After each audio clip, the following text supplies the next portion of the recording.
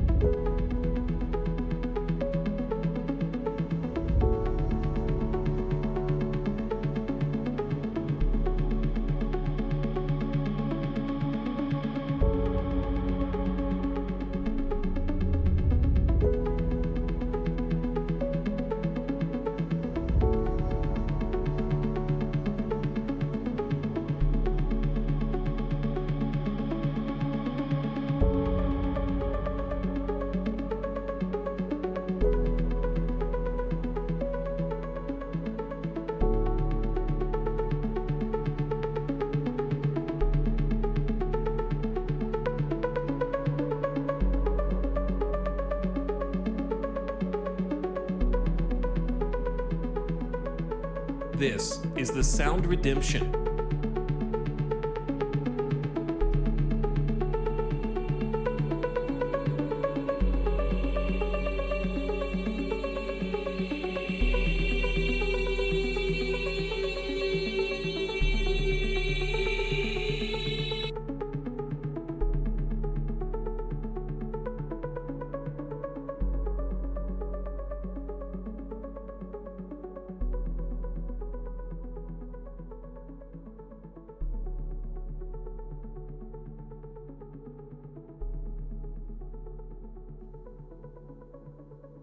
Hello.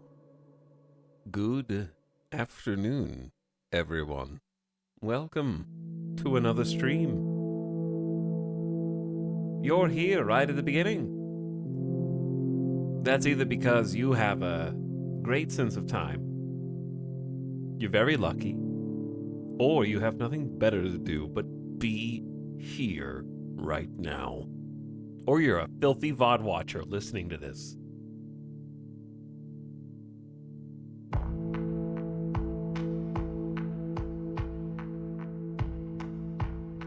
It's because I have Discord pings. Good point. Good point, chat. Today you can pretend like it's still the subathon because we are going to check out Stationeers, which was a subathon wheel reward that I am now fulfilling. And I don't remember how this one got picked. I don't remember if it just the wheel landed on it or if chat voted for it. I think it landed on it.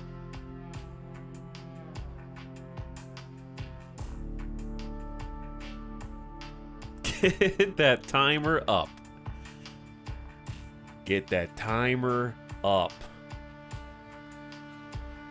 You added it and it landed on it almost instantly. That sounds right. But I've never played Stationeers.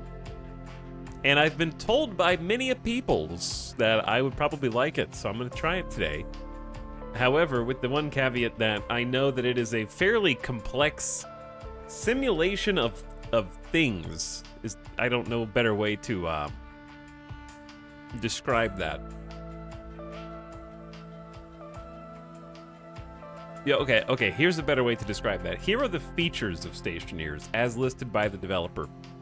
Construction system rewards well-designed architectural, atmospheric, and electrical plans. Atmospheric systems for temperature, pressure, combustion, gas mixture, water, and fire. Physics on dynamic items in the world, such as wall fatigue and explosive decompression. That sounds like something Chad would like. Explosive decompression.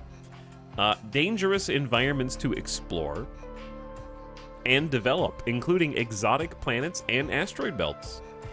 Okay. Deformable voxel terrain on worlds and asteroids, enhancing mining and exploration. Okay. Construct complex factories using machines, conveyors, and computers. Ubiquitous logic system to automate every aspect of your base. Write programs using integrated circuits and assembly code to automate systems. Farm livestock and grow plants as an integral part of your station's ecosystem. Many aspects of the game offer full modding via Steam Workshop and designed from the ground up from multi-threading for performance and scalability. Okay. I always like the word ubiquitous. I also always like the word ubiquitous.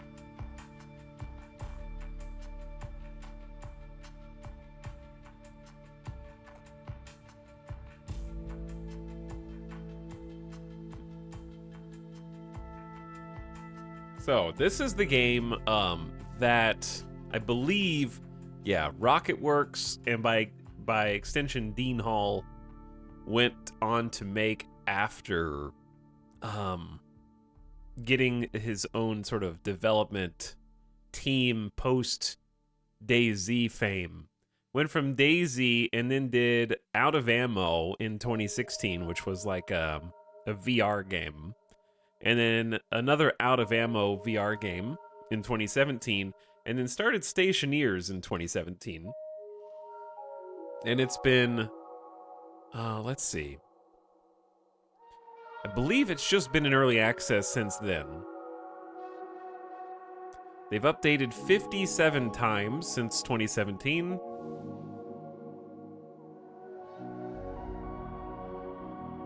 So they have approximately 2 updates a month. So it's been getting steady development. And then they did Icarus in 2021, which is a different type of survival PvE game that I think did some numbers. It's got like 30,000 Steam reviews that are mostly positive. But I've never played either.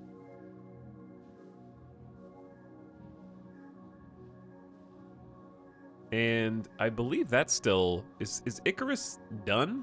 Did they just release it?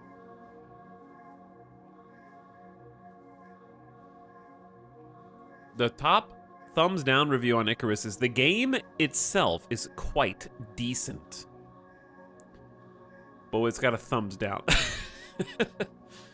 However, what really stands out in this situation is the fan service and the way the developers handle their promises and criticisms. Lately, on their official Discord, it seems like all they do is talk about the expenses they're dealing with to make everything happen. Frankly, it gets a bit tiresome hearing about all these complaints. They only seem to be active when they're about to release something new, like New Frontiers now. Other than that, they can go for months without any communication. They're going on about how much effort and how much money goes into creating a pet in the game, costing anywhere from $30,000 to $50,000, and how players don't really understand the work behind it. Then they talk about features like full mod support, which we all know breathe life into games. Remember how DayZ did it? And they claim it would cost millions. They also mention something as simple as character customization being worth $1 million. Quote, Rocket CEO, unquote, mentioned that those who bought the Supporters Edition will eventually get a significant discount. Depending on how many units are sold, the supporters edition might even end up not costing the developers anything, or possibly even causing them to lose money, especially in certain regions. Okay, I just scrolled and... Okay. All right, hold on. Hi, let's take this over here real quick, because I was reading this and I was like, oh, okay, read this, and then I scrolled down, bro. Okay, I haven't even read half of the review yet. I just was mock reading through this. We just got through that part. There's like 5 more paragraphs. Anyway, this person only has 1.5 hours in the game, so like, shut the hell up, dude. Shut up. I just literally shut up. Anyway, what's up? That dude's the accountant for them. Maybe so.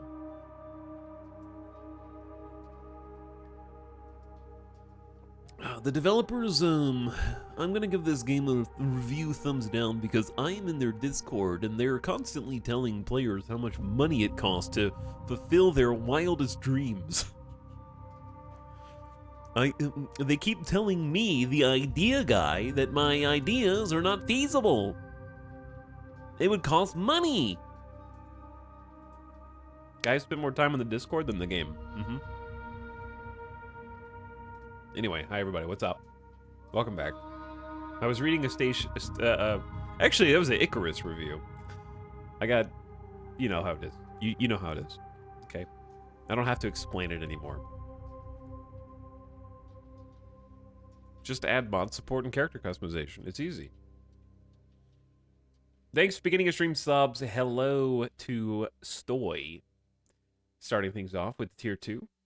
Appreciate it, Stoy. Welcome back. Hello, Keith Love, pumping it for almost 4 years. Thanks for 47, Keith Love. Illustra is screaming E into the void. As you do. But thanks again, Illustra. Good to see you again.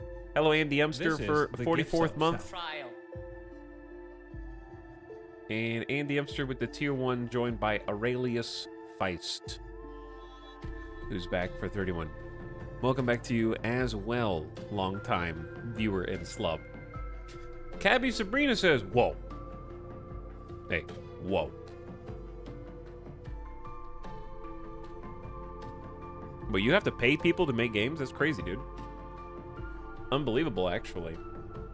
Cabby Sabrina and War of the Worlds. Thank you for the gift sub, War of the Worlds. My body has chosen this exact moment to make me have to blow my nose while I wait for the initial allergies to chat to subside. Please take a bath, everyone. Please take a shower. Mary Skipper pet a cat today. That's what I'm allergic to.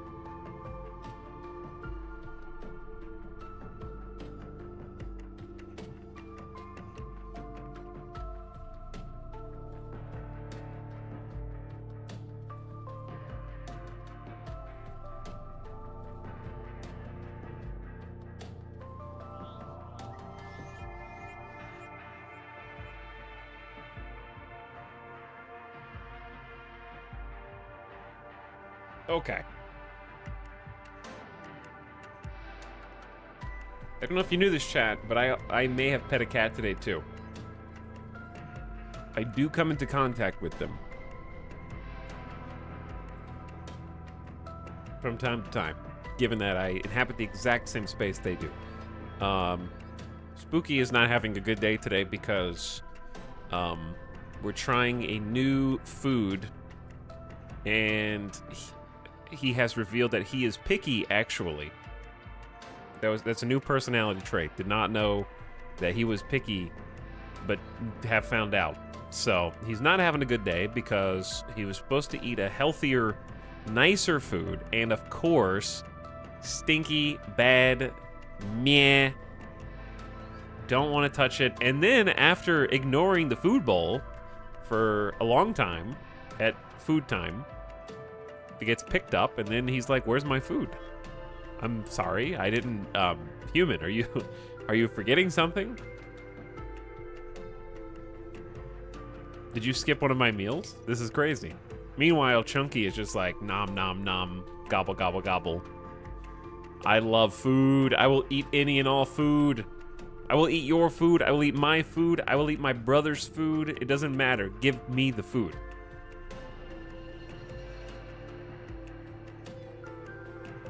But yeah, Chunky will eat straight up anything. But like, Spooky is kind of picky now even about the flavor of the brand that he eats. He's developing more refined palate the older that he gets. Like, this food has salmon in it. I don't know about that, bro. Like, he's starting to actually get picky on the specific flavor of the same brand. It's the same, like, exact style of food, just a slightly different flavor and ingredient.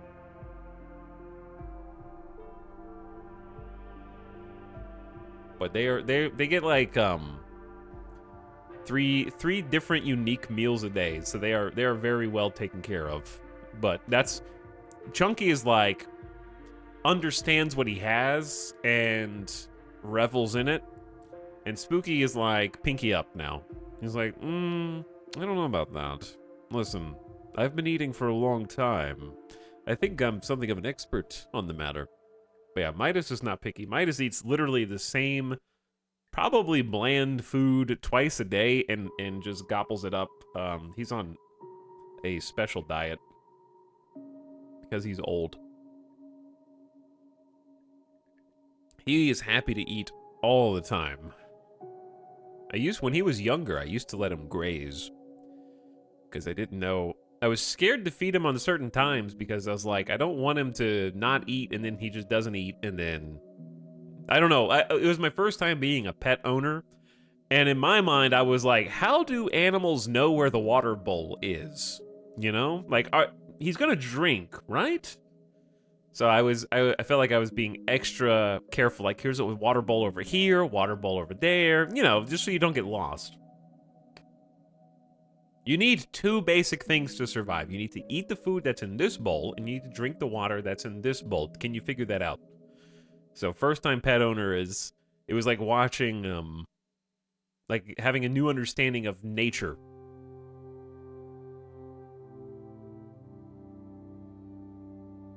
One of my cats only likes fish kibble unless it's in the other cat's bowl, of course.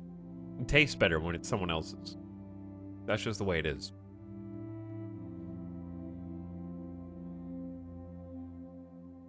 Also, where are you guys? You can show up. Say hi, chat, to the VOD watchers. Salmon is for peasants. Did Etal say old? I can't hear him properly. You forgot to put your hearing aid in, Nadanian? Or recharge the battery?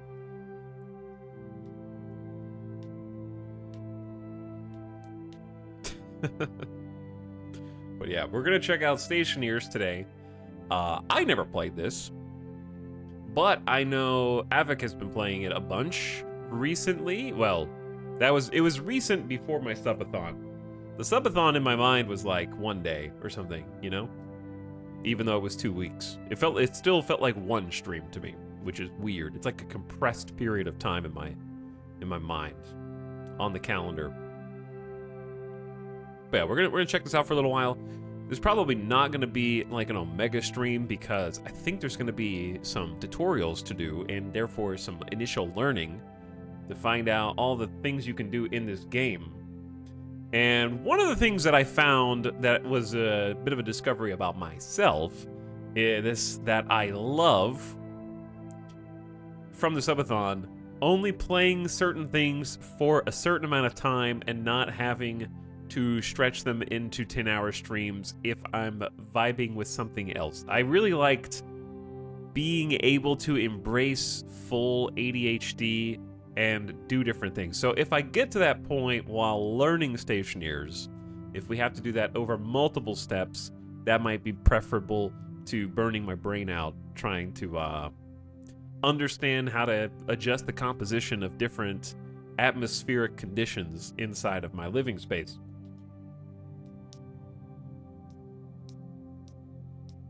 I have 2 pugs and they both treat kibble like a last resort food. I thought, like, pets generally liked kibble because it was kind of like junk food. Because Midas likes kibble, and it always pretty much has. I guess maybe there's some kibbles better than others, right? And the cats also really like kibble. It's kind of that good, tasty animal junk food. It's like McDonald's. My cat loves special kibble, but doesn't really like wet food at all. Some cats like the wet food because they can kind of pick it apart, so it has that familiar sensation.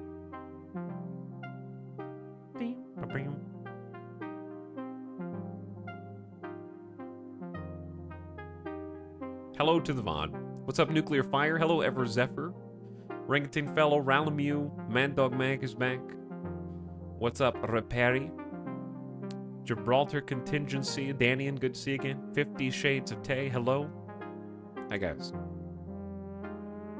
So, a couple things. One, we're not going to be live tomorrow. Monday's a maybe. Because I have some stuff I need to do tomorrow. And we're just going to get rolling back into the normal stream schedule in time. Yesterday was like breaking the ice. Felt good. It was nice to be back and check out a new game as well, which is... Pacific Drive was a lot of fun. I really enjoyed that yesterday. I'm looking forward to the full release of Pacific Drive. Also, the soundtrack. I hope the Stationeer soundtrack is good, but if not... I mean, okay, it can be good and also too short. So I'm not trying to find something to complain about already. But we got plenty of space music that I'm happy to listen to. Including Citizen Sleeper, which we listened to quite a bit during the subathon. Chat, I still need to change my PFP back. I still need to change... I'm still Algaradalada on Twitch and Twitter. Which I keep forgetting to change. I really, I need to do a full channel rebranding anyways, which makes this even more complicated. Chat, what if I just made my PFP just Etal anime? What if that just became my PFP instead? I don't even wear glasses on stream. Is that clickbait? Do it. I need new glasses, to be honest. Change it back to the Catboy PFP. What else do we have? There are some rough drafts in here that I don't know how long they've been here. Or where they came from. I don't remember a lot of these faces.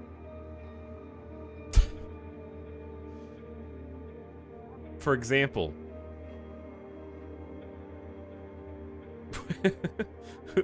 who made that?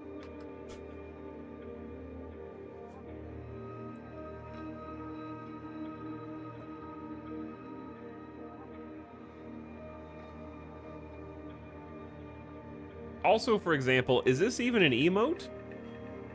I don't remember making this face. It's just in a folder of... I don't remember doing that. Is that an emote?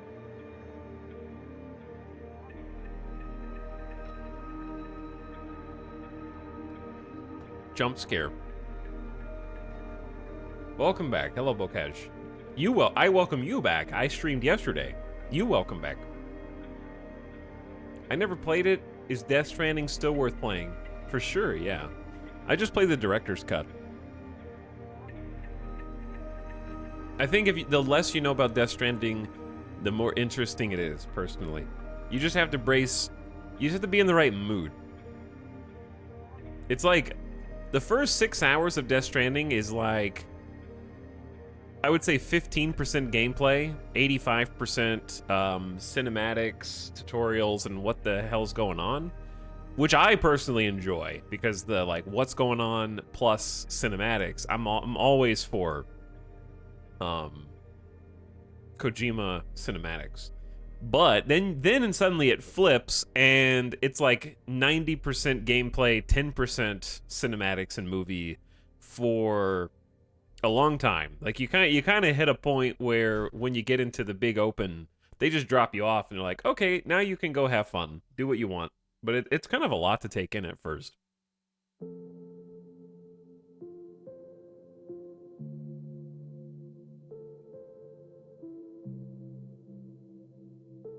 But yeah, I would say it's still very much worth playing. Chad, when is this an emote? Why is this just in a folder? I don't remember this. What is that?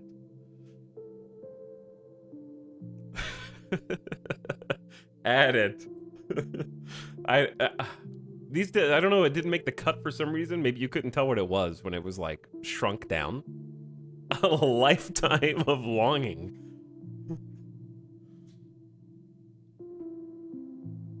I'm not sure if you could tell what that was. When are you adding etal old to Twitch chat? You mean this one is etal boomer? Is it just old, that one? Is it not on? Chat, I'm gonna be real with you. I don't know what is or isn't on our emotes at the moment. We're gonna do a full redo of all that stuff this year. Badges, emotes, everything's gonna get cleansed. Channel branding, the PFPs. We're doing not the Algarada rebrand that I currently have, a different rebrand.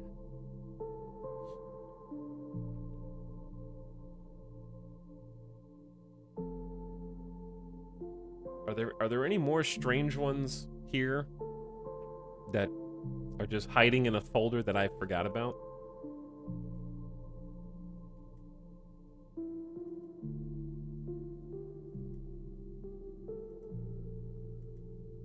Let's see. We've got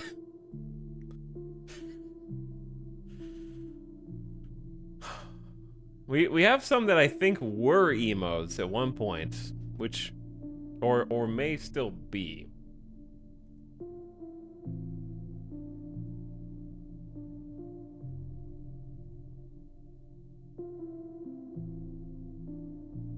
This is hold on. What are my own emotes, dude? I have to look. I can actually add some of the ones that we added to Discord because we used to only have 5 animated emote slots and now we have more. So like this was a Discord one that may or may not should be added to Twitch.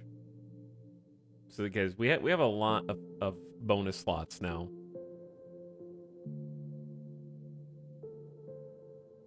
Is this just a Discord emote?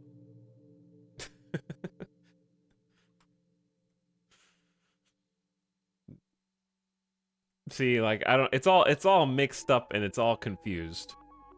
I don't know who's who at this point. There's also just a picture, and I'm not sure where this came from. In the etal alien folder is a picture of a giant slice of pizza. I don't know how that got there, dude. Who? Why is there it's a pizza? This is ancient. This is like this has been in there for years. That's a pizza, dude. Alien pizza. Whose hand is that? I mean, it's my hand. There's some disorganization here.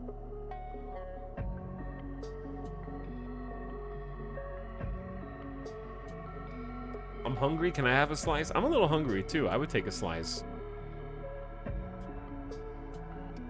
There was also an attempt at one point to make an etal 5-head, which could be stacked on top of other emotes, but it didn't really work out. I'm sad to say. Put it on your head now. It's too blurry. It's too blurry. Hello, T and Leadfoot. 3 months to triple digits. What's up? Thanks for 97 months, by the way. I appreciate the sub. 97 months is big time. And big sorry also. Almost 4 years. Yo. Chat, I hope you guys are having a nice start to your weekend. It's Saturday, the 13th. Narrowly dodged unlucky Friday. And we are going to pop over now to this. Boop. Boop. Look at this guy. This looks like a World of Warcraft gnome. Just got started as a character. I gotta go to character creator first.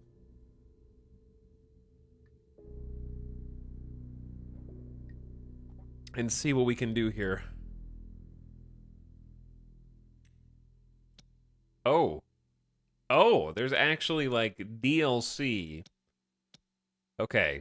You know what? I'm actually gonna go buy the robot DLC so I don't have to have this person staring back at me through the game. I might actually go buy the DLC. Like right now.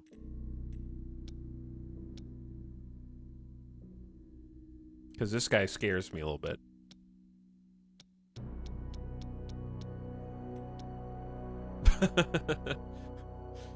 But is this what I'm gonna do later on in my life?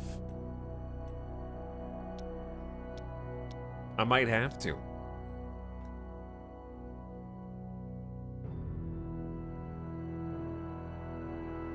Alright, let me see. I didn't know they even had DLC for this. It's cosmetic DLC. The Droid Species Pack. Okay, chat. I was gonna buy the DLC, but the DLC's $11. And the game's $35. I don't know if I can bring myself to pay 11 bucks for like 2 skins.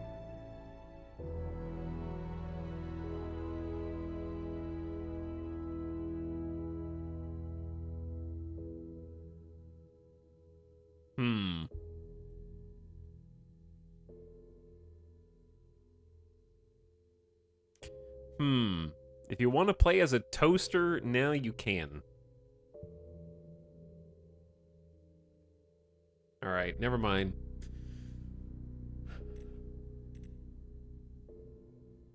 Never mind. I can't, it's not like the issue isn't the money, it's the principle. I just can't pay $12 for 2 skins. Oh my god. Someone give him $11, please. No. Listen, I have $11. But I can't. Right? I can't. I'm just gonna be one of these nerds.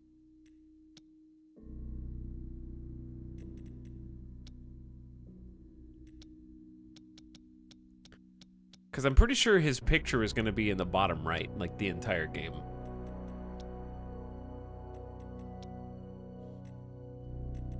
Wait, oh. It's kind of getting worse. It's kind of getting worse.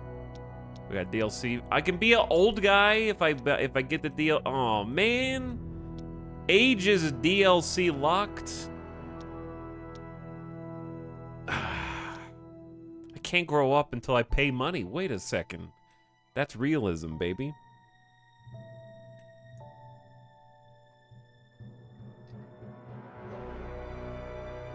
DLC equals death looms closer. Might be onto something there. Okay, if I wanted to be old.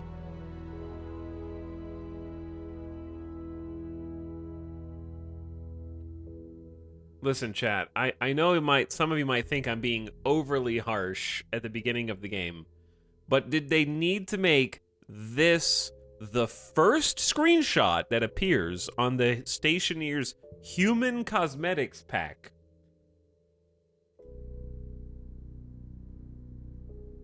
Did this have to be the first screenshot that they used? That was a choice.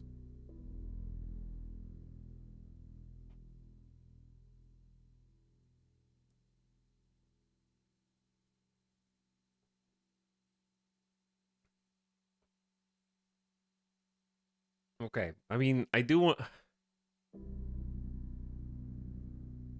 Never mind, never mind. Just listen, I'm not even gonna be playing multiplayer. Just play the game. All right, I will play the game. We'll make a deal though, Perseus. But you can't talk anymore. You can still watch, I think, but you just can't talk, okay? So I'll do the thing you want, but you have to do the thing I want, which is shut the fuck up. All right, so who do we want to make this character with no DLC into?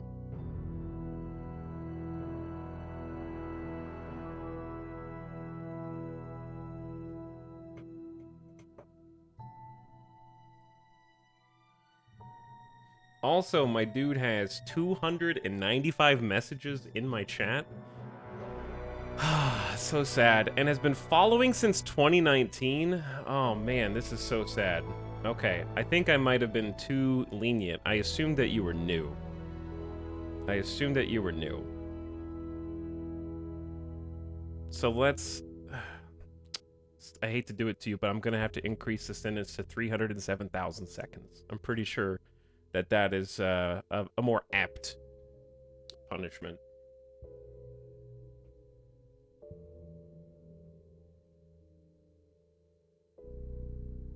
Chat, let's be clear. I need to know from the other people that are in the chat, is this indicative of the fan base of this game? Okay, I think actually that's a great point. Because of this incident, we're also going to do followers mode. Yep. Let's just go ahead and get all of this, the red carpet rolled out. We're going to do followers only mode because now I'm worried about the actual, like, player base or directory crawlers. This game is prime for jeffing. Okay, but I'm going to need help playing it, obviously. I haven't played it before, so I'm not worried about, like, the understanding of the game or assisting thereof.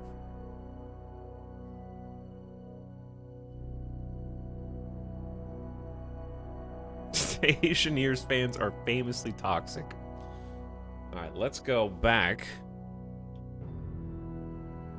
Oops. There we go.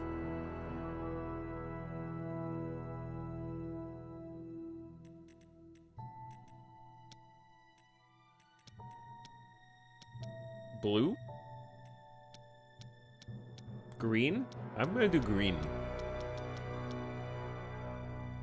I'm gonna do Joker hair. I knew someone was gonna say that. I can't do it now because I said it. Someone was going to though.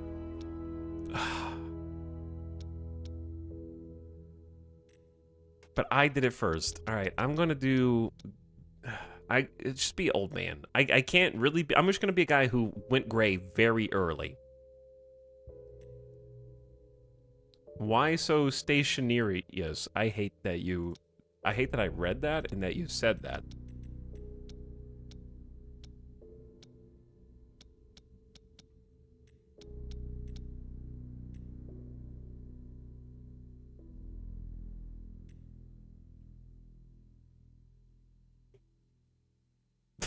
we live in a station.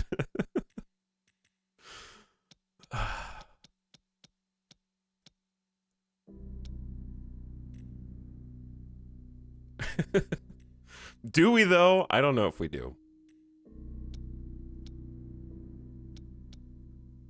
Okay, green eyes. Did my hair change or was my hair already like that? No, my hair changed.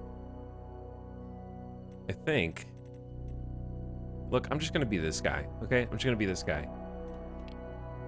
That's me.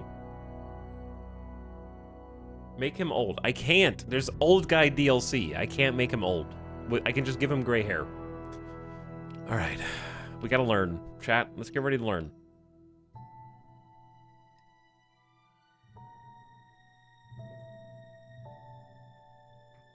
He's not still in the character creator. Yeah, because the customizer is sort of a window shopping for DLCs more than actually character customizer. But if I'm not playing multiplayer, I have to stare at their face in the bottom right when I move my character. Okay. Legacy or basic? Let's do basic skills. Before we deploy you to the solar system, let's test your basic skills. WASD. Warning, old save version detected. Would you like stationeers to attempt to I haven't played this before. Just a warning, the tutorials may be horribly broken. Wait, what is that supposed to mean?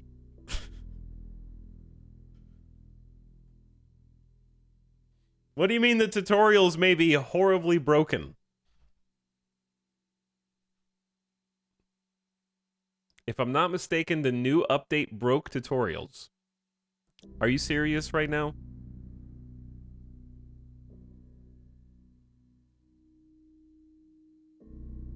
For real? The one day since 2017 that I decide to try stationeers. They made a statement on their Discord 1/2/24 that tutorials are broken and they are working on fixing them.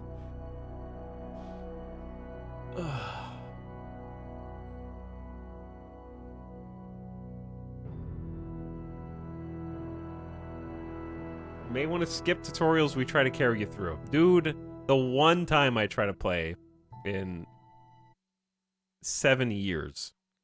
All right.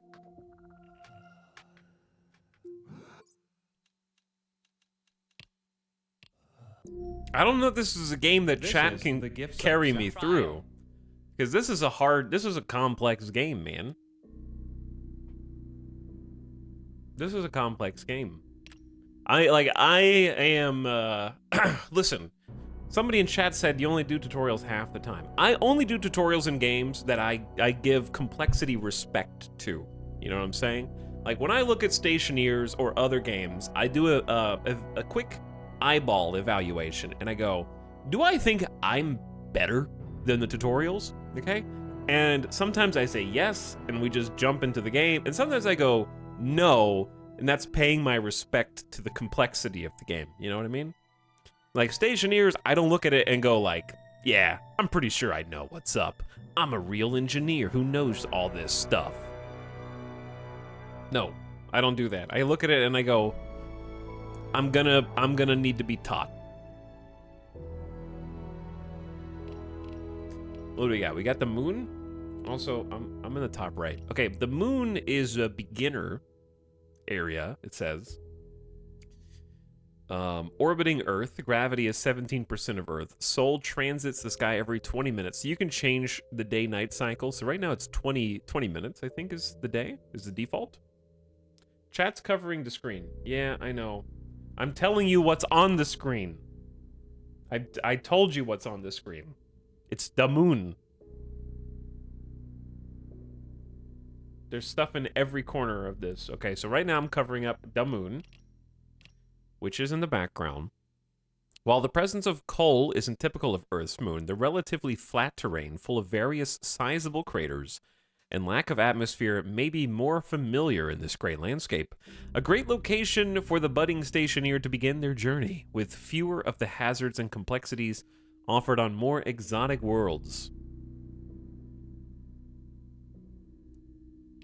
No atmosphere. I don't expect there to be an atmosphere that's breathable, at least, on any of these.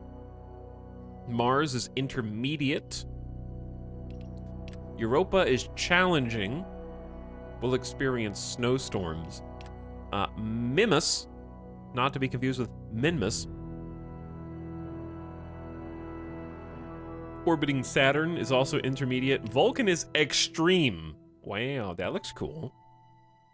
A supermassive black hole it orbits around. Vulcan offers little hope for any organism that ends up here. Very extreme. The asteroid belt, also beginner. There's a lot of space to build. You'll find yourself among several asteroids that may contain ores and ice to survive. And then Venus is also extreme.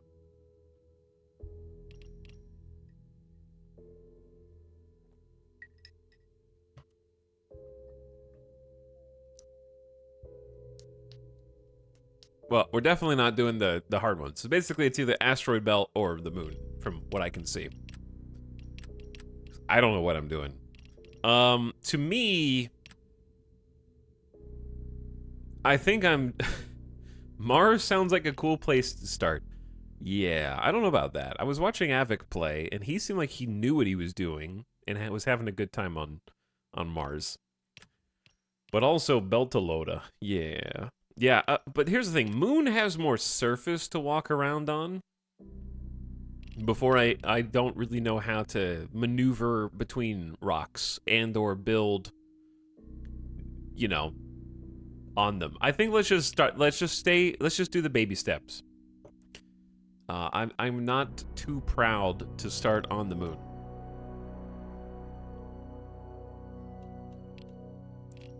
Save name, Moon, yes. Difficulty, creative, easy, normal, or stationeer. Access item, no, we're not gonna do creative. A relaxed game. You will need to work to keep yourself alive. Planning into the future is key for survival, as food, water, oxygen may be in short supply. Respawning will only provide you with limited equipment.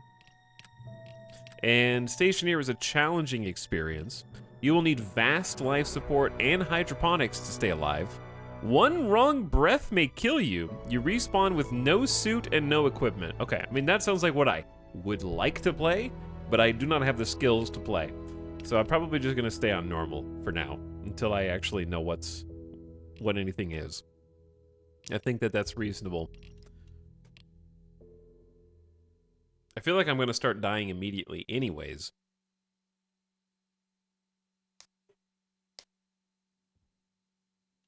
Because I don't know what is what. There's confirmed green rocks on the moon. Alright, chat, am I dying already? Be honest. Like, I have probably a limited amount of O2. If we restart a few times, that's okay. What I'd like to do is just not worry about the fact that my pack is probably running out of materials and sort of just do my own tutorial, which is going to be kind of just, you know, running around and figuring out what button does what. Is there a flare? Did we drop flares on the moon? Do you think they can see those from Earth? Question, can Dean Hall make a video game that doesn't include red flares? Red flares are like the most iconic part of when I played the DayZ mod. Whoa. Who turned out the lights, dude? It got real dark on this side of the... Whoa! Who turned the sun? Did we just get eclipsed by, like, the Earth? Is the Earth up there? Did the sun blow up? Where is Earth? I don't know where Earth is. Okay, can I get back in this thing? Or no? We got residential supplies, consumable supplies, portable appliance kits. Hang on. Oh, did I land outward facing? That seems dangerous.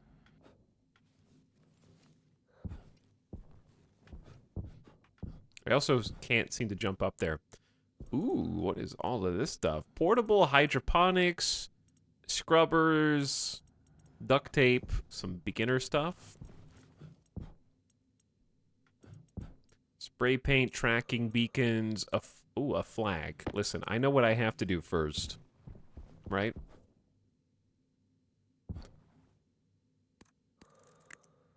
Done. Wait, is this for golf? Okay, see, when they said small flag, I sort of underestimated how small it was going to be. But it is indeed very small, so I'd say that what it says on the outside of the tin is accurate, yeah.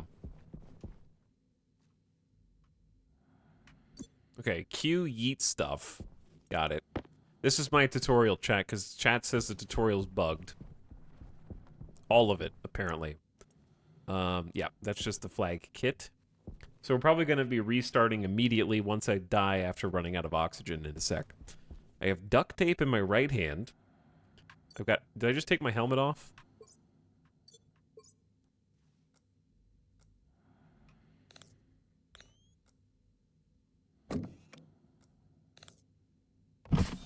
Pressure critical. Oxygen critical.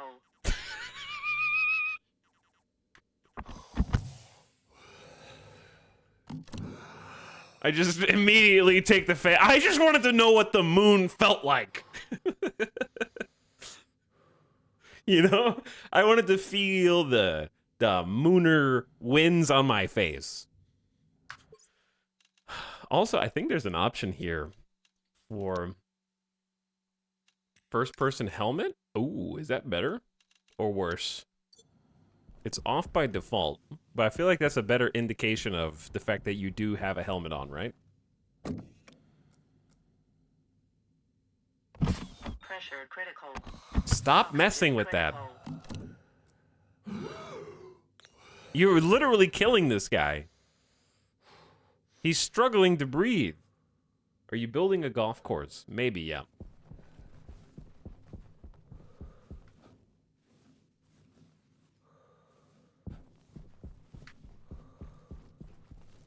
No moon has atmosphere. That's actually not true. There is a thin atmosphere on the moon. On Kerbal Space Program's moon. Which, of course, is accurate one-to-one with real life. It's not a video game. It's another space program. Pipe valve.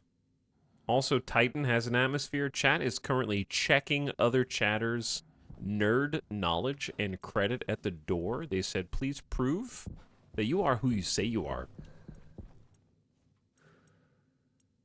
You have to pass that vibe check. All right, we got solar panels. Arc furnace, which I don't know what that is. We got ladders. I know I'm dying. We're just gonna reset here in a minute. I just gotta figure out what buttons do.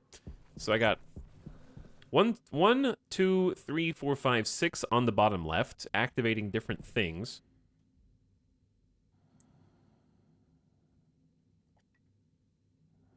And then when I tap them, I can mouse wheel.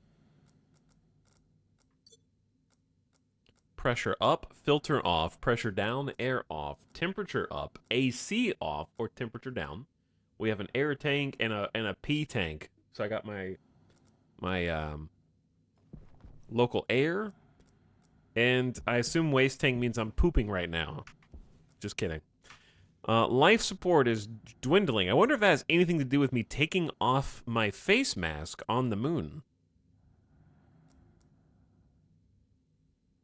Filter for CO2, so we gotta have CO2 scrubbers. That's gonna be a big thing. All right, and then the backpack is a basic jetpack. It has propellant. Is it a screw? What is that? Did I just unscrew it? Put that back. I don't know what that is. Yeah, this tutorial is going great.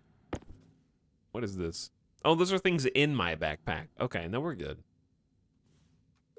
What does this do?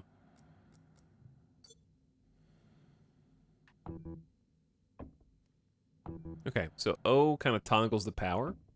Not sure what it's doing, but I've got a screen here. It's cool.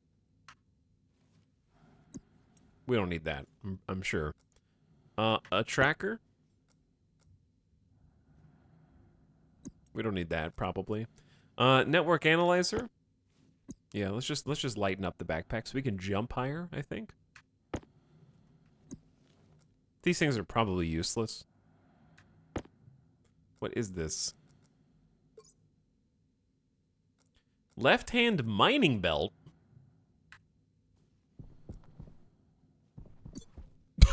Okay, no, I didn't want to eat that one. That was a misclick. Hang on, this is my mining belt. This is how we get rocks, but I need to equip it and put it on my person. I put it on my body.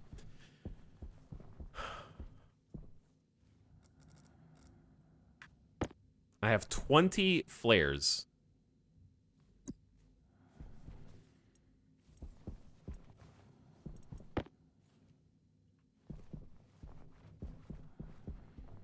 Let's make sure we can see, because it looks like we're rotating and we're not going to have any light here in a second. So I want to make sure that, like, I can keep doing the tutorial even when... See, the sun's already gone down, so... There we go. There we go. Now we can see better.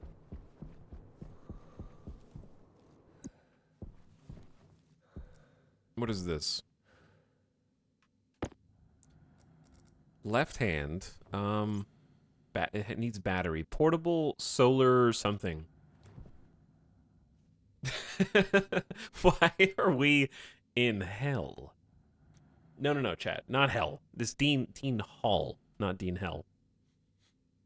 Okay. That's in my backpack. We have a uniform.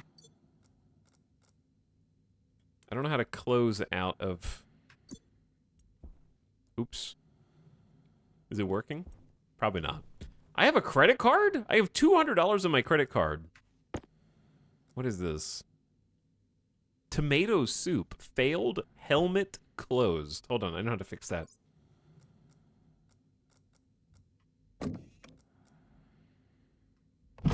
Pressure critical. Oxygen critical. Eat it. Cognition low. Did you? It's 97%. Did I eat some? I think I ate some. I almost passed out, but that tomato soup was good. I don't even need a can opener. Okay, like in DayZ. This man is gonna die eating his soup. I think there's worse ways to go. Alright, what is this? Is there a way to just, like, identify an item?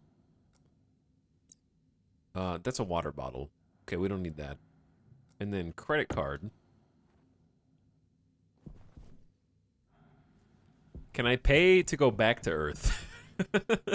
Will 200 get me back to Earth?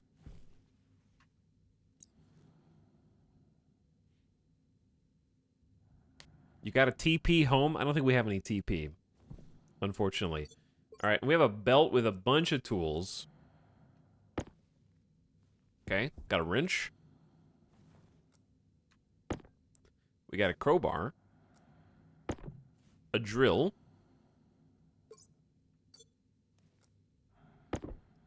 We got some bolt cutters.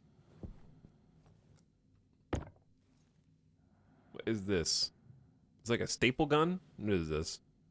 Well, the big square thing on the top confuses me. He's learning, chat. Yeah, I'm learning. This is a screwdriver, but it's not visible. And then we got like a like an angle grinder.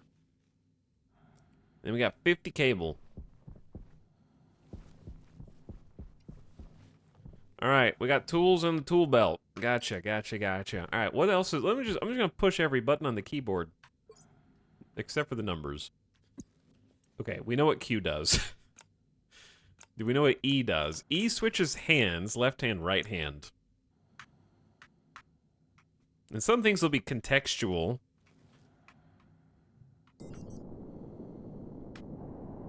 Oh no, this is not the button that I. What button was that? J. J for jetpack. Watch your knees. K, L, Z, X, C, V, B. Yeah. Alright, Alt gives me a mouse. Control, don't do nothing right now. Mouse wheel, don't do nothing. Alright, I think I've got the basic controls. F1 is the pedia. 2 is hide HUD. 3 is console. 4 is other information. Okay. Alright. I think we got enough info to possibly reset. These flares have some nice durability. Low on whiskey? Yeah, that is a tragedy. I actually need to go get some whiskey in real life, I think. Happy birthday, Mr. Talix. Thank you, Penguin the Healer. It is not my birthday, but you know whose birthday it actually is?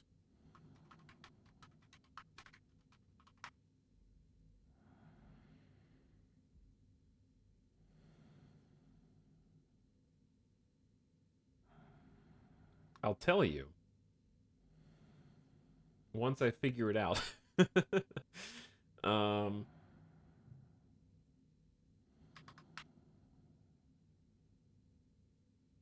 No, hang on. I'm trying to find the exact date.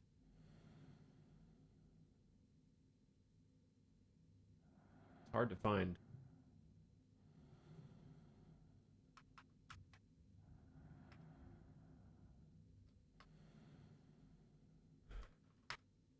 I kind of forgot about this, actually. I have to go way back in time, chat. Give me one sec. I'm going to the past.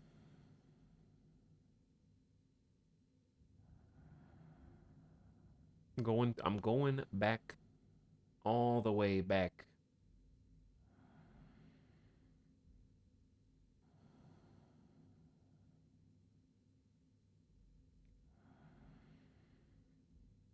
Here we go. I found it.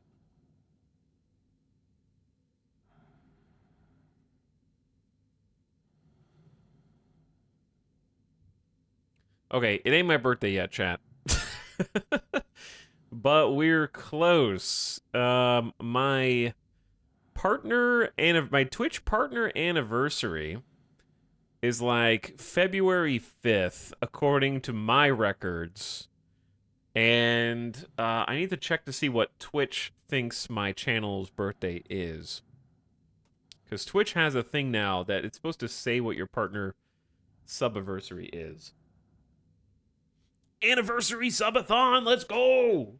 Dude, let's go!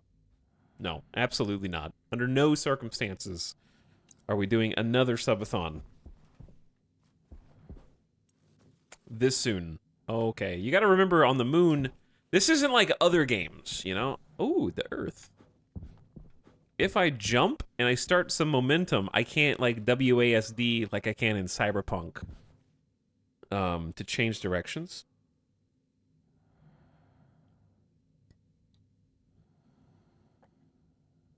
I thought he was searching celebrity birthdays. Nope, I was not searching celebrity birthdays. I was I was trying to figure out when my Twitch channel birthday partner birthday is. All right, let's say we just like, dude, that's gonna get me every time. What if we just leave this and reset? Reset to the moon. Normal difficulty. Overwrite to save. I still don't know how to properly survive. I just know what some of the buttons do now. I would do the tutorials, but apparently the tutorials are broken, which is unfortunate. It is unfortunate. Also, I'm going to turn some music on, which I think is a good idea. I can't play a space game without a soundtrack. I'm sorry. It's just not. Space game with no music is not worth playing to me. It's the perfect setting for space music.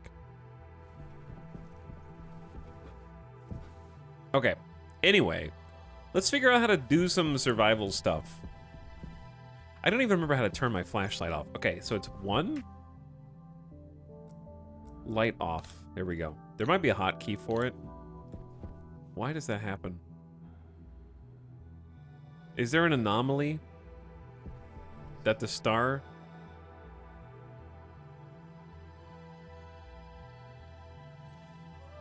is something blocking it?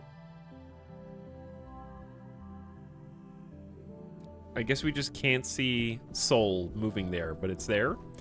Okay. Chat. Now's your time. What's the first thing I should do? What should I do first? Besides fall in that pit. I guess, create some form of renewable shelter. Okay, F is flashlight.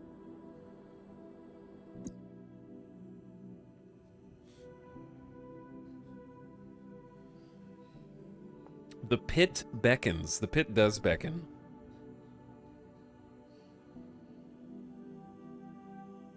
Drink moon whiskey. All right, so we have construction supplies, yes? I don't know how to build. I think that's important. I assume it's one of the tools that we have. Maybe unlocks the ability to queue things up. So which we got a wrench, crowbar, hand drill, wire cutter, welding torch, screwdriver, angle grinder. I need chat to be my tutorial since the tutorial ain't working. Make a base. It's that easy, chat. Just make a base. What are you doing? Make a base, bro. Go in the pit, dig way out, add doors, done. Minecraft style. It's easy, dude.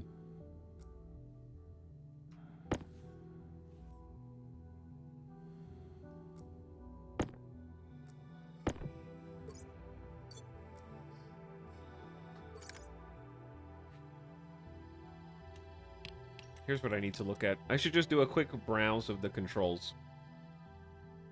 Quantity modifier C, night vision? Hang on, there's emotes? Yeah, there was an emote. That's the most important one. Would never have known that otherwise. Okay, ping, highlight, middle mouse. I don't think I need that. Actually, it might be useful for you. No, that's only for multiplayer.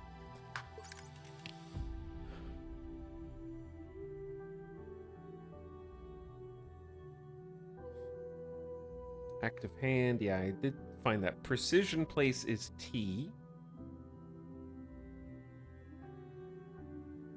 Toggle, yeah, I know L. You can bind temperature increases.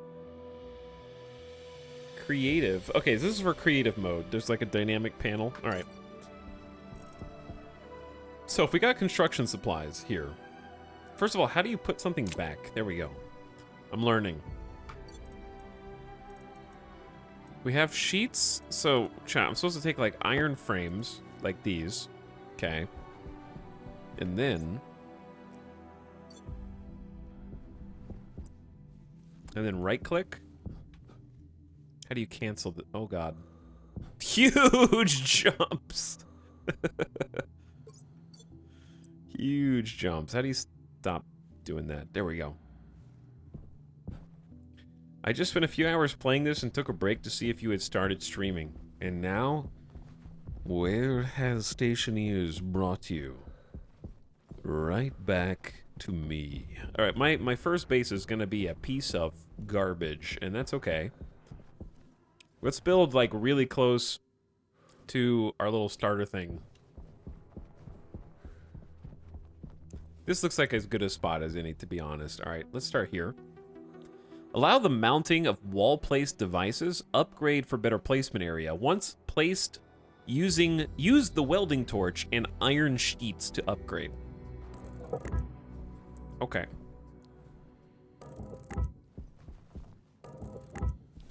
So let's throw some basic baby frames down.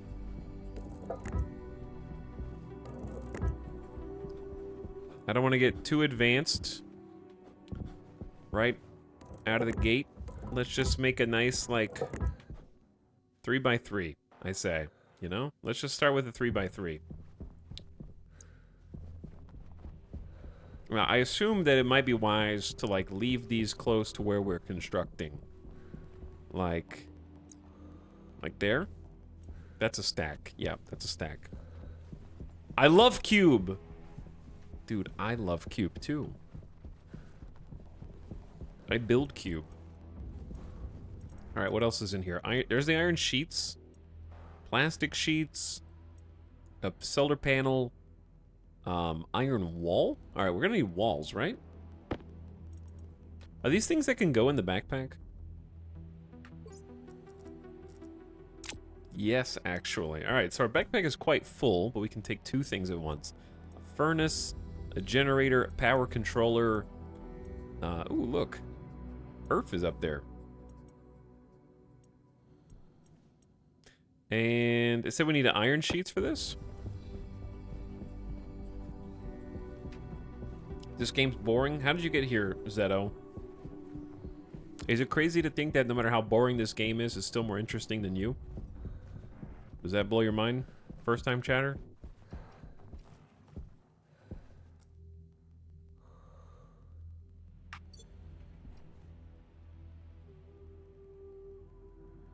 It's always non-subs ban. I don't know.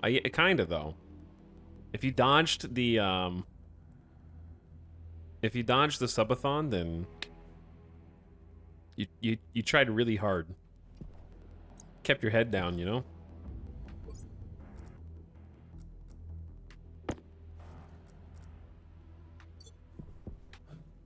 Okay.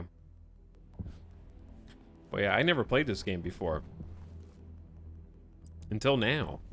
Until this very moment. So I'm glad we could share this first time with chat. I should probably put some floors in place. It did say how to upgrade, right?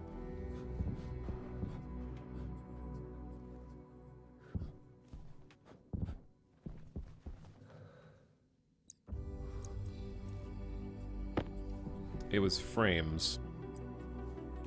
But placement is blocked. Wait, no, it's not frames. It's sheets. But I need the welding tool, yeah?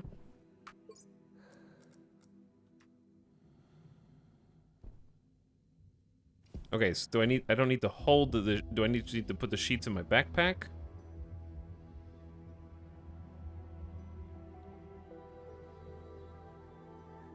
Not an easy game to learn, but you are doing well. Thank you, paid chatter, for the kind words. And chat, say goodbye to our source of light. I can still kind of see what I'm doing.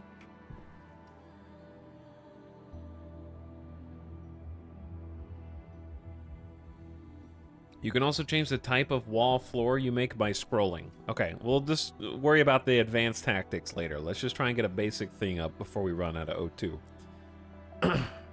Gotta stay focused. Because I got a lot of things to learn in a brief amount of time. Okay, watch this. Backpack. Flare. Light it up. Yeet it. Boom. See, I'm already learning how... Wait, did I just eat all the flares? I did. Okay. I'm learning. Okay, put the sheets in the backpack. And then go tool belt. Welder. This is the welder. You require iron sheets in your right hand. All right, so it's no, turn that off. Hold on, I got this. I got R left hand welding torch. I remember okay, E changes hands. I got this. And then sheets, boom. Okay, and then switch back to the welder. How do I close? There we go.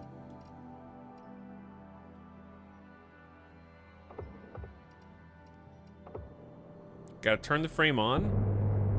Oh, okay. We're gaming.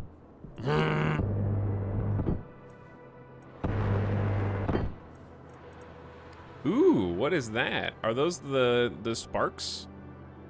Or am I losing oxygen rapidly? Is that coming from the construction, I hope, and not me? Off-gassing, okay. I wouldn't, like, drill a hole in my suit. Right, sick.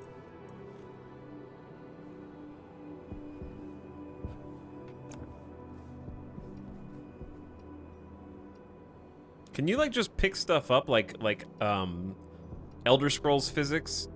Can I, like, pick this up with physics and, like, throw it over that way? Tools don't turn off automatically. Okay, hold on.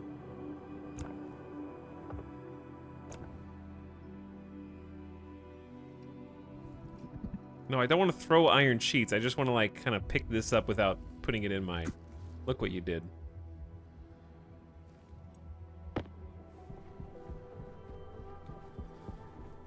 I meant, like, without having to put it in my inventory. Where's Avik when you need him? He's probably sleeping, you know? He's on a completely different time zone. This is just rolling down the hill. Okay. Anyway, we got frames. That's good. Let's get the walls again.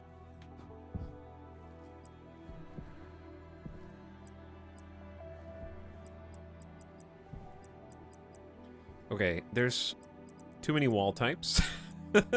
We got iron window, type 4321. There's 5 different ones. Rotate left and right is delete and page down. Who did this? Who tested this?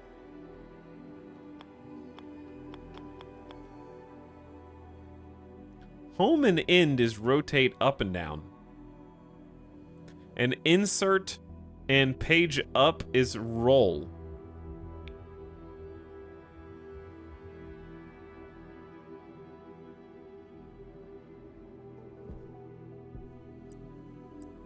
Alright, this is the part where I just have to do my thing because chat is currently in, like,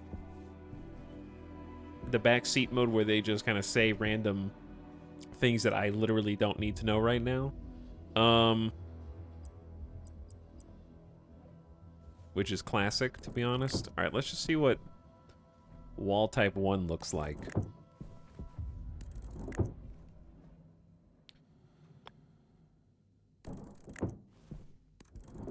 Question, do I need a special type of wall to be a door?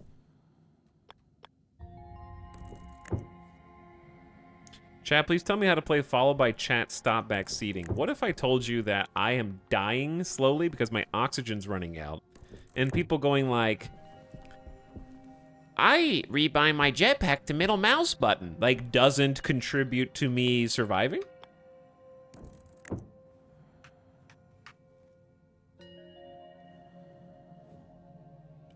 I just cherry picked that one.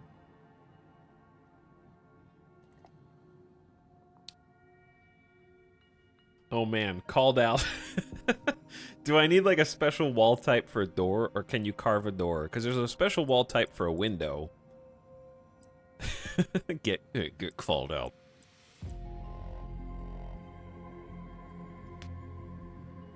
Doors are unique items to place. Does it create the wall around the door is what I'm asking. I'm gonna teach chat how to backseat. Oh, I have a light. There we go. I have a flashlight for you. That might drain suit power or something for all I know. But at least you'll be able to see what we're up to. All right, we got a furnace, power controller, generator, a basic panel, glass sheets, plastic sheets. We have I just fell in the pit, bro. I knew I was gonna fall in the pit eventually. Who parked this thing? Like, two of the quad pods aren't even landed. All right, we have a construction supplies 2 box. Pipe, vent, controls, battery, data, door. There we go. Airlock. Ooh, that sounds important as well.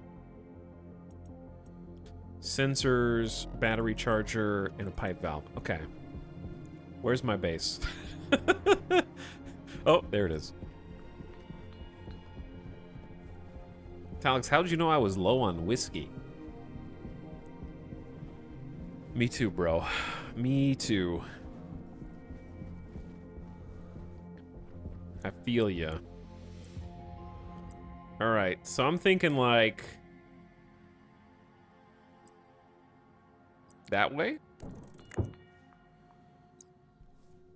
Now, what do I need to do to actually, like, put it in place, you know?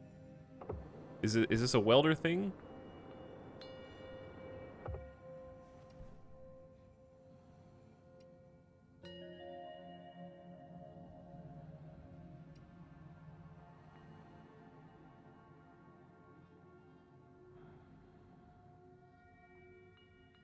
Usually I just look at things with a welder and it will either work or tell you what to use. Okay, yeah, sure. Glass door, you require plastic sheets in the right hand to complete this task. All right. Hang on. Let's drop the other door here. Got our little construction pile. Yep. Is there a sprint or are you just always moving as fast as you can?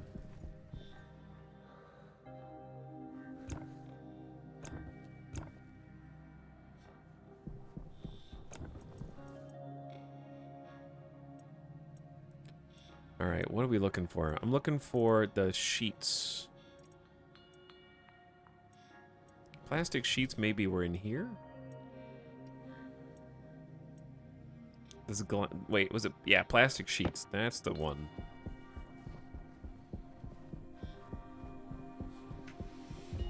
People ride. What's up, Feistel? Hello and welcome. What up?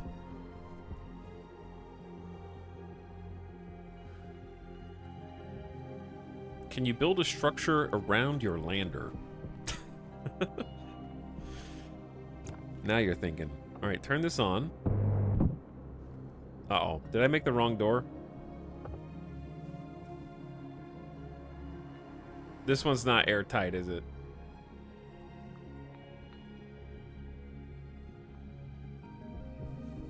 How do you open it?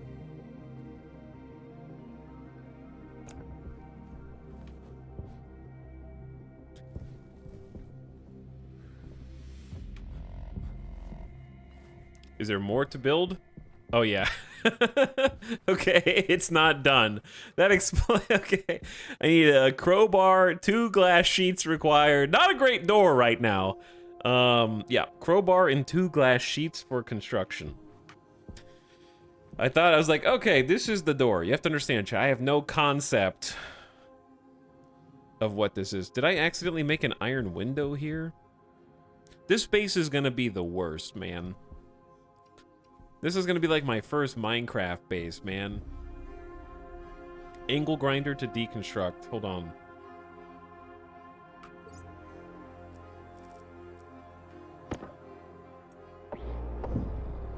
All right, that's better.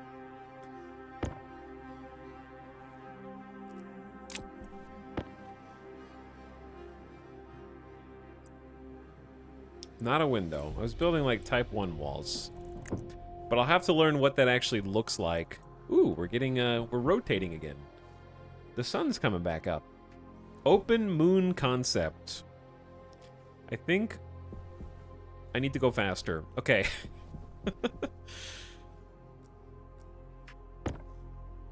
So, requires iron sheets to continue.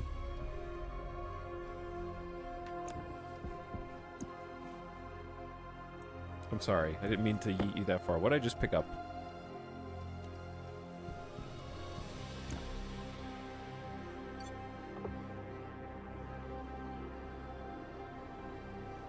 What's in my right hand right now?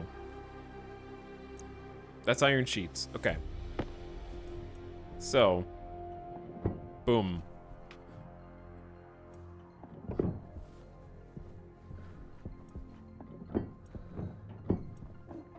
Now we're gaming.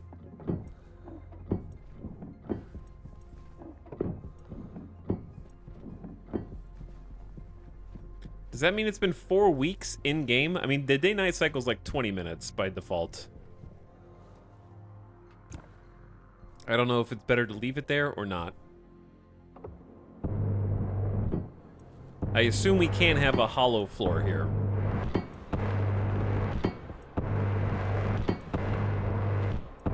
Oops.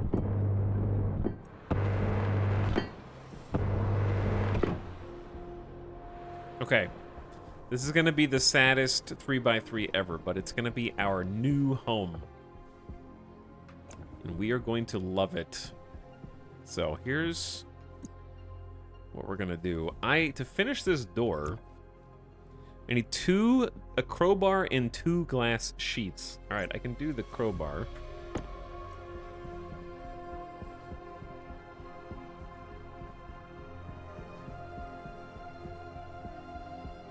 Classic first night Minecraft house. Uh-huh. Maybe a little larger than the first. I just swapped places with those. There we go.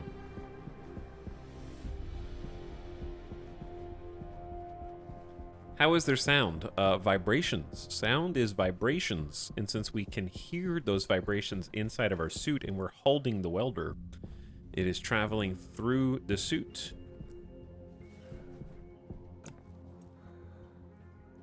Left mouse, construct glass door. Oh, forced open. Oops. Close. Well, I guess I have to go through somehow because we don't have power. But I have... How is there music? Listening to my, my Zune inside my spacesuit right now.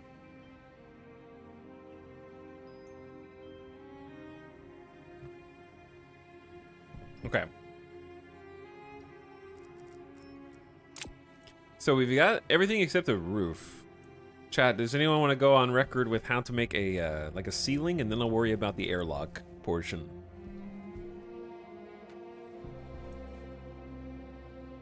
Roof is just walls? But like, is it literally walls?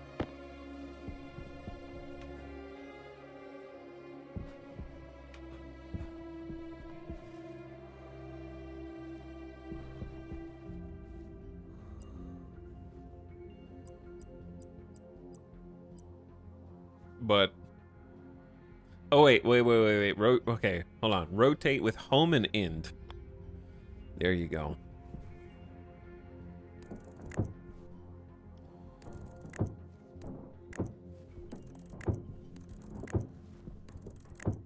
Alright, this is going to be our modest little base that we throw together.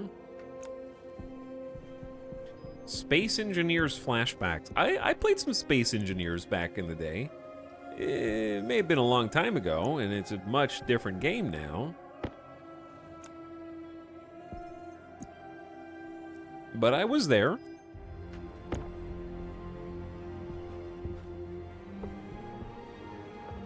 Okay, this is iron sheets without a tool.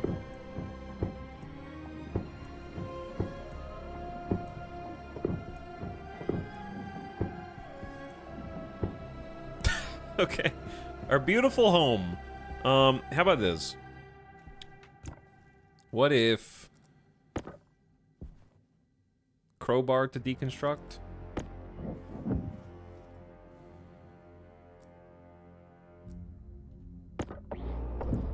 What if we turn this into a window right here? That way it's not like completely bad, you know?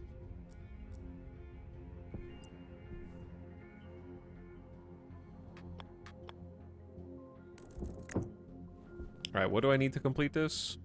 Probably glass, I would assume. And something else.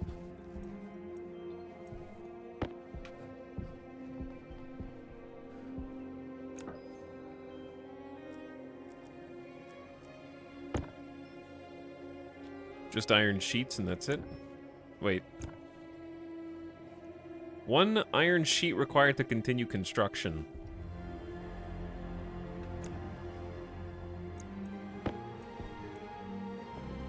Okay, it needs a frame. Hey, we have a window. Okay, so there we can actually see outside. So it's not completely claustrophobic. I think that's important. Yeah. Yeah. Okay, a little too violent there. Next. We're starting to run low on water. I don't know how much O2 we have, but we're running low on water. We have 24%. So, how make airlock? I saw that there was an airlock building thing. Don't worry, I'm gonna get some stairs. People arrive. What's up, Hamadou? This game came out like 2 years after Space Engineers did. But honestly, Space Engineers is very different from this. Space Engineers, when I played it, was more like, how can I make a giant voxel spaceship and have it destroyed in slow motion because the frames literally couldn't render the destruction of the voxels? I'm sure it became a more advanced game throughout early access, but like early on, it was like, pew pew pew, look at the spaceships that you built, kind of. All right, so let me get the airlock part over here. If I can find it again. I don't know what anything looks like. Okay, that's the airlock. It's just like a disc. All right, that's fine. It's like a Nintendo cartridge. But I'm gonna at least put it over here. My ships always exploded in Space Engineers, correct, yeah. correct.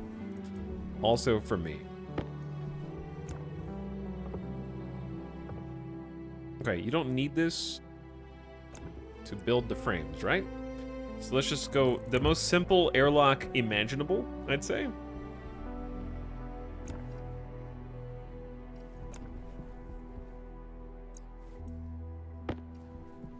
Hydration critical. Critical!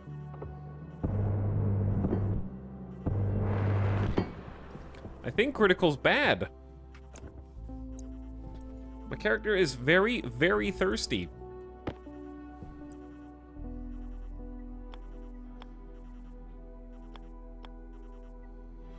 All right, let's do wall 1.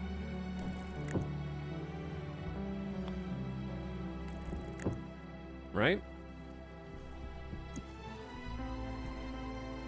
We have another stack of 20 iron frames. Do we need sheets? Yeah, we need stairs because this jump is silly. Oh wait, we don't need this. Just you. Critical thirst, chat. Critical thirst. What about a door? What have I done? Almost got the field goal. Iron wall, glass sheets, door. This one? Composite roll cover, composite door, glass door, or man. I feel like a hatch looks cooler.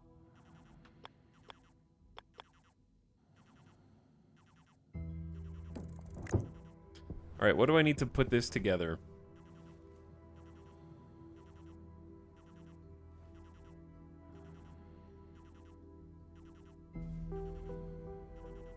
Critical Thirst is my favorite adult-oriented D&D Let's Play. Why did I read that out loud? Wait, suit power is also low. Chat, help me not die here, okay? Or else we're gonna have to start all of this over. Well, maybe not. I don't know how respawning works.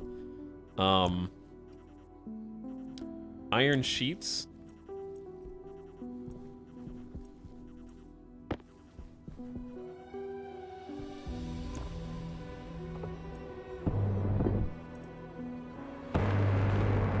What does this do? What am I doing?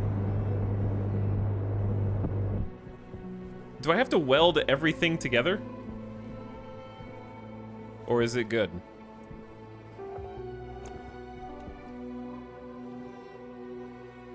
The manual hatch cannot be operated while it is welded. I welded it. Why can't you weld it shut? I welded the door shut. Okay, not what I want to do.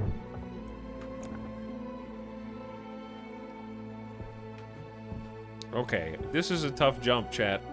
How make stairs, bro? How make stairs?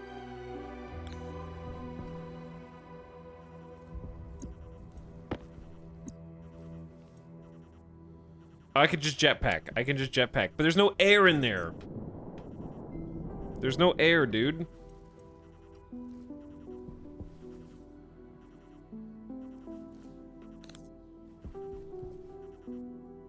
Stairs are late game.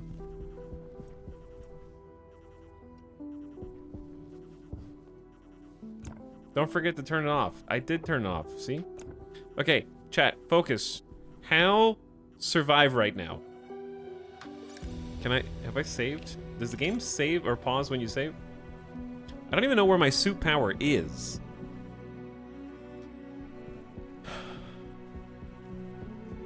Clearly it's not great, but thirst is worse.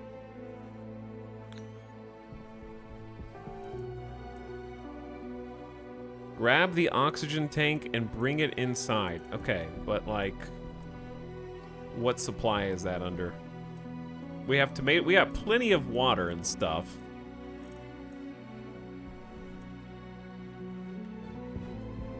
Who parked this thing, man? Spray paint? I don't need spray paint right now.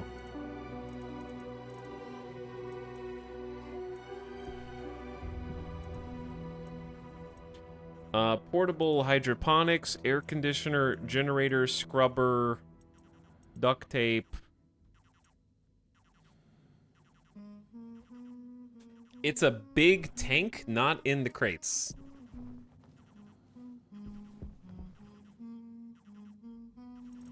Then where? I don't know anything that's not it. This? How do I bring this inside?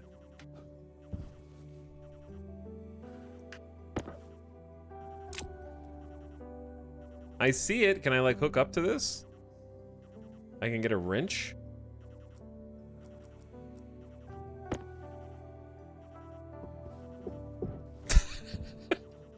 Okay.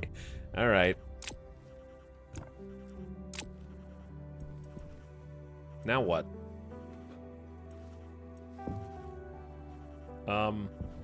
Okay. See, this is what I wanted to do for the flares. I wanted to just like pick it up and carry it around like this. Or the other stuff. All right, what if we just like...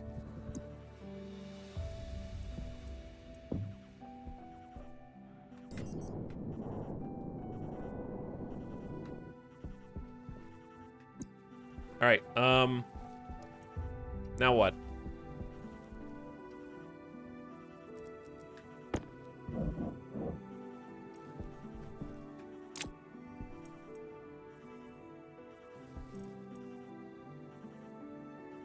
How do I open it?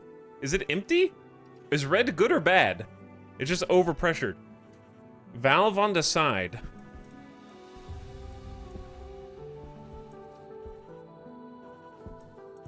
Bro, what side? They're all sides. I just see left mouse increase. Oh, increase. Oh, it's like two. There's two hitboxes.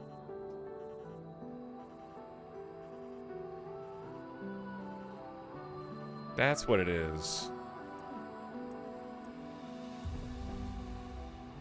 How do I know when it's okay to take my helmet off?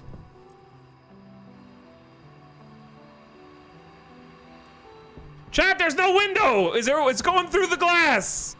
Bro! What?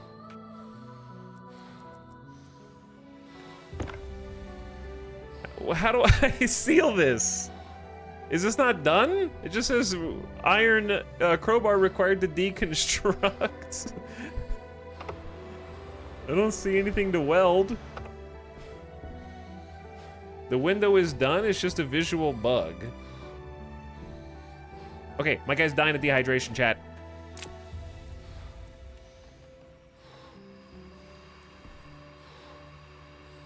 What's external is 19 kilopascals, 20 kilopascals. Inside your suit's 93.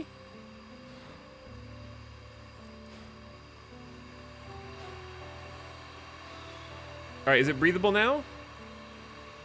I got a drink. Hold on, backpack.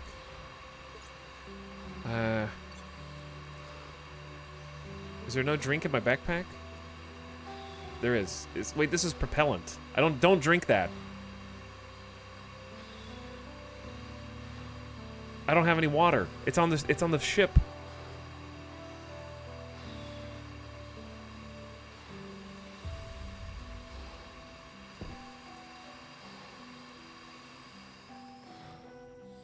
It's gonna, okay. I'm gonna let out like most of the air. Hold on.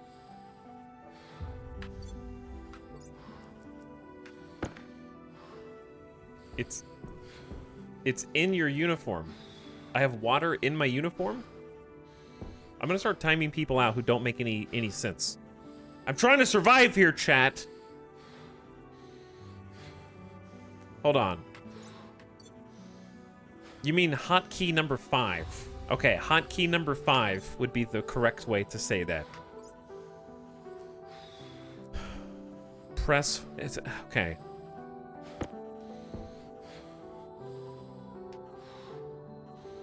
E-Tal, look at your vitals, bottom right, you need water. All right, remember when I said I'm gonna start timing people out? I know, that's what we're trying to get. All right, you're the first victim. What do you think we're doing, mate? All right, now, helmet, unlock, open, close helmet, E, drink it, right click.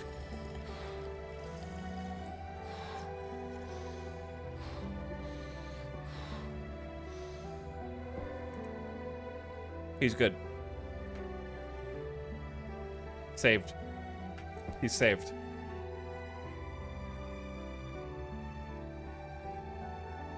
I'm alive. Backseating allowed at your own risk. No, only good backseating is allowed. All right, there is a difference. We need to eat as well. Okay, I got some tomato juice, some tomato paste in here. Done.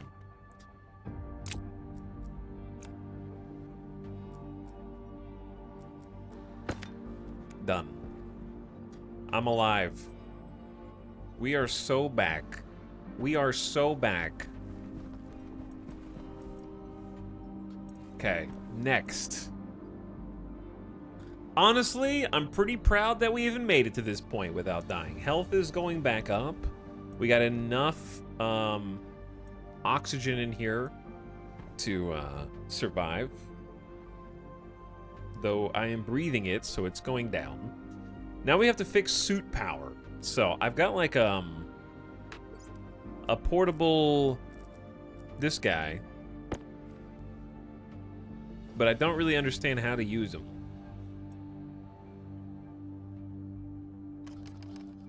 So let's decrease the oxygen to 0 so it doesn't go out.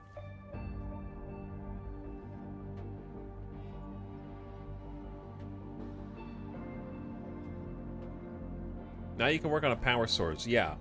But explain how this little hand portable thing goes first. Because I can open this and close that, right? That way not all the air escapes. Obviously this is less than elegant right now, but it'll work for the time being. Low pressure. Oxygen. Oh, my helmet! My helmet!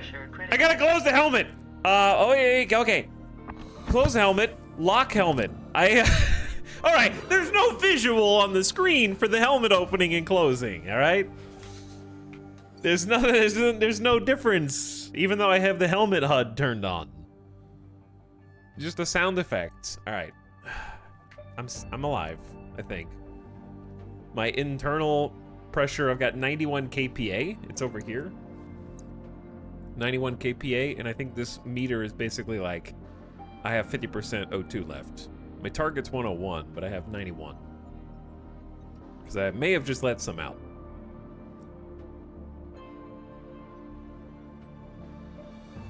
And see, this is why I did character creator. See, he's right there blinking at me the whole time. Okay, so this thing, right? I have a little generator in my left hand. Do I have to put a hang on, wait a second. Do I have to put a battery in it and then put it out like this? Okay, maybe not like that. What do I need to recharge? I have 28% on life support. That's probably not good. Imagine if your suit was dead and you didn't have an alarm. That can happen. By the way, thanks for the recent subs. Photo Heathen for 72 months. Hello, Photo Heathen. 321 Rally Snail says, Yo, what's up? 321.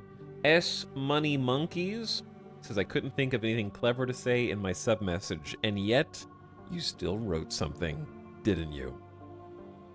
Next time, think twice. Also, let's go to night mode. I think is a good idea. So Tasia, thank you for the gift sub to Angry Cassowary, who is very angry.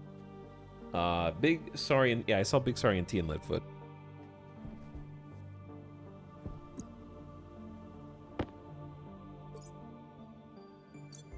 Okay. Interesting. A lot of cool stuff to figure out here, even though I've got a piece of junk 3x3. But hey, there's air in there.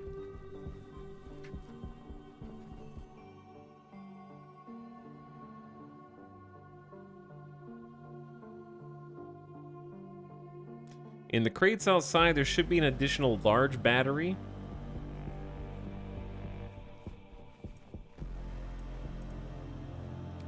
That would probably be, if I had to guess, inside of a consumable supply. Or the portable appliances, because we got 2 small battery cells. Portable gin, a wrench, duct tape, scrubber, water, duct tape. Right, maybe this one.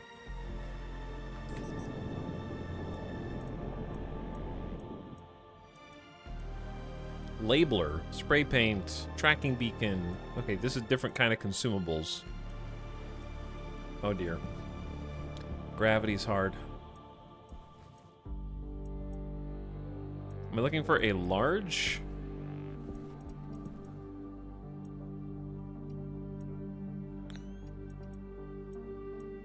Have I already passed it?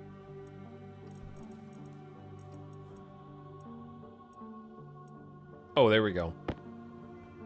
Okay, yeah, there we go. Now we're in business. There's also a battery cell large right there. So, how does one swap a battery out?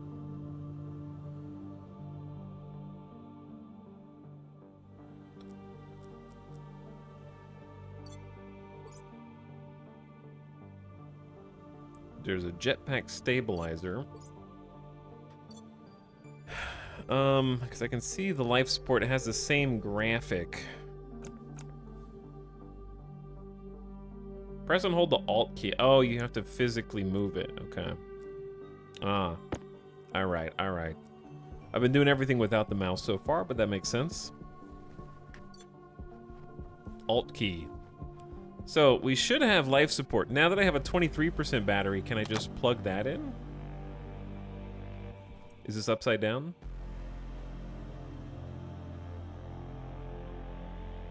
Generating 0 watts.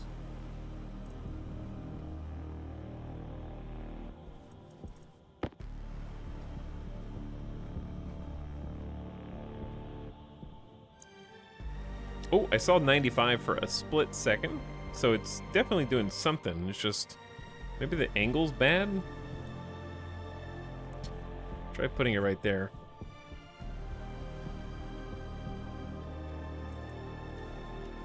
All right. So far, so good. We have a little hovel. We have a 3x3. Okay, great.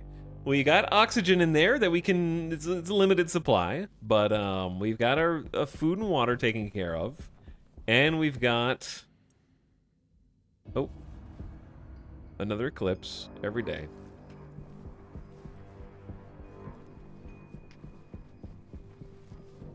So next we need to get things like actually self-sustaining inside of this building. That's the next priority.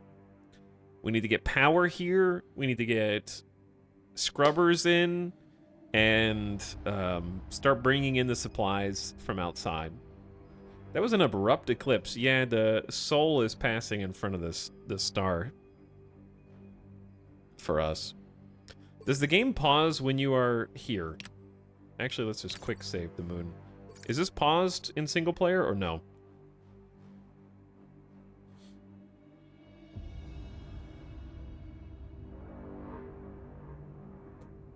Escape pauses? Okay, cool. I need to take a very quick bathroom break, chat. Very quick pee break. For which I will be right back. Short BRB.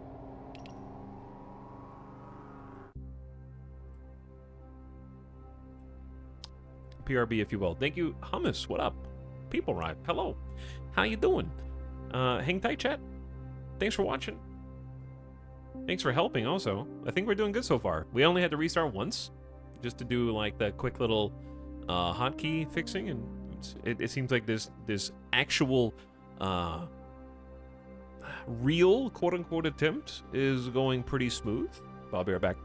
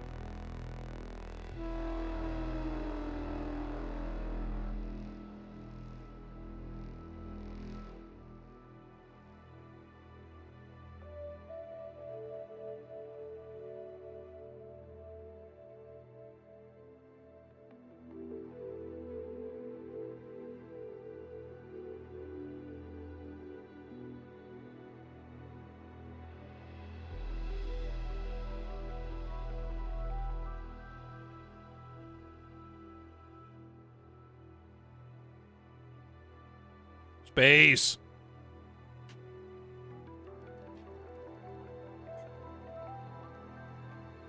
Space. Music is very atmospheric. It is X4, which I like a lot. X4 has a lot of great music.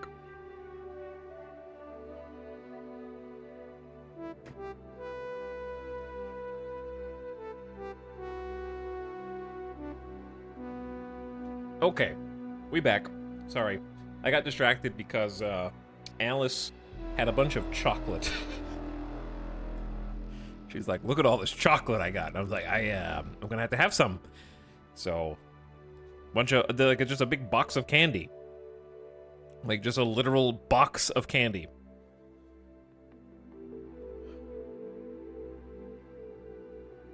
Like, you can't keep that from me. Like, chat. My problem is, I would love nothing more than to get, like, those stupid loot boxes, you know? That, are like I've actually done this before. I'm getting off on a weird tangent here, but back when we were doing the Microsoft Flight Sim streams, I actually ordered a loot box of, like, assorted Mexican candies for when we went over Mexico, but then I forgot about it, and it sat in a closet for, like, 2 years, and then I found it, and it was all a bunch of old candy, and I had to throw it away because I was sad because it was, like, all bad. I, like, totally forgot about it. But it didn't matter because most of it was spicy. And I do not like spicy candy, so maybe bullet dodged, I think. Spicy candy is not something that I am interested in partaking of. However, chocolates and fruity chocolates and really most any kind of chocolate. Dark chocolate kind of sucks, but I'll eat it if there's nothing else there. Streamer hates cinnamon. Kinda, though. Like, cinnamon isn't very good, to be honest.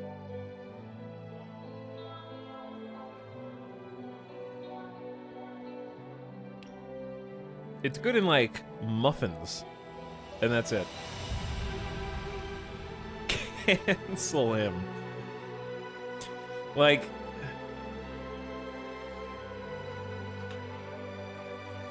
The problem with cinnamon is I can't taste cinnamon without tasting Fireball whiskey, dude. And I'm just like over Fireball. It's kind of like how anything with artificial cherry flavor reminds me of cough syrup. Unless it's like pie. Like if it's in like a baked good, then that's fine. Like real cherry is good. Like cherry flavor. Are you allergic? I don't think I'm allergic.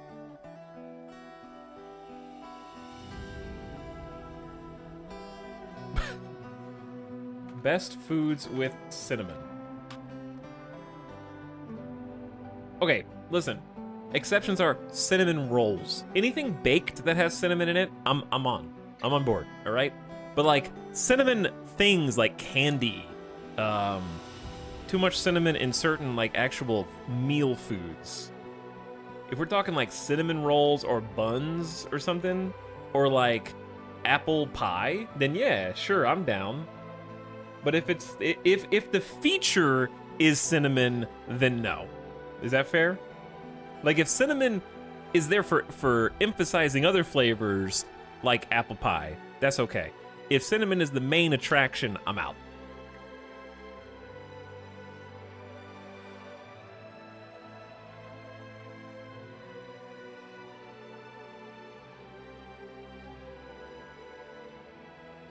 Anyway, there. I've clarified my stance.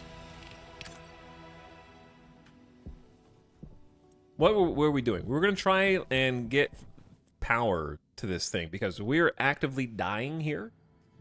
We're running out of food, running out of oxygen, running out of suit power. Let's see if our little charger is still going. It's not doing anything yet. All right, but it's... I don't know how you could get more overhead than this. It's directly overhead. It ain't doing nothing. All right. So, here's my plan, right? My plan is to start organizing.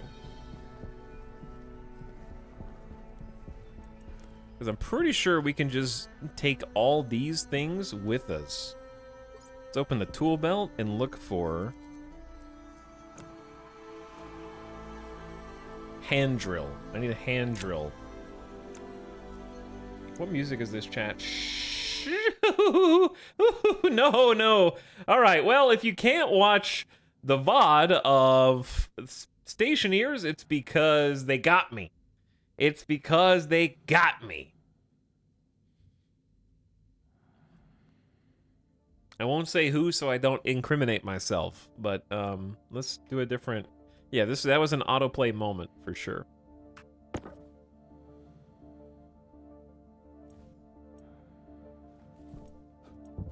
How do I deconstruct this guy? Just says hand drill?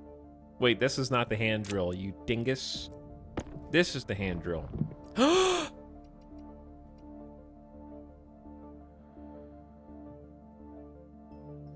Okay, see, that's not what I wanted to have happen. But now I understand what deconstruct means in this context.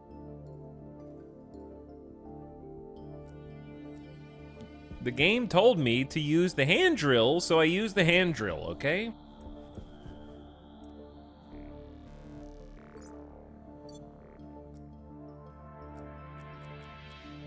What is a screwdriver even for in this game? Nothing. What's in your hands? Is it the...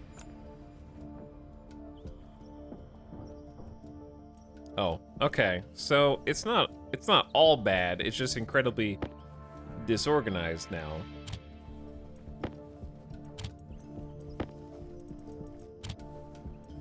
Well, I just took the scenic route in detaching this thing with its ingredients.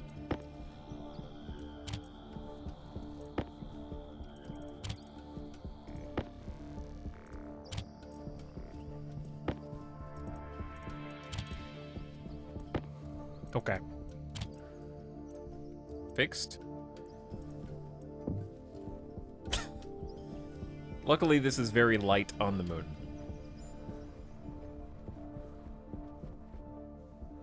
Alright, I say we start by just getting all... Okay, it do be swinging.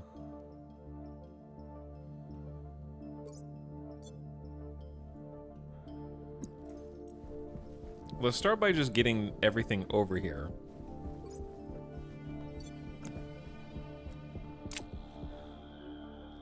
So maybe this guy.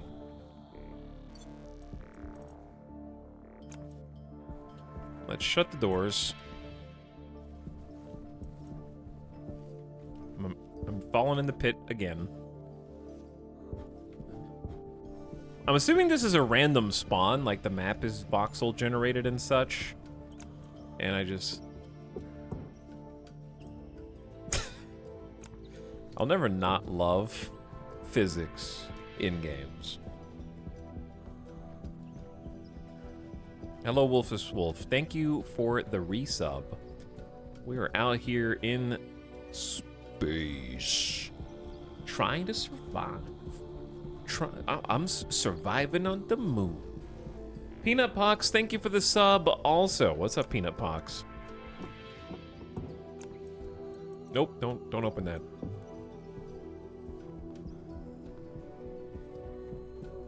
But thank you for 5 months. What up? Chad, how's your Saturday going so far? How you doing? Doing a little learning today. Dude, if Stationeers,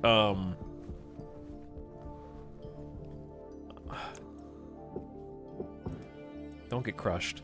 If Stationeers had come out,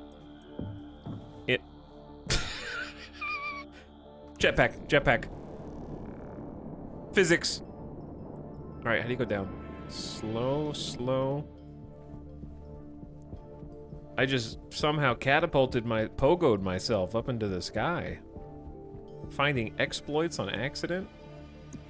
Anyway, if Stationeers had come out in this state when I was still making YouTube videos, man, I would have made so many YouTube Let's Play episodes on this. Definitely was in that wheelhouse for sure. I failed miserably at making caramel twice, but the third time was the charm. Like, just caramel from scratch?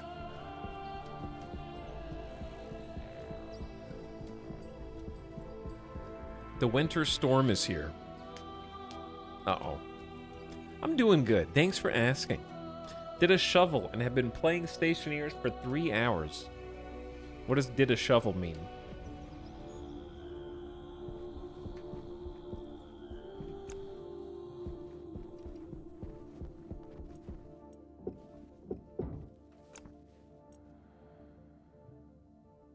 Shoveled snow.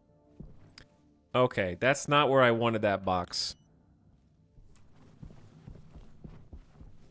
Imagine having to shovel snow. This post written by the Las Vegas West Coast gang.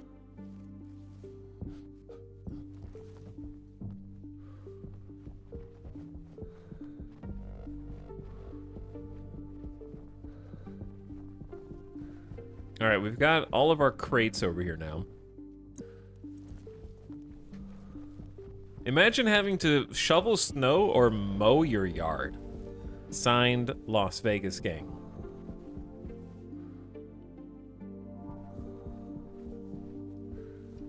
Couldn't relate. Sorry, chat. I can't relate. Imagine having to import your water. Bro, it's called a river? Okay, I don't know. Are we calling, like, rivers imports now? If the river goes through your territory, is that importing water, fellas?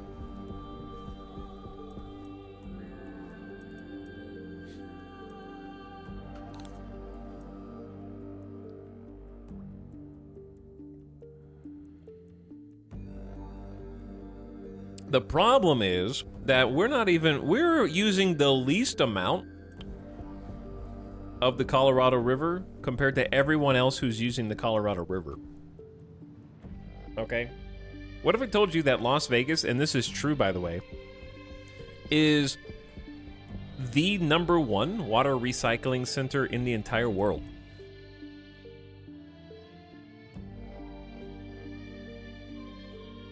We actually put more clean water back than we take. We were like water neutral.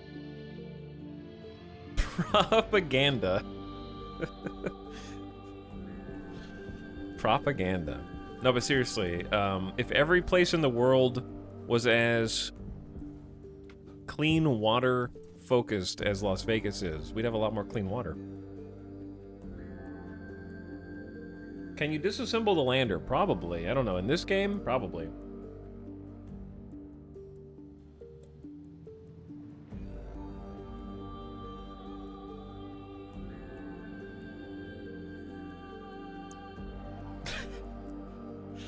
Okay, now that we're here, before things get bad again, how do I go about, like, what? Let's just see what we have. This is the tomato seed crate. I don't know how to name this. Like, the other ones have, like, a name. This is where I'm starting to get in over my head.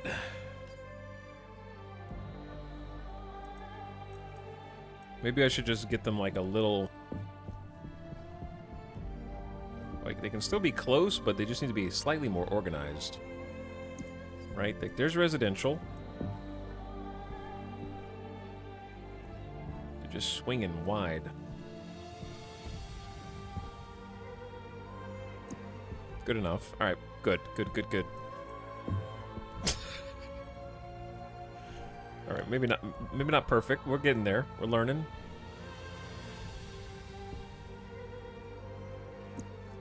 Where did the other one go?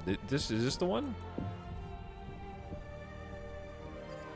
Gotta be careful with these physics.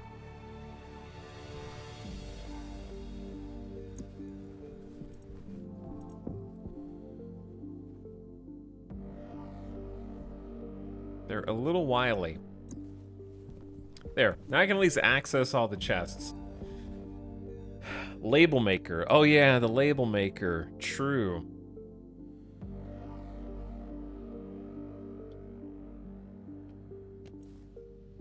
So let's open these because I don't see any reason to keep them shut right now. We have consumables. Let's just take an inventory, right? We still need power.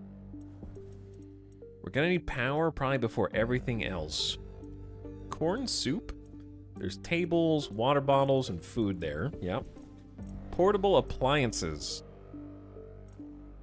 Portable scrubber. A portable generator. That's power. And then portable hydroponics. Let's take this guy and see what it looks like.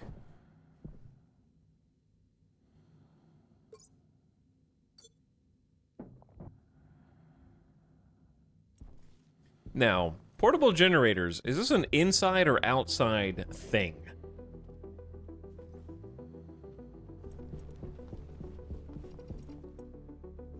We got basic solar panels as well. And then we got a solid generator and an arc. I don't know what an arc furnace is, but I just want to see what everything looks like, you know, because I don't even know. Solar panel flat. Placement is snapped to a grid. Okay, so this is going to be like on a surface. Oh, yeah.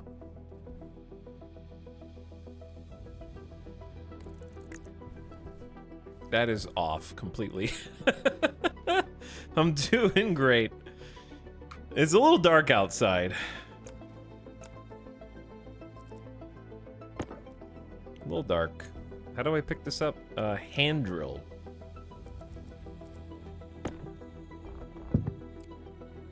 Question, if I didn't use a hand drill to install it, why do I need a hand drill to de-install it? Checkmate.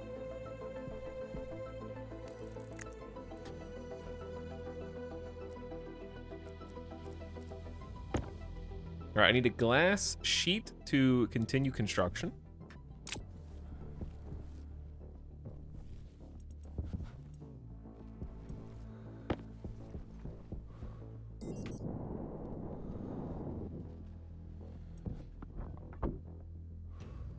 Not sure if that's the final stage of construction or not.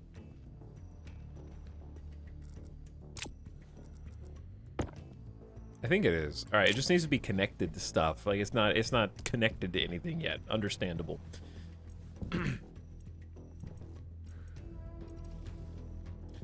Now, I know this is completely disorganized. Do we have...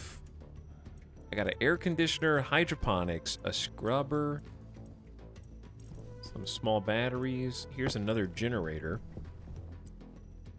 Okay, this actually needs to go on a thing.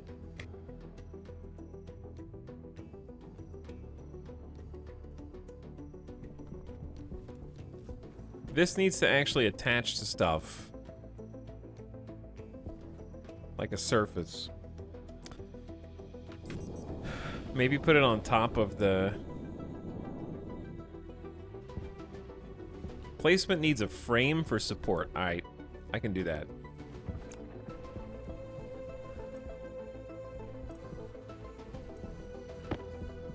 So just for now, let's go with the frame right there.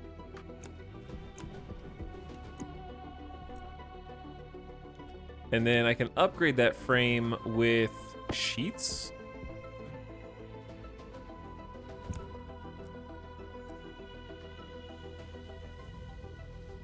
How do I drop this?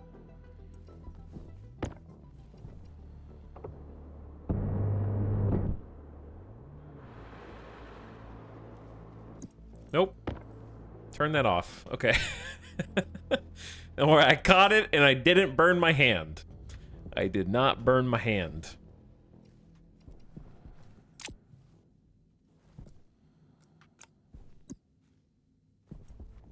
All right, so where did I put the generator? It's right here.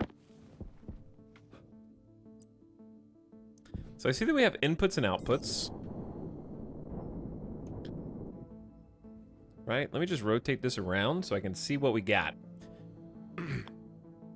So we got electricity being spat out from that side, sure.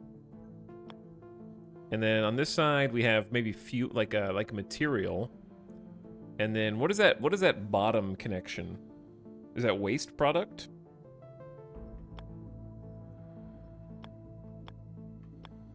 Or something? Data? When you say data, like to connect it to like remote control style, like connect it to like a tablet or something. I'm excited Detail's playing this, but sad it's while I'm at work. We are getting some sick, nasty learning going on here. Yeah, right now I'm just gonna do everything by hand, manual. I'm fine with that.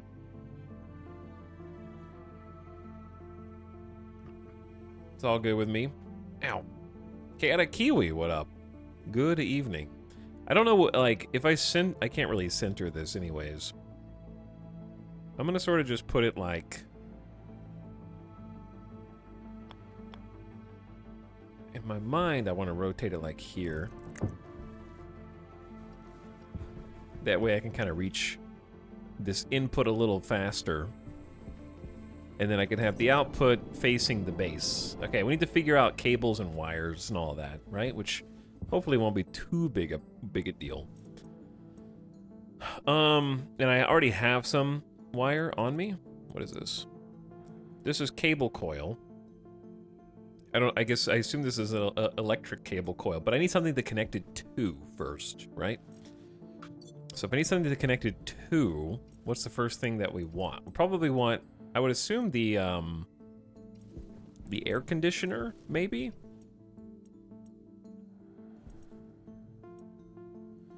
And the air scrubber?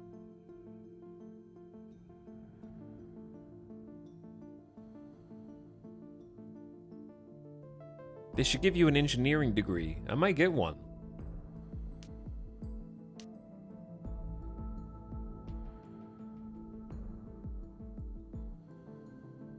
You should have area power controllers. I think I saw power controllers here. Okay. Do these go like on the inside or the outside? All right, they attach to walls. But do you want these like in or... Hydration critical. All right, with getting thirsty. Do you like Sprite? Yeah, it's good when you're sick. That's good. That's good. Like, I only drink Sprite when I'm sick. Because in my opinion, if you're gonna drink a soda and it doesn't have caffeine, but it does have sugar, what are you doing? What are you doing? Like, if you don't want either, that's fine. In the airlock. That's kind of what I was thinking.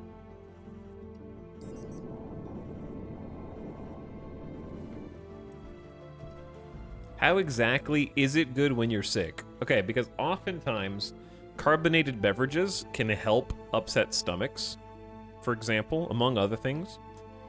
But when you're sick, you want to sleep, so you actually don't want caffeine. You know what I'm saying? So Sprite gives you the advantages of drinking the carbonated... Is this upside down? Why is this upside? Is this upside down?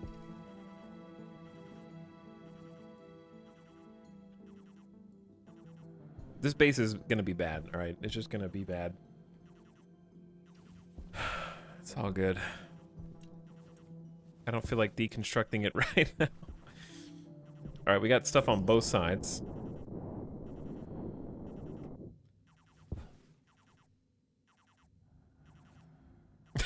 Right.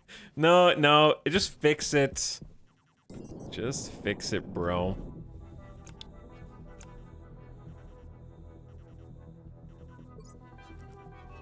I assume...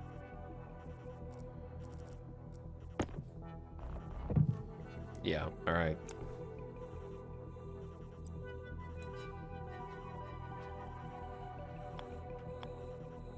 So arrows are going right to left here.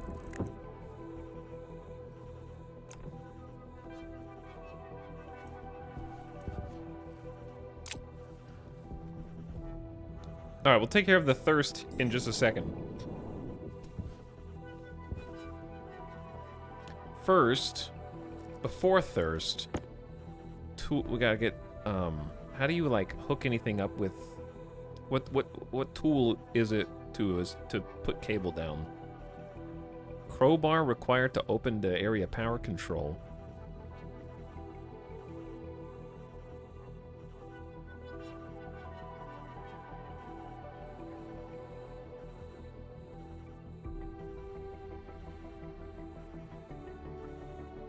Yeah, the first run is just a learning run, Shadow Drake. I don't have this because the tutorials are broken right now, so we're sort of just having to go jump into the deep end, you know? Because I assume this is where the output is. So maybe eat that.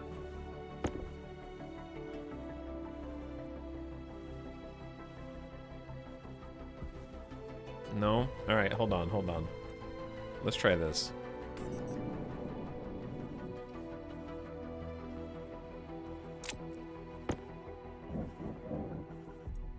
Okay, alright. So we got room for a battery and a master on-off switch. Interesting. I know we have batteries here. I assume this is a small. Oh yeah. Oh yeah, now we're gaming. Okay.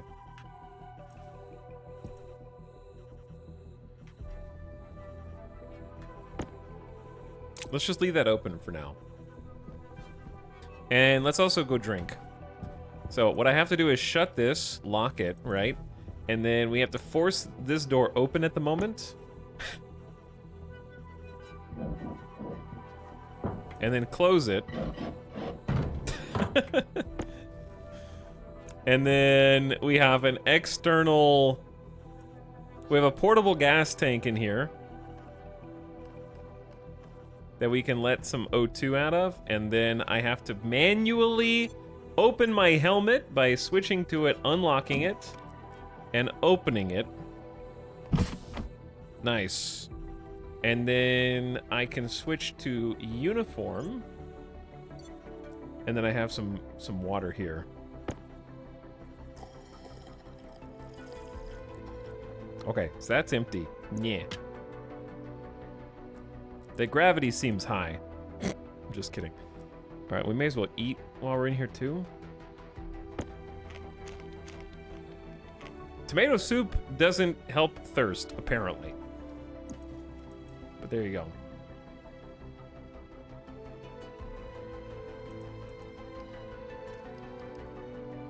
But yeah, we just have this big old oxygen tank, which is almost empty, actually. Power low? Come on, my flashlight's draining the juice out of this thing. This time I'm gonna remember to close my helmet.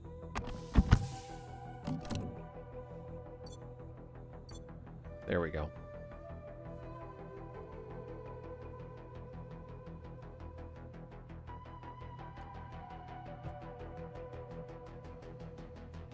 I love the X-Force soundtrack. What's up, Gilmadesh? How many deaths? I restarted once because I had to like figure out what button did what in the game. You know? I had to figure out what the keys did.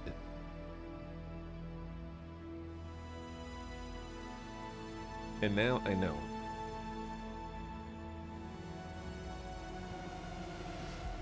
Okay. We're doing good. We're doing good. Gotta let some air out. Unfortunately. Now, how do I actually connect up cable to stuff? Is the next question. Goodbye, air that we just used. Chat, why did gravity just change to Earth gravity for a second? Did you see that? Okay, what's going on here?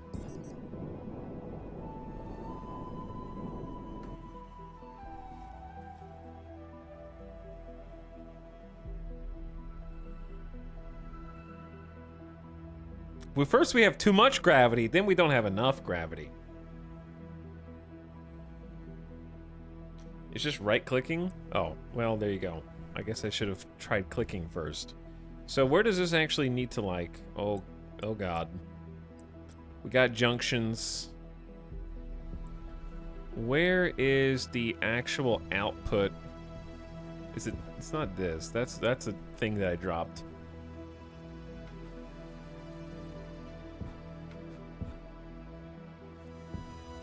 Killing me here. I need to figure out how to get the generator to talk to this. This is gonna be a pain, I can already tell.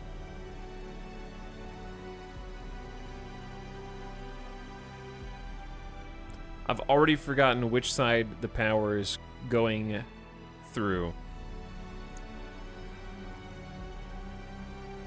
I've already forgot which way is input and which way is... that's the output, that's the input. All right, I can just read. So... Let me just think. What if we do this?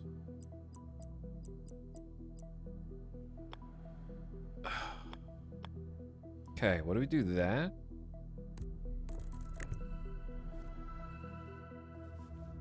How does it connect to this, though?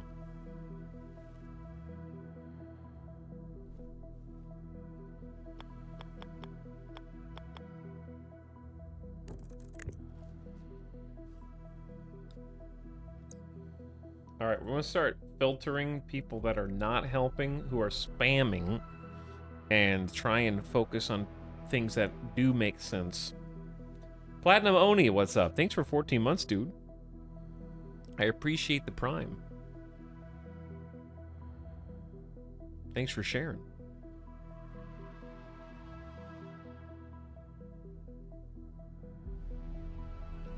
Bottom in the center from where you are looking, I think. I thought the chat said that was the data. Because remember there was an icon at the bottom, and I was like, what is that? And they were like, that's data. But now that I'm looking at it without that, it's clearly got a lightning bolt, just like these.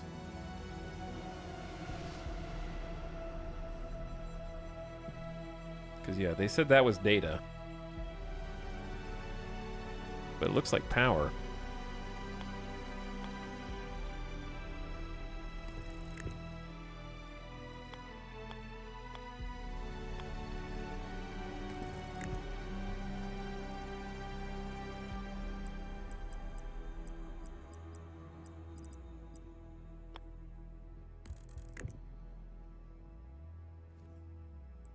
Okay, but here's the thing, right?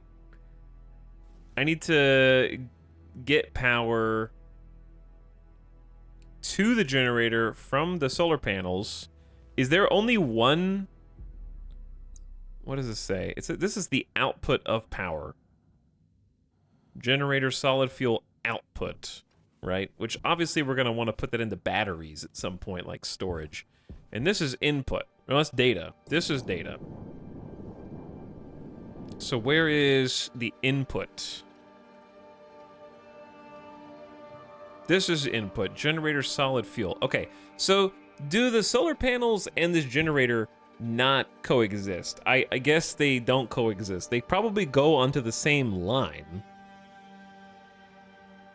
In that case. So we'll have solar during the day if we don't store it up, and then we'll have a generator for when there's no sun. Tunnet flashbacks. Yeah, Tunnet flashbacks. So where is... There we go. Okay, hold on. I can do this.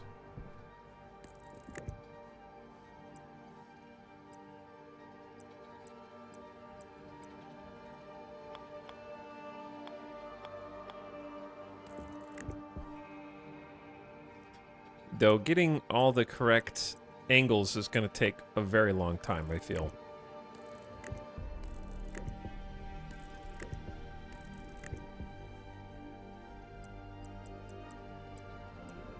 Because you have to like find the correct axis of rotation, which I am not good at.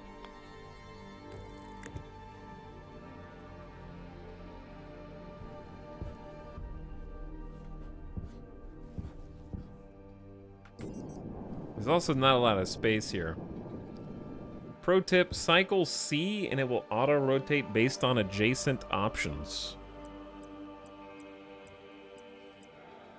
Oh, that is a pro tip. Okay, the auto-rotate is kind of huge.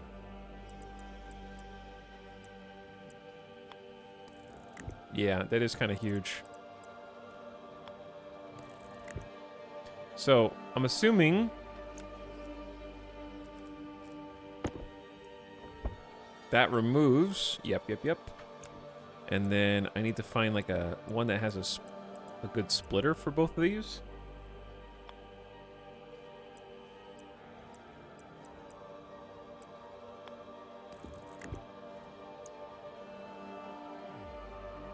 That way both the solar panel and the generator are going onto the same line.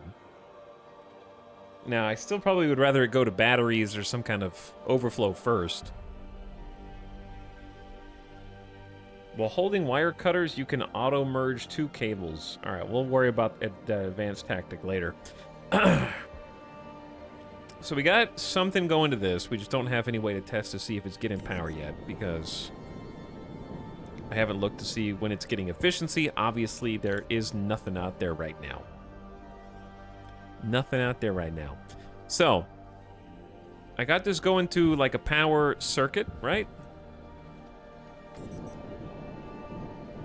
Right in here. We got area power control. I can flip this on or off, and we got a battery, okay? So, my question then becomes... Air tank low. My air tank is low? Okay, chat, how do I fill my own air tank with the oxygen that's inside here?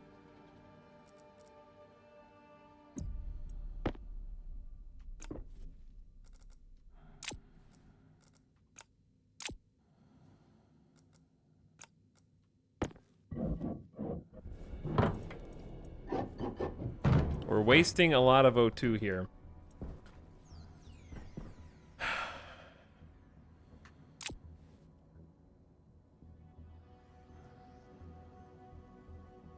Insert air tank in the big... Okay, the big air tank is starting to run out of air, which is a problem. There's a port on the white oxygen canister.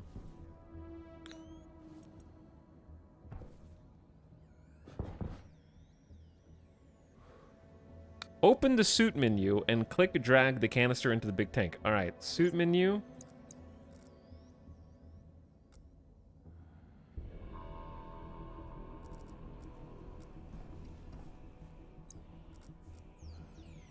Click drag it where?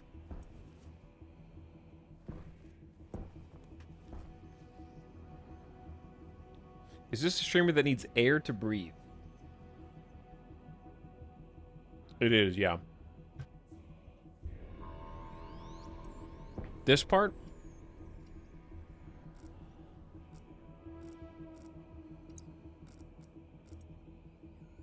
Air tank critical.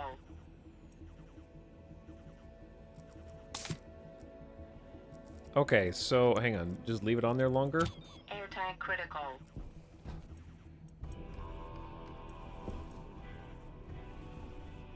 There's still, some external pressure, so we're not gonna die.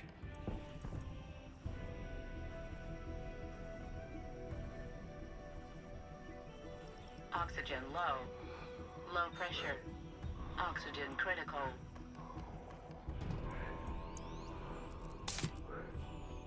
Okay, that wasn't much, but we got something.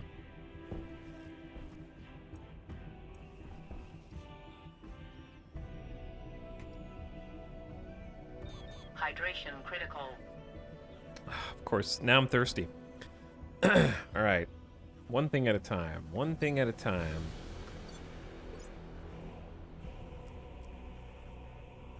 I need to go get some more Oh, man, the drink's outside.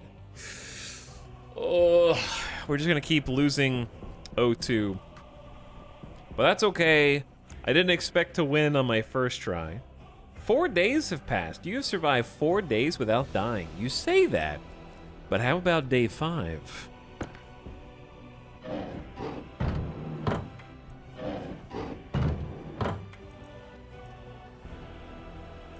What if we just go really fast? I'm just gonna go super fast. So fast the air couldn't even depressurize.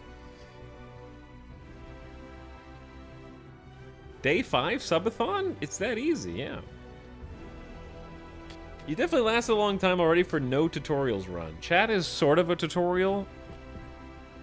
They're kind of a tutorial that is like, they'll tell you something that you immediately need to know, and then later when you die because of what they told you, then they'll make fun of you for listening to them, you know? It's kind of like that.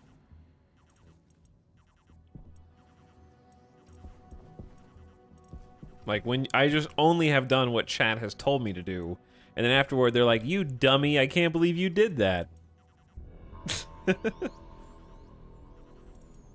Why would you listen to me?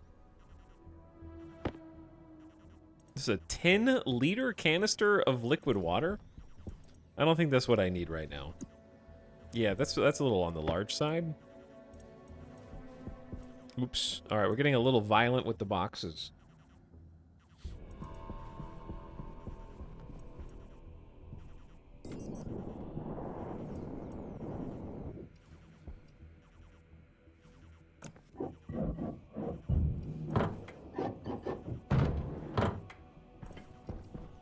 Okay, so I gotta take my helmet off. Or at least open it.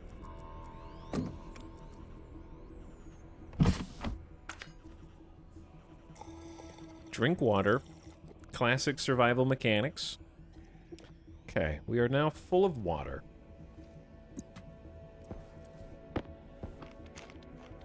And tomatoes. If this is on easy, it's on normal. I decided my tutorial run should be on normal.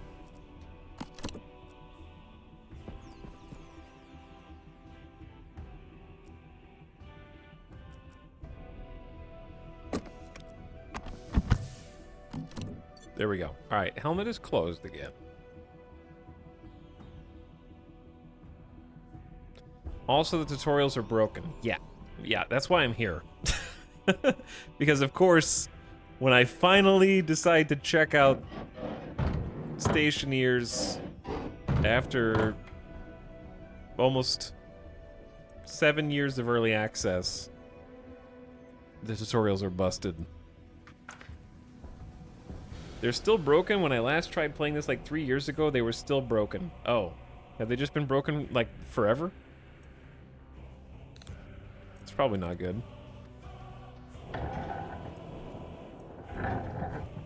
I had to give up too because multiplayer was broken. That's not good, chat. This is only at 23% power? Okay, and my suit is also losing some power as well. Alright, gamers. We're close to getting power put up here. What is my next step? I have a generator on top. I have a solar panel on top, a generator on the side. I've got them both connected to this area power control, all right? What should I connect the area power control to? Hello, son. Welcome back.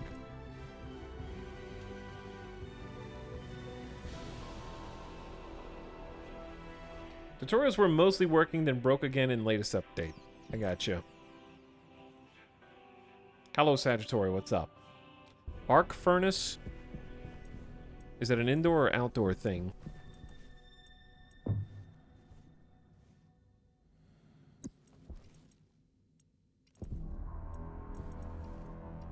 Pretty sure it's these guys right here.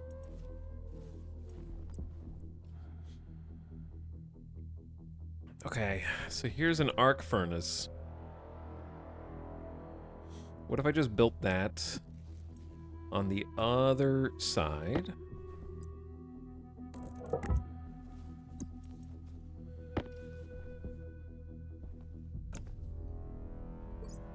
I'm just trying to get, like, just something bare bones.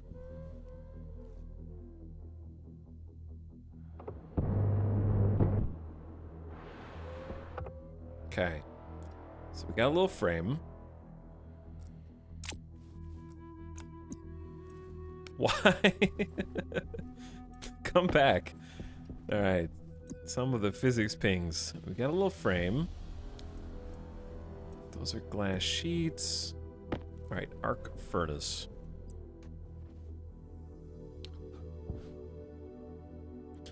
It's got a data stream and power, input, output. So if we build that there, right? Okay, we got something to put in. This is an ore slot.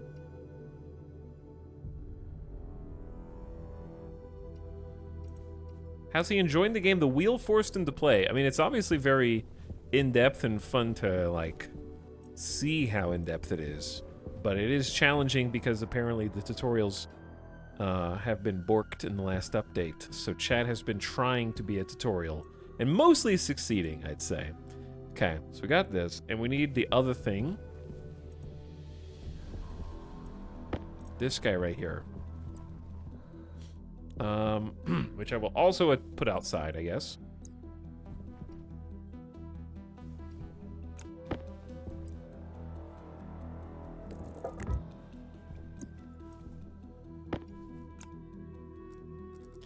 I mean, obviously it's a little bit finicky with how the having 2 hand slots works.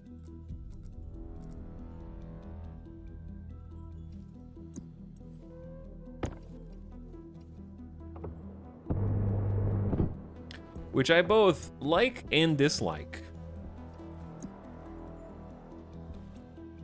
And just to briefly explain, I like that they're striving for sort of that finicky level of realism of like, well, you only have 2 hands, so you can only hold 2 things.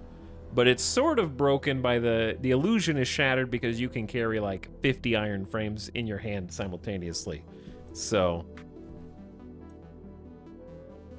I don't think that the game would be worse if you had more hotbar space, necessarily.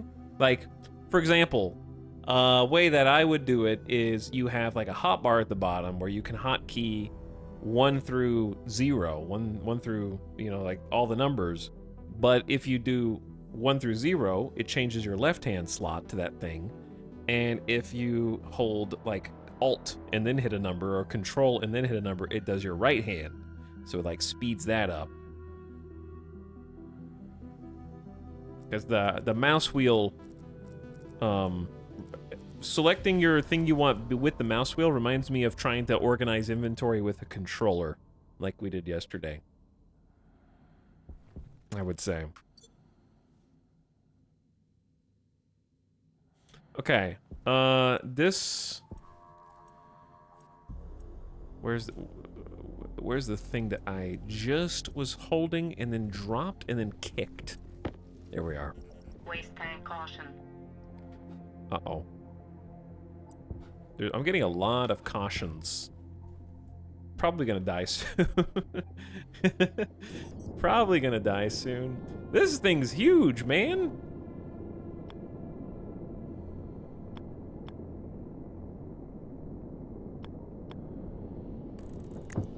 Thing's big.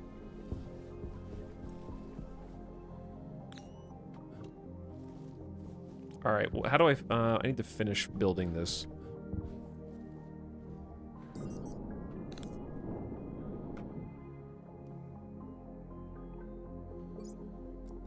But yeah, the first part is basic. Oh, did I drop one of my tools? Yeah. Definitely a hotkey learning curve is the first one. Okay, 4 cable coils. And yeah, 4 cable coils. Switch hands. Drop. Mouse wheel to cable. Equip. Switch back to left hand. Turn welder on. Wait, no, you don't need to turn the welder on. You just need the cables. Okay. Is there another step to this? Plastic sheets.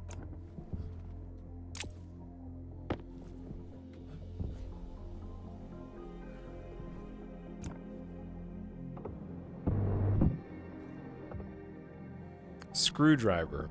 Okay. Bop it. Twist it. Yeah, was not set up forward thinking. So, yeah, I don't know what anything looks like until after I've built it.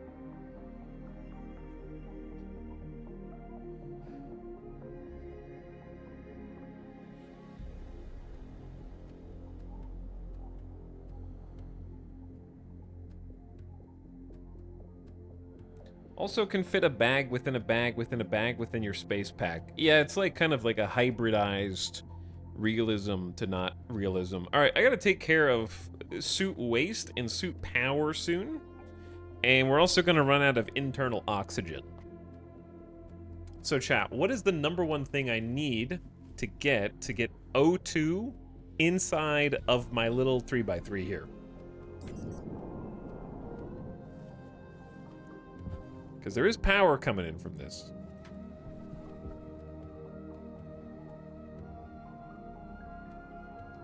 Chat, I'm not gonna go inside and vent my suit waste because if I open the door, it's going to depressurize again, and I'm almost out of oxygen in my giant oxygen tank, so I need to be able to breathe first.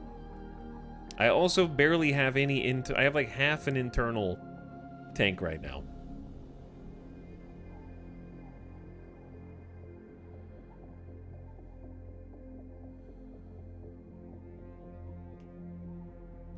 You can throw blue ice into the room and heat it up. That sounds like crazy talk, but okay, yeah. I guess we'll just go get blue ice, throw it in the room, and then melt it. Sure, yeah, that's how you get oxygen, I think, in space.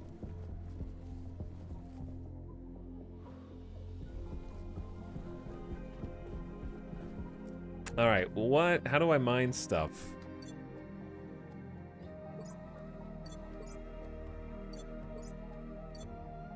I know I have the tools because I saw them a minute ago. Maybe the tools are inside one of the boxes.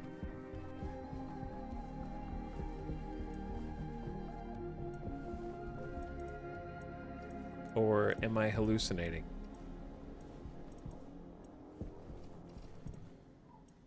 I mean, there is a wrench.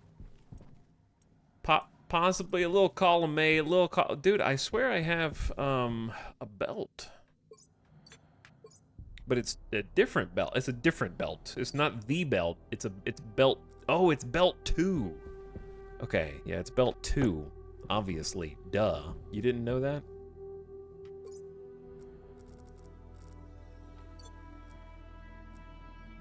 Completely different.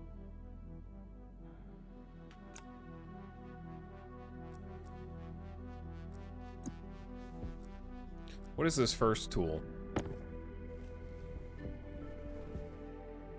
That's silicon. Do I want the pick or do I want this? Air tank low. Uh-oh. My air tank is low? Is it?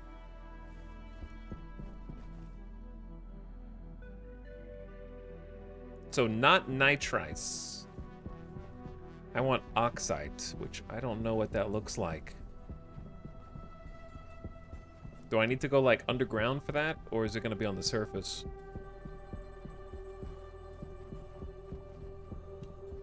That's definitely not. That's coal. I'm going to get lost, bro. Ooh, here we go. All right, what do I do with this? Where you going, boy? Where you going? Get back. Hey, get back here. All right, yeah, put that on the belt.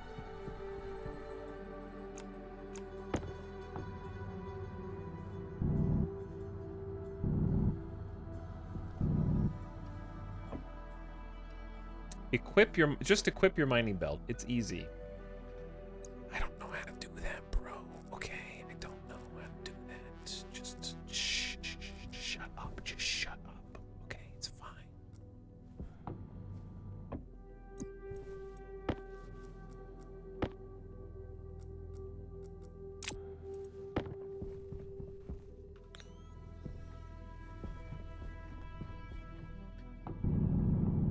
Just let me play the game.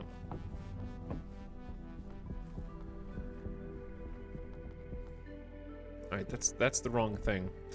I don't know how much is a good amount, but I don't want to get too far.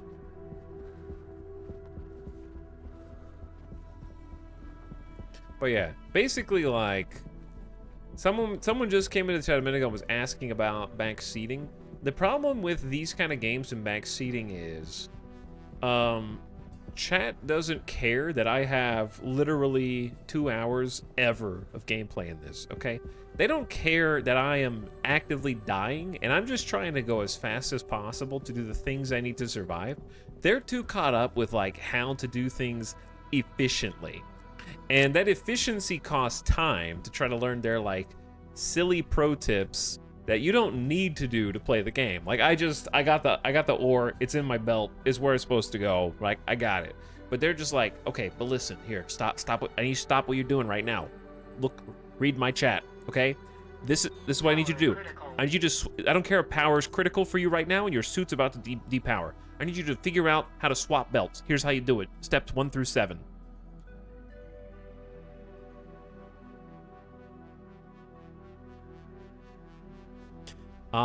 It's not really min-maxing, it's just like, streamer, you're playing suboptimally on your on your tutorial run.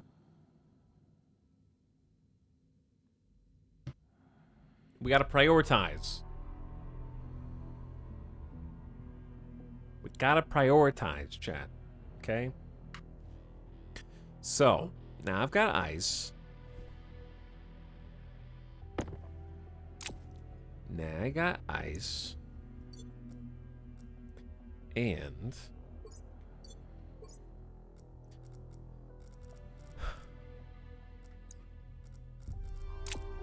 I mean, to be fair, the inventory system is kind of a mess. So I feel like I'm doing pretty good considering the absolute state of this inventory system. All right, and now I need the...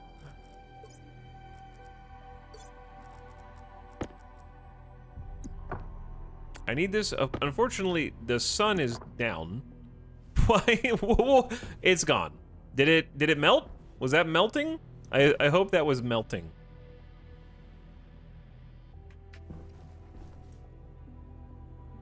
I don't think it did that much.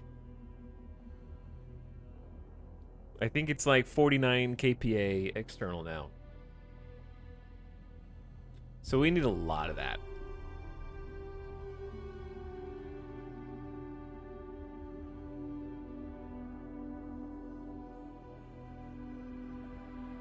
Okay.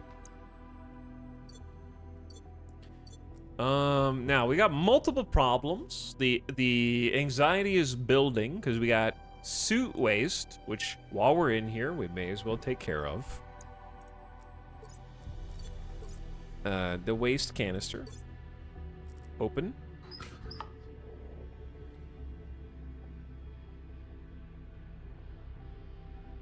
Wait, it's filling up. No, I don't want to fill it up. I need to depressurize it, not put oxygen in it. Okay, I don't know how to depressurize a canister. Waste tank critical. Is this good or bad? I already did it. Okay, I already did it. Waste tank is no longer critical. It equalizes with the environment and is effectively empty. Okay, next is actual suit air, which is the current crisis. It's 40% and dropping. And also suit power, which might be an issue because I've been trying to recharge my other battery. I don't know if I have a third big battery. I don't think I do. So the crisis is currently mounting. I don't think this is going to do anything, but I can try again, because last time it really didn't do much. Air tank critical.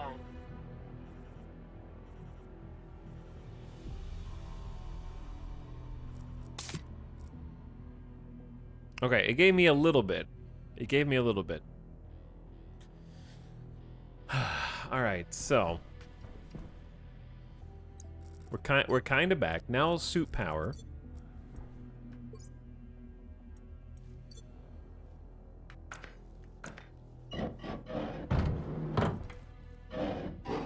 That's where all the O2's going, unfortunately.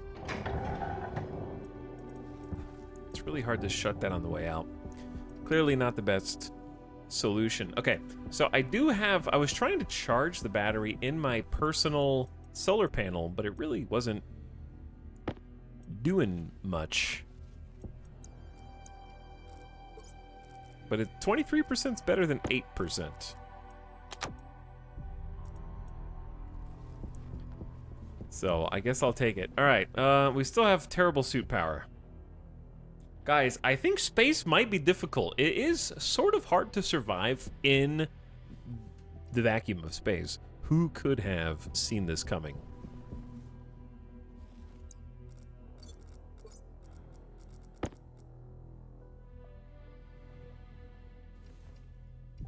I'm gonna drop a couple flares here. I don't know if that helps me see or not. Actually. Okay. Next on the to-do list.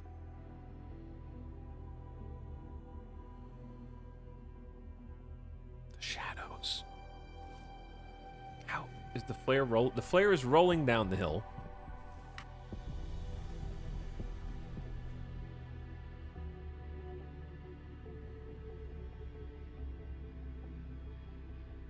Is there another air tank in the boxes? Well, suit power is going to be more critical than the air tank right now. And I already have a solar panel. So here's what I need, chat. Bonk. Here's what I need. All right? I've got a panel on top. I've got a generator, which doesn't have any fuel.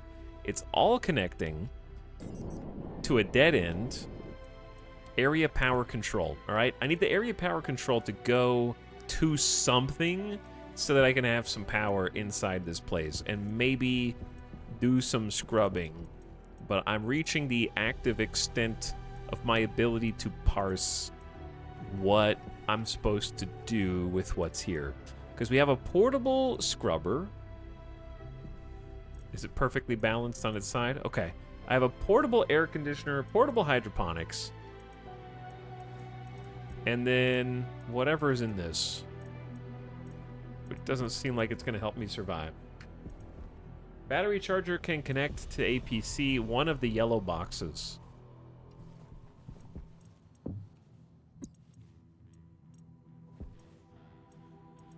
Okay, but it's just small? Will it charge large batteries? Or is it just small itself? Is it just sort of sheepish? Is it sort of, oh my god.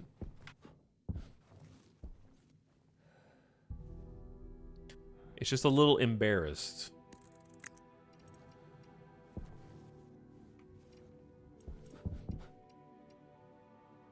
Okay, but where is the power connect? Where does the power connect? On the, don't tell me the outside.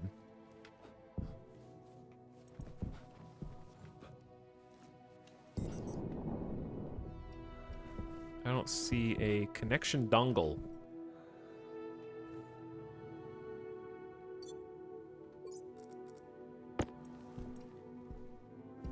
So, unfortunately, the power is... Oh my god. The power over here is going to have to, like, go through the wall. Somehow.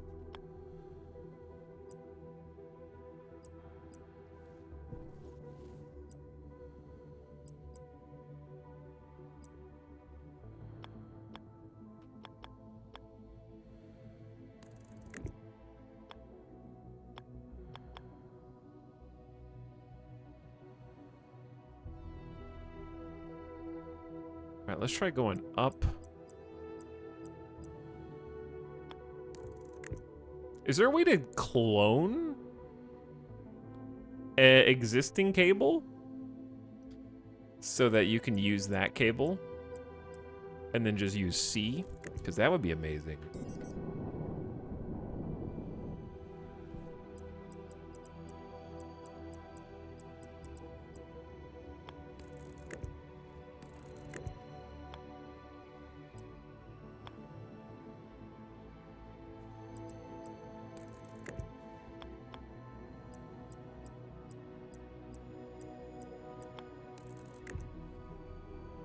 Oh, it is on the outside. Okay, that explains why I couldn't see it. It is right here.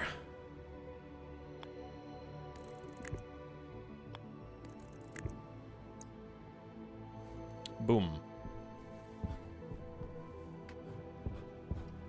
Accidentally doing extremely clean wiring job. Alright, so let's go get this piece of poop.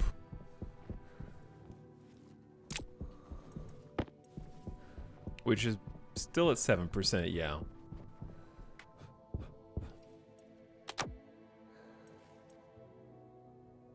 Turn that on. I probably need to that on as well, yeah? So this battery is draining presumably to fill this one, but then this will also go up when power is received.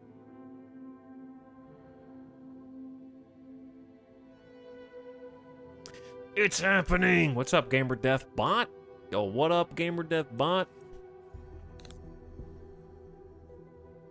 My dude is already thirsty again. He drinks water, well, I guess as often as a survival game character does. I need to get him one of those, like, beer helmets, you know? With a little straw coming down and, like, 2 beers on both sides, so he can just take a sip while he's out and about doing things.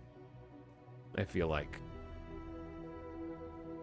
He is a thirsty boy. By the way, Mej815, thanks for 61 months, and welcome back with Prime and Platinum Oni. I think I saw you, but thanks again. Appreciate you guys.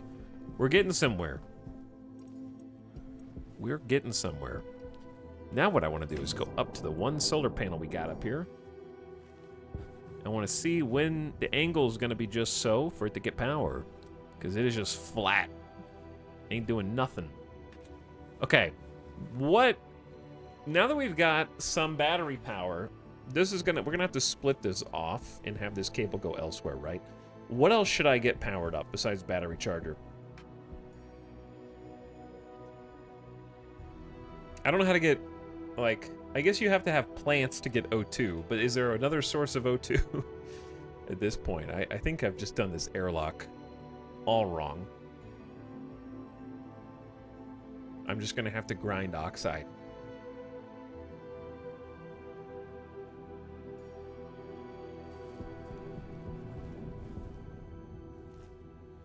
So I'm gonna have to find a smarter way to do that.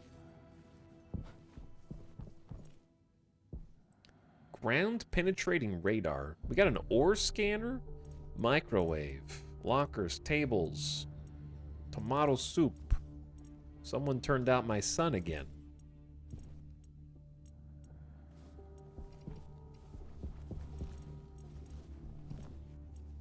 Pipes, console, vent. Hydration critical. Okay, so what I should have done was have, instead of a 3x3, probably should have done, chat, okay, help me out. Obviously I made a mistake in trying to pressurize this 3x3 with this portable gas tank. I understand that. However, what's a better solution to the not being able to take your mask off and needing to eat and drink in the early game? Like when you're still at this stage, this loser stage.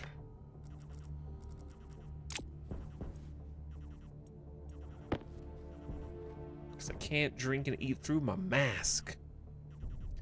And the O2 keeps draining from this room because I have the way my airlock is set up. So we go boom, helmet, unlock it, open it, drink.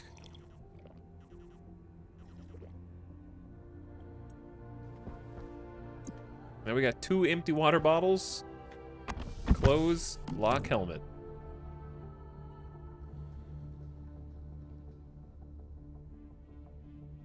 3x3 is a decent way to go, but you're on the clock to get new gases, water going at the start. Yeah, that's the survival aspects. And then eventually you'll kind of like overcome those survival basics, and they're just there to make sure that you've like to basically just be like a resource check. Like, is your automation good enough? Please eat and drink to prove. Which makes sense.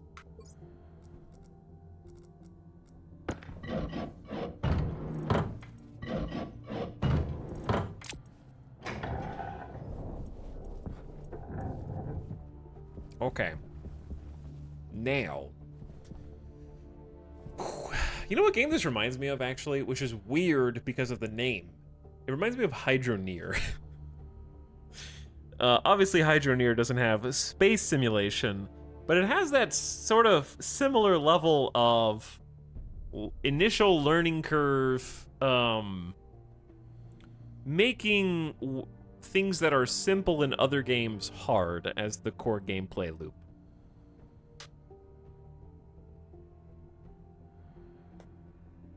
Like in other games, frustration. Now, I liked Hydroneer. It kind of wears out its welcome pretty quick, but I did enjoy it. It was fun. Frustration. That's what you took out of that. All right, I need to figure out how to switch belts, clearly.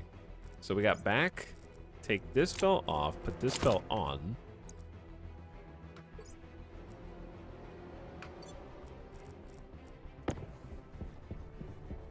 That's silver, actually. All right, this might be coal. Yeah.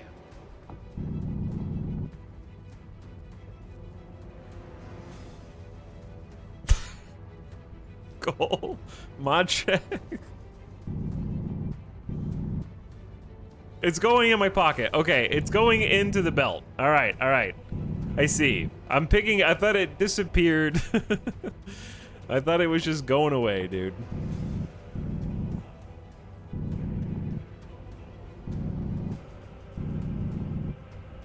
"7 years early access" is a phrase that splits gamers into two camps. I think that that's accurate. Yeah, it's not floating off into space. It's going into my backpack or my belt.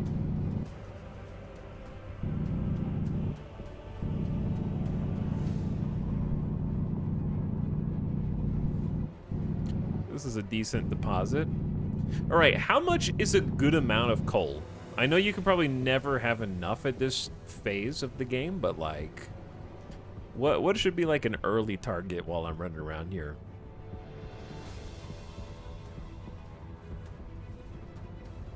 Air tank low. Air tank low. Okay, can someone tell me? I feel like I'm reading my air tank measurement wrong. Is this not a measurement of how much air I've got? Where's my actual air measurement?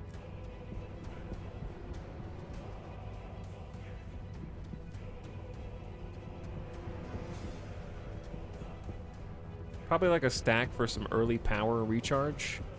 Also, if I pass by any rare elements, just press 3. 10 is... what am I looking at here?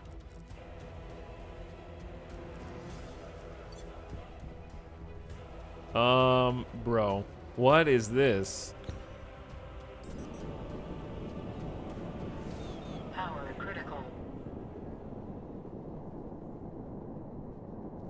Chat! I found where the Transformers live! Where the dark side of the moon! Hold on, that's where the aliens are, bro. I knew this moon was just a front. There's a hollow moon. It's freaking hollow, dude. Power critical. Yeah, power critical. All right, so what do I do when I hear power critical? I got 9% to life support. Hang on, I've been charging the battery back home, though. So if we just kind of make our way back. I knew Moonfall was a documentary. Oh my god. That's so funny. I don't think you're supposed to be able to go through the moon. Are you telling me it hasn't been fully rendered round moon this entire time? I'm assuming that's not supposed to happen. Yeah, I'm kind of assuming also that that's not supposed to happen, but I don't know.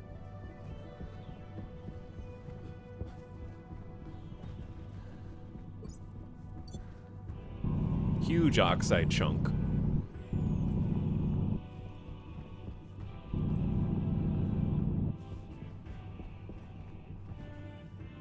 Okay, what type of material is that? Silicon? Nitrice? Gold! Alright, there's gold right there. Chat, where's my base? Just kidding. I know where it is.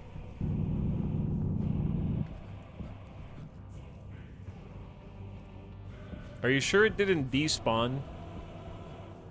The draw distance is despawning it, I think.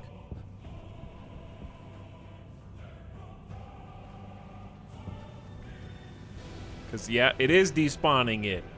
How dare you? It's like way easier to get lost when your base literally disappears, bro.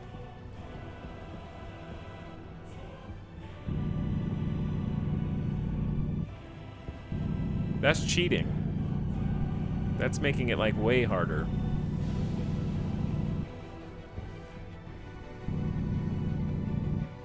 Okay, let me just get this last bit of coal.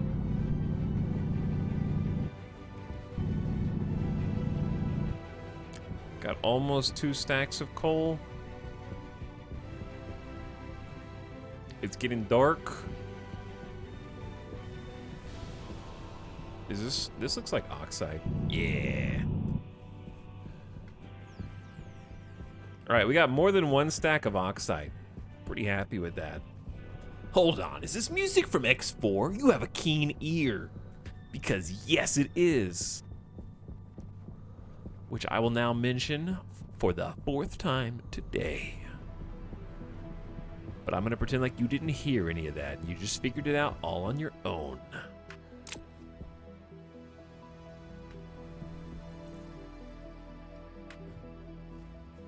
So, we go back into our sad little home, our 3x3, shut the airlock, lock it, boom. I need to switch belts again. Because I need the crowbar to force open this door, which has no power.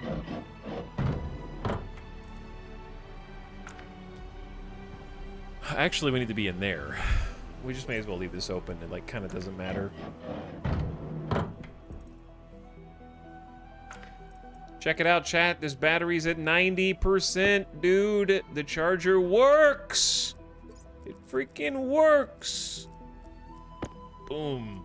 Life support is back. Oxygen's still running out, and we can put the other battery in there, and it'll charge when the sun comes back up. We're back!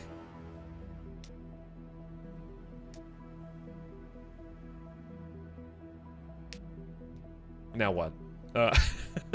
No, why else did I come in here? I came in here for... Oh, the oxide. Yeah.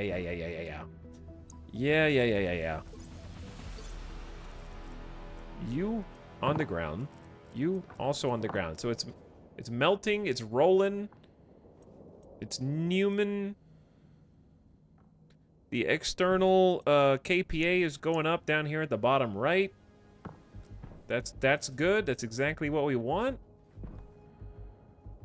The air is got the zoomies. Trying to fill in this entire area. All right, nice. Spec 91 kPa of external. That'll buy us some time. So my suit air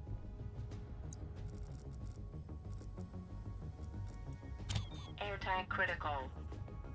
is still critical. 40 kPa to 91 from what, like 70 ices? Yeah, something like that. All right, we got a little bit of oxygen back. Kind of topped it off.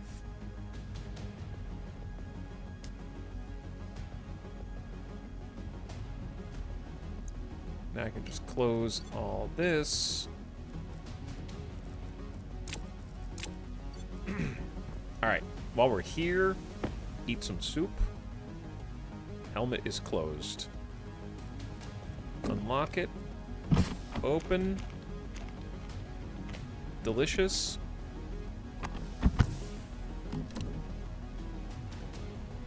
All right, that's steps in the right direction. That is steps in the right direction in a big way. All right, we got all the things at the top right fixed. We ain't dead.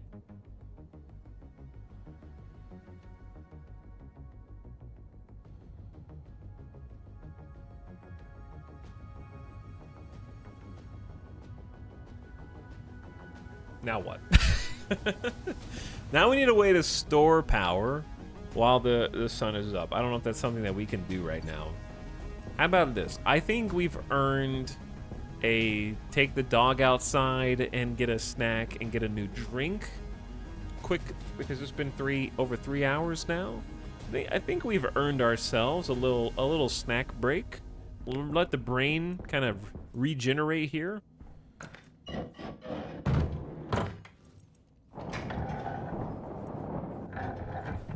Because we're doing some learning. We're solving problems. We're gonna need to bring this water canister inside, probably.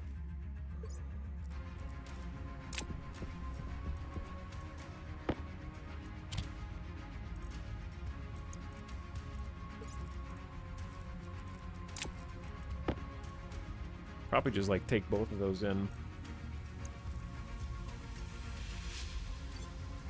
Because I'm at 43% liquid. That's not great. I know we're letting even more O2 out because of this. I know it's a problem. But we can go find some more.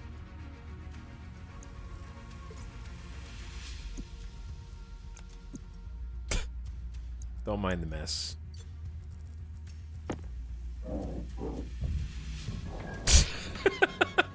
Okay. All right, the suction's a little much there.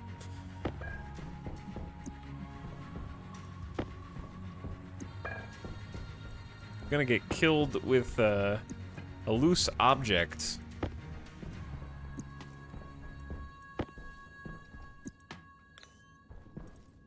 One of these has, there we go. That one's got water in it. Unlock, open, drink. Beautiful. Close, lock, done.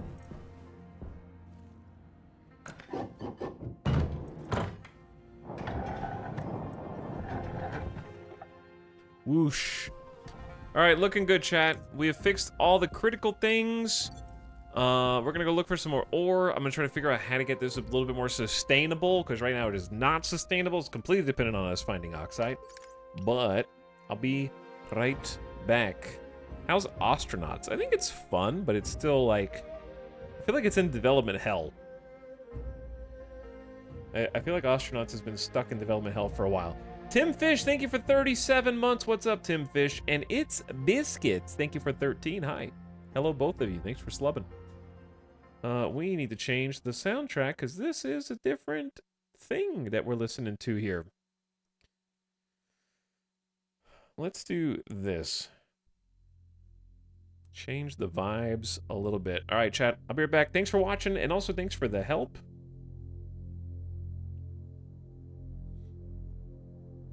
Since I am going to be right back, I know you just had a little bit of contact with him yesterday, but I think because of the sheer volume of backseating that has been required on this Stationeer's stream, I think Jeff should say hi again. So he'll say hi while I will be back in a minute. Etal Jeff AI will greet you. I think. Maybe. Yeah. Yeah, he will. I'm back in just a few minutes.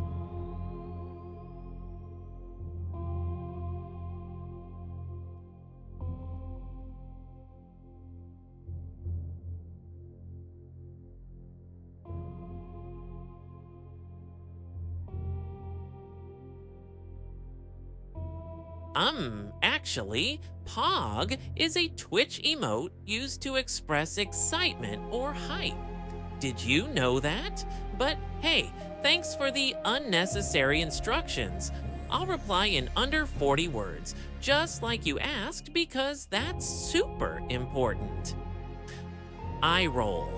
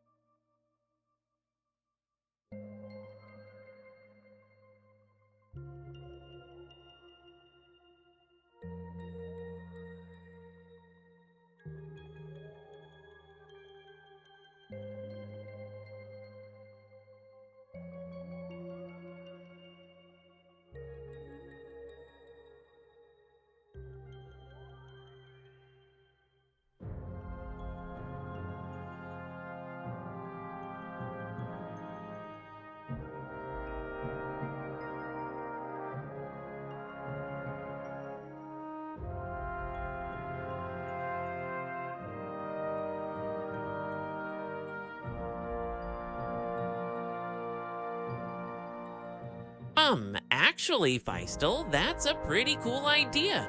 It would be interesting to see what games people have played, but just so you know, it's called a poll, not a pool.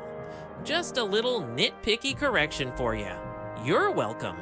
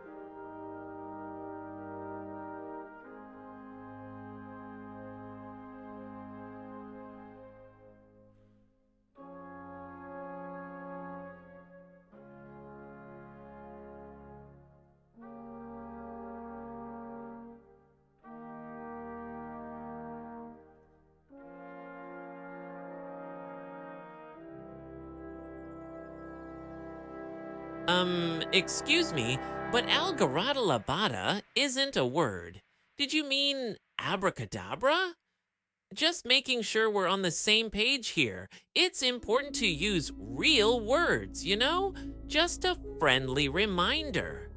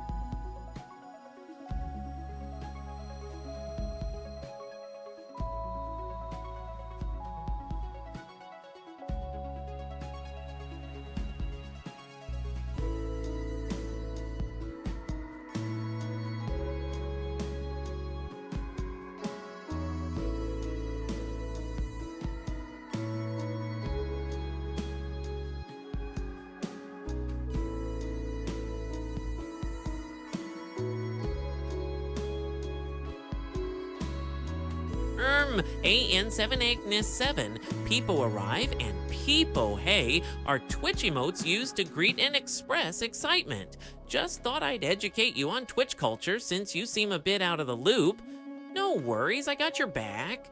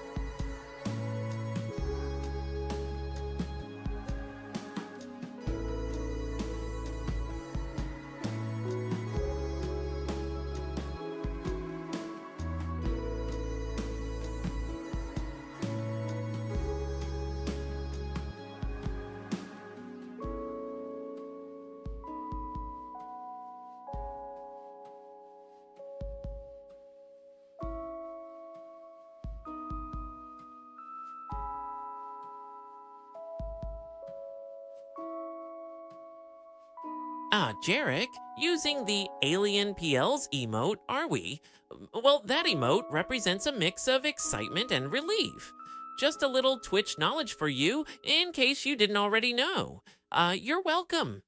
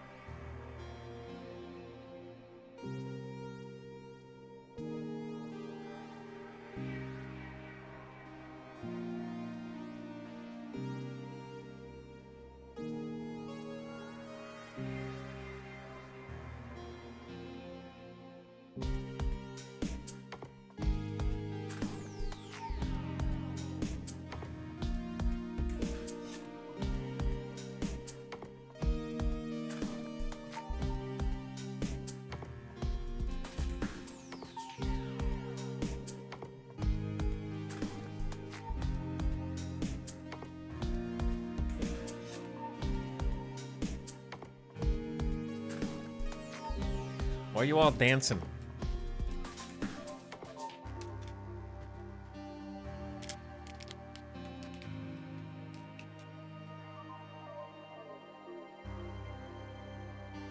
Why are you all aliening?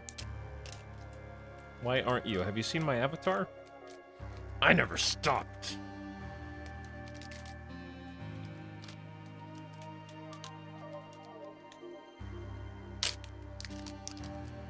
Well, Gina Prime, WB is short for Welcome Back, a common abbreviation used on Twitch. Just in case you weren't aware of this widely known Twitch lingo. To keep you informed, right? Smug smirk. What was like a... What was it, like a horror game?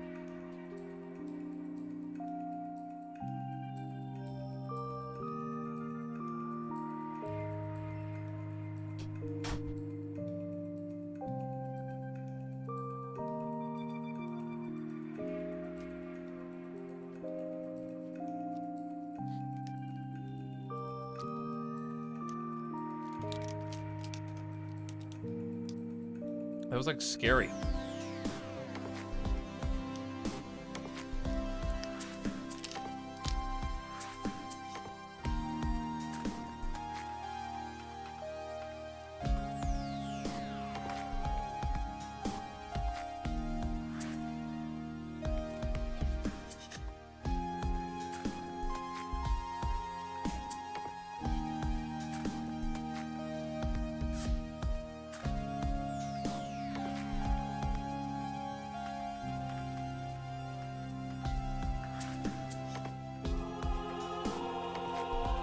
Well, to play Stationeers, you need to explore, build, and manage a space station. Keep in mind that it's a complex game, so take your time, plan carefully, and don't forget to consult guides or tutorials for a better understanding. Good luck! True. You have a point.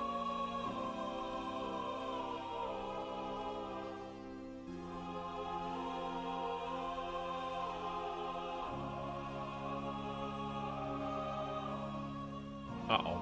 Jeff is gonna Jeff. Jeff's gonna Jeff big time. I may have broke Jeff.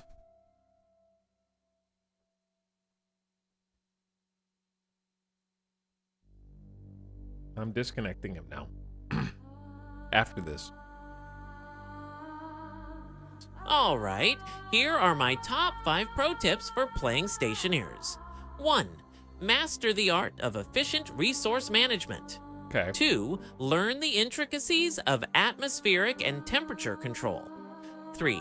Utilize automation systems for streamlined processes. 4. Stay organized with labeled storage and clear pipelines. 5. Experiment and iterate to find the most optimal solutions. Good luck, Space Engineer. That didn't tell me anything. That kind of didn't tell me that much at all, actually. It was just like, he basically just said, get good.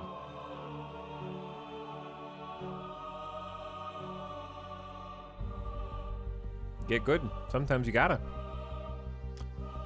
All right, what up, gamers? How do we get good? What do we need to do to get good? So, let's think. What have we done? What have we not done? We have solved getting batteries charged. That's a big step, honestly. That's very nice. Because that keeps our life support systems on. We have somewhat figured out how to get oxygen inside of the 3x3 by getting the right ores. I feel like it'd be nice to just probably go find some more. And just start there while we consider what to do next.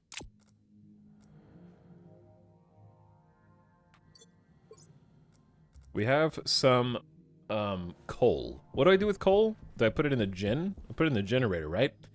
In this game, if I were to put coal in this generator and it didn't have anything that it needed to power, would it burn the coal anyways? Or would it only burn the coal if it had something that it needed to give power to?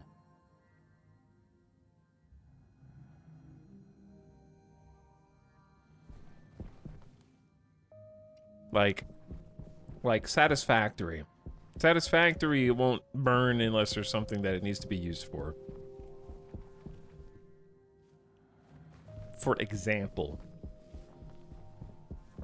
Alright, I'm just gonna like leave the coal here for now.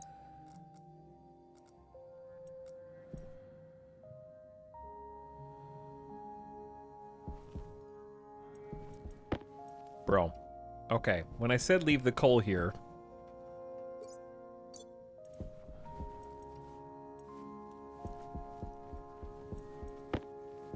I meant it not rolled down the hill.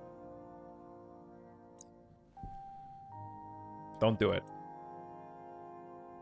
Is it just like not actually lumpy? It's just a round hitbox. I think the hitbox is just round. Okay. This is the part that reminds me of Hydroneer. Yeah, that's fair. Alright, so we're going a direction. I'm just gonna remember. And we're not gonna get lost. It's easy, chat. It's easy. So first, I'd just like to kind of short-term future-proof my oxygen situation by getting some more oxide.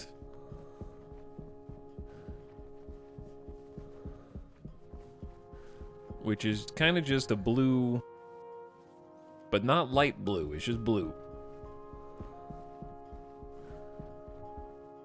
That's just ice. Chat, is ice worth getting just for water? I guess we already have water. I didn't know are there this many resources on the real moon? If so, what are we waiting for? Why don't we just live there? It seems like there's everything we need on the moon. Just sitting on the surface minerals, and coal, and you can simply melt oxide for oxygen, just keep a sustainable mining source of this stuff, and we're golden, dude. Let's go back. I'll volunteer. Coal on the moon. Like, honestly though, do you think if there was if there were like fossil fuels on the moon, forget about how that would revolutionize our idea of science and history. Okay, forget about that for a bit. What do you think, what resource would we have to find on the moon before humanity started to like seriously consider getting permanent settlements there?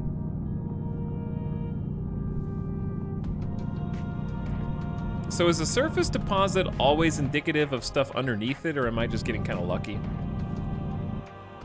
Oil!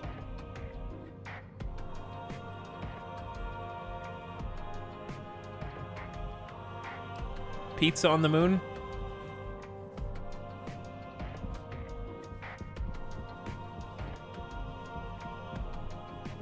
In For All Mankind, they find helium-3, which is good for nuclear. Spoilers. I'm just kidding. Chat, what do you think would happen if we were, like, exploring Mars and we found a deposit of gold that dwarfed that which is on Earth? What would happen to the Earth's economy?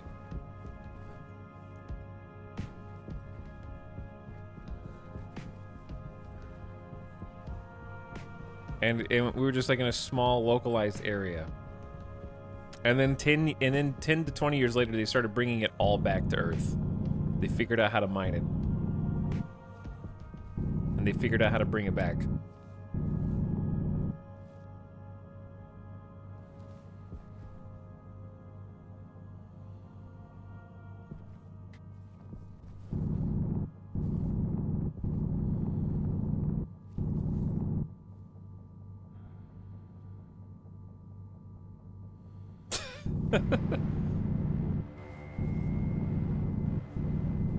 Chat, I like how you guys are like, good thing we're not on the gold standard anymore. You honestly think that if precious metals collapsed, that we would just like go on as if nothing happened? Do you think, you honestly telling me if one of the most stable sources of like the most stable source of wealth on the planet, if it just collapsed, we'd be like, ah, no big deal.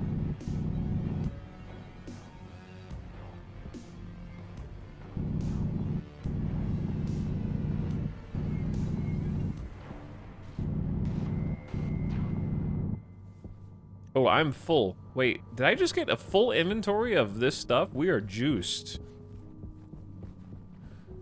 Dude, we are juiced.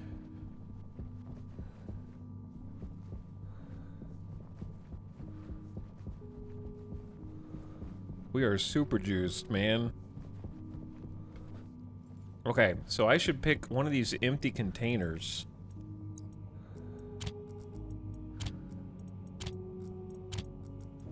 We're good for a while, man. We got O2 for days now.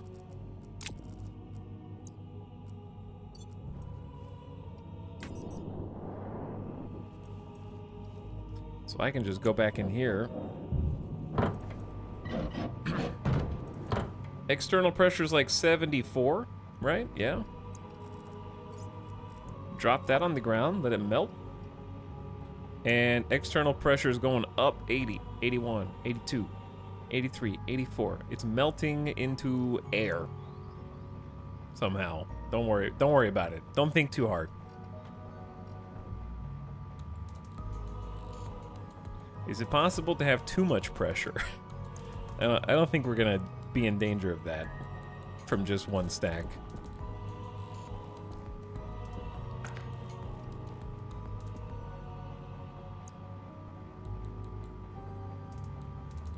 Dude, I am rich in air, yes.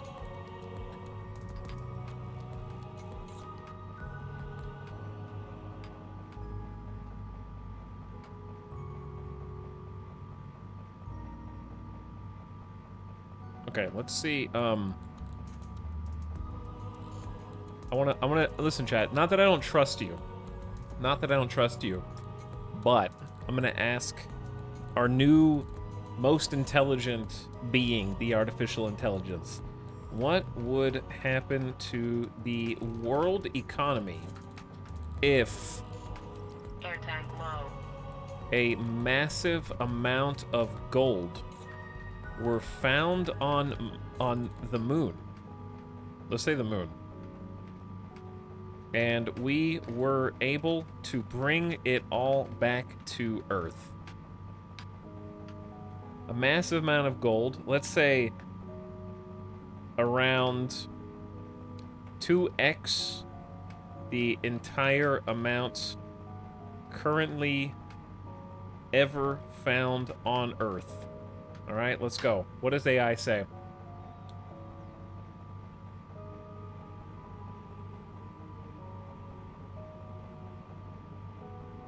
This is what the AI thinks. Okay, I'm just reading it verbatim. We've got a whole list of things. Oh my god, it's still going. Some of these are not... These are just various effects. Okay. The discovery and transportation of a massive amount of gold from the moon, equivalent to twice the amount ever found on Earth, would have profound effects on the world economy. Here are some potential impacts. 1. Gold prices would plummet, obviously. The value of gold is largely driven by scarcity. A sudden influx of gold would greatly reduce rarity, leading to a significant drop in price. This would impact not just the markets for gold, but also related industries and investments. 2. Economic instability. Many countries and investors hold large reserves of gold as a hedge against inflation and economic instability. A drastic fall in gold prices could lead to financial losses and economic uncertainty, particularly for those heavily invested in gold. 3. Impact on mining and related industries. The global gold mining industry would face crisis due to the collapse of gold prices. Jobs and economies dependent on gold mining could suffer significantly. 4. Technological and space exploration boost. The technology and resources required to extract and transport such an amount of gold from the moon would necessitate significant advancement in space exploration and tech. This could lead to a boom in these sectors.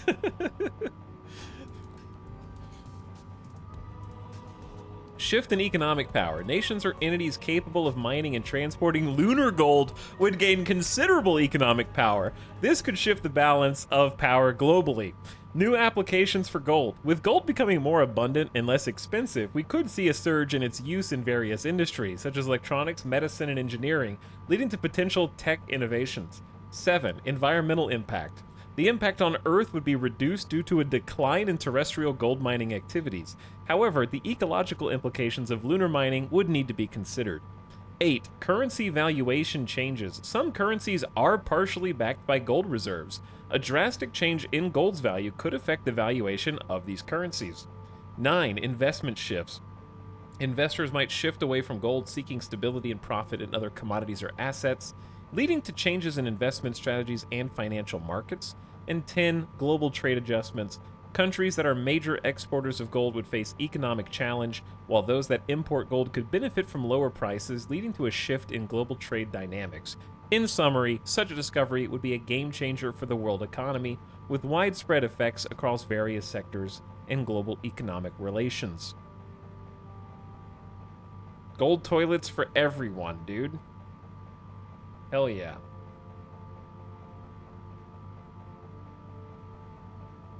Power low. Power low? We just changed the battery. Got 50%. That's aight.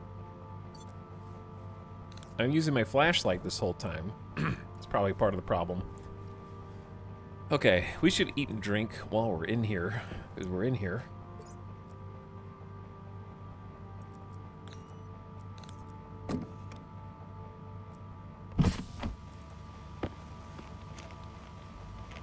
Eat.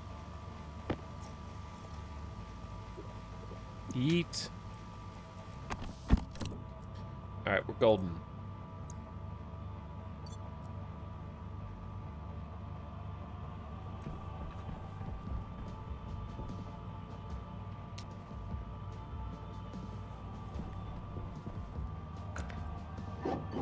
Alright, what do we chat?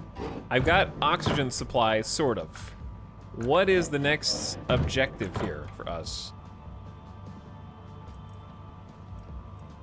Batteries at 79% here. Plug the other one in.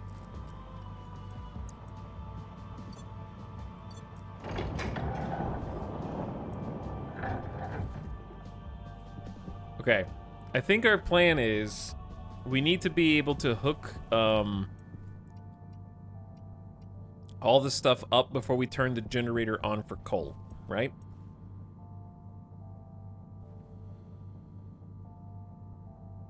So why do I need a second area power control right now? Like, what would I need a second one for?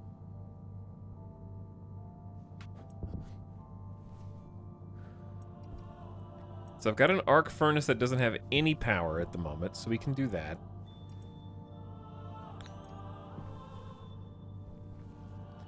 If I can find how to plug it in. All right, it's on the front.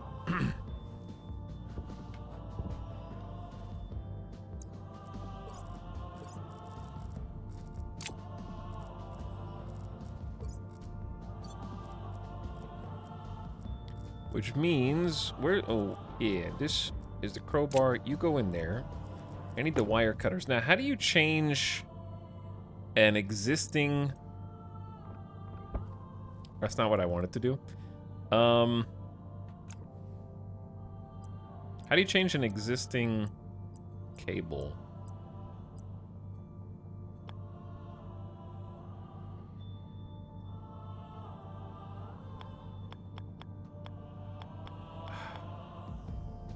You need more.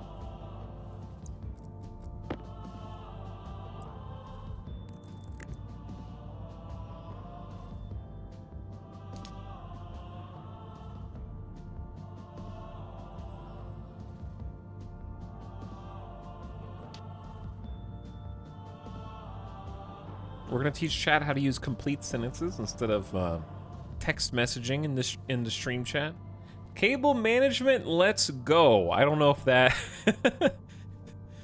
Maybe. The controls are actually kind of annoying for this, but I'm working on it.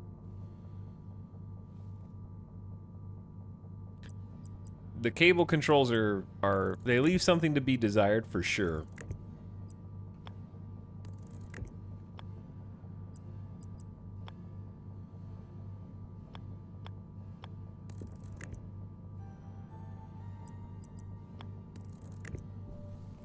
All right, so let's start there. And then we go up.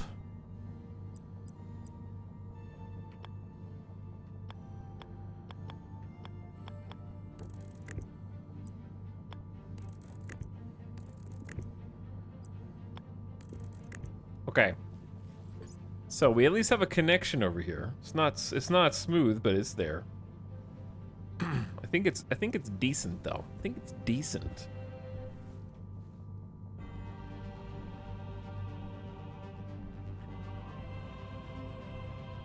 But anyway, chat. Airtime critical.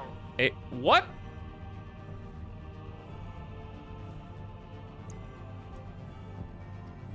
Air tank critical? What?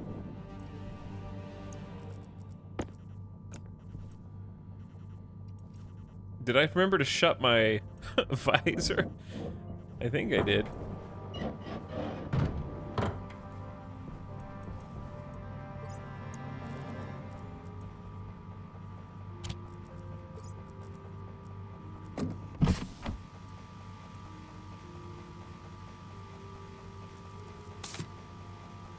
All right, I think we're good.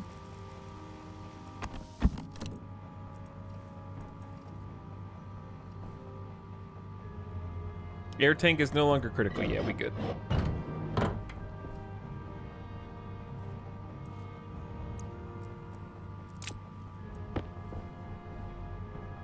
May as well drink some more. I feel like I gotta drink all the time.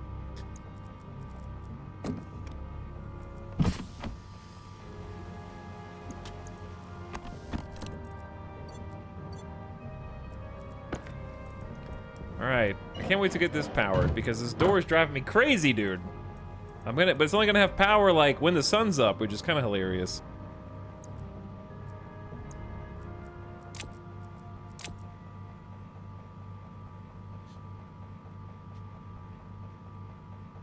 Alright, anyways, so if I wanted to get the other area power controller, which is somewhere, I don't know where. It might be on my backpack, it might be in a box. Who can say? Everything is incredibly disorganized. I don't remember if I picked it up or put it down. I used to have 2 in my pocket, and now I don't know. It's probably just on the ground over here. Yep. Okay. Where should it even go? Where should the second one go?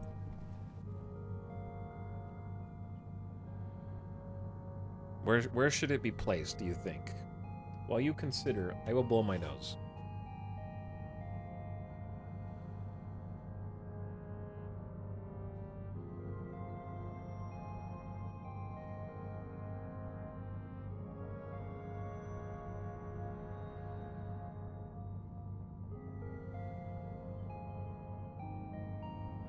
Okay.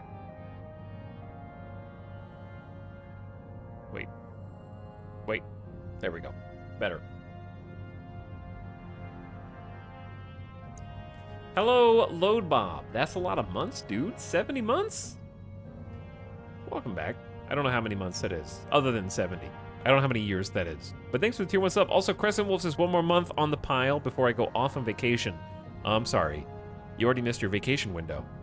Your vacation window was the week that I wasn't streaming, and now that I'm streaming again, vacation's over. So next year, maybe try to line that up better. I am afraid we can't give you any time off.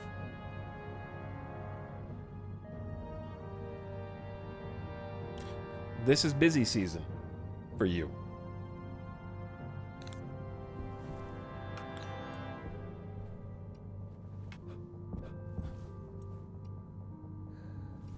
So I've already got 1 area power control here. Putting the other one up honestly just seems like min-max bullshit right now, so I'm just gonna say I don't really care that much about it because I don't need it at the moment, and I don't feel like trying to force that in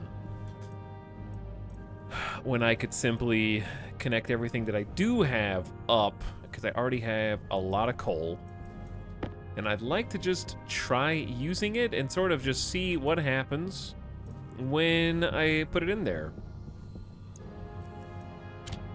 Coal goes in. Now what? Now what, genius? I don't know.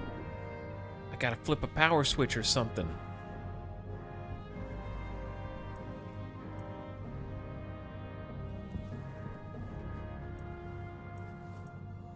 Alright, there we go. I found it. The generator is making cool little whoosh lines. Speed lines. Okay. I have no idea what this arc furnace does. Oh, wait a second. Maybe I do. I bet this is just like your Minecraft furnace that makes ingots. I also have no idea what an auto lathe does. Screwdriver and printer mod required to upgrade. What does this do? Empty can, kit, frames, access. Okay, this is our crafting table. Ooh, this is our crafting table. Okay. Let's see. I can craft egg cartons right now. That seems very important for our continued survival.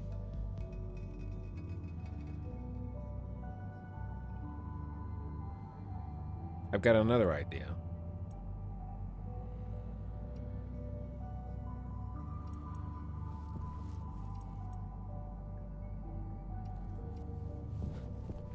I'm gonna build some ladders. How much coal did that use? They used like 17 coal in that brief amount of time? Wow. Uh-oh. That's not good. I barely turned it on, bro.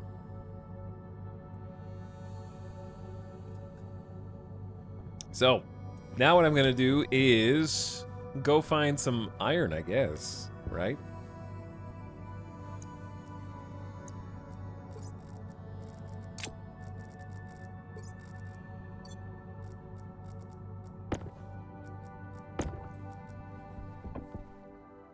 Has this been on the whole time?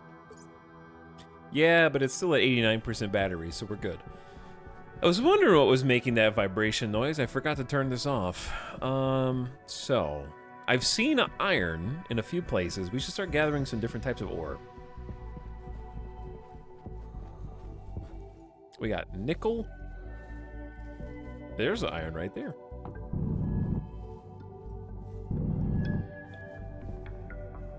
Cobalt? Copper? I assume that copper is probably fine to have as well.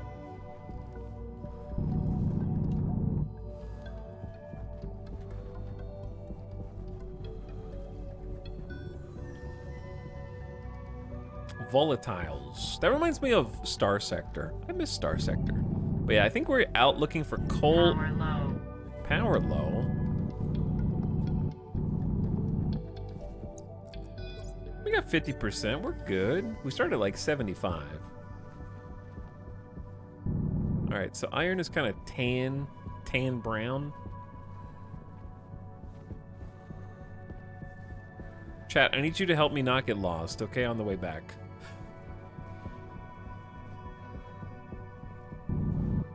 That's lead. Okay.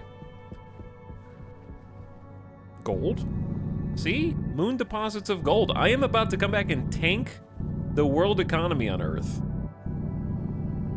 I'm bringing back all of this gold.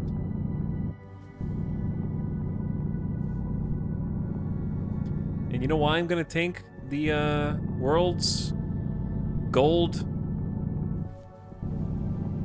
markets? Because those markets are only in place to hold the common person down, chat. All right, and by crashing the world economy's dependence on gold, I will free us all. Anyway, base is right there. So true. So true. Isn't it weird that gambling is illegal in most states, but the stock market isn't? Like, why do we have... Like, okay, let's put it like this. The stock market doesn't let you gamble in casinos for the same reason that Las Vegas doesn't allow you to play the lottery. There's no lottery in Las Vegas or Nevada, I think. Because it would take money away from the other one. Same reason.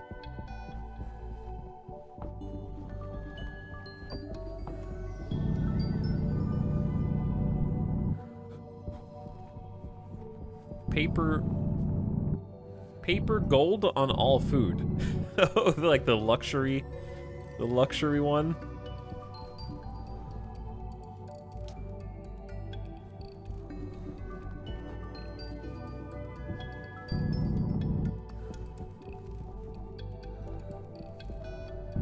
All right, how much I don't know how much iron it is to do one ingot.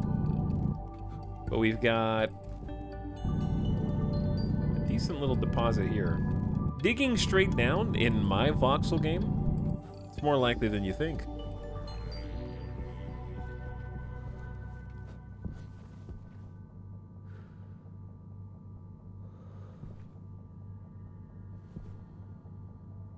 Okay, we don't need the flashlight anymore. I can finally eat those gold-crusted donuts. Yeah, I got some more for you right here. Just take a bite out of this.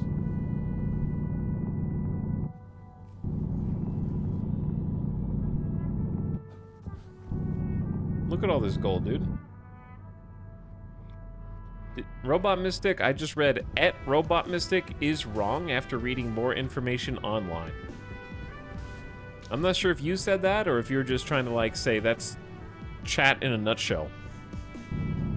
You are a member of chat, so I guess that checks out. @Chat. Air tank low. Chat is wrong after reading more information online.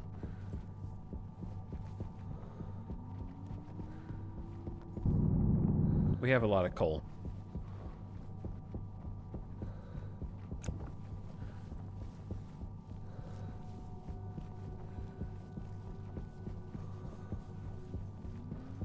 A quick Google search led me to the Nevada Lottery website. Oh. Wrong after reading more information online. Yep.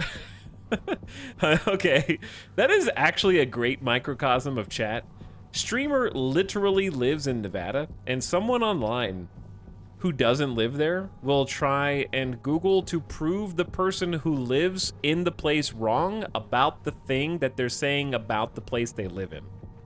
And then quickly post that into the chat. That's very much like a classic chat reaction right there.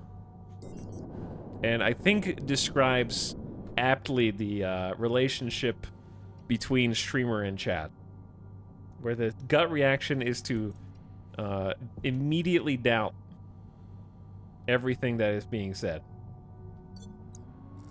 even without a reason to do so. I actually have a decent amount of iron here. Okay, why does it say my O2 is low?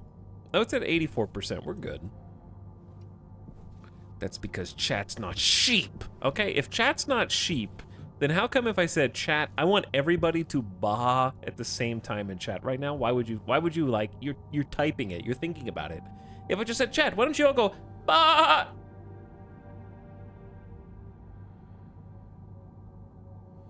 Chat is not sheep, by the way.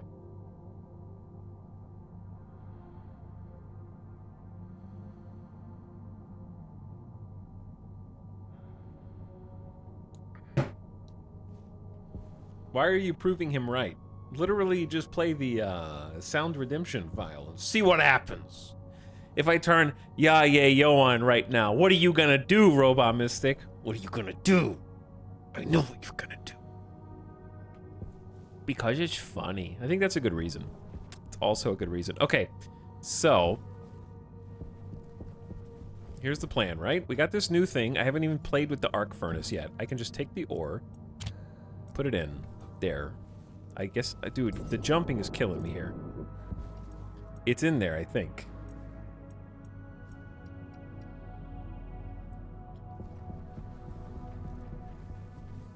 Turn this on. Generator's on.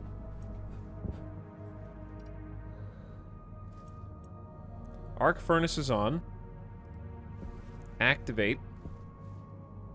I don't know what is. I guess it's working because it's glowing orange.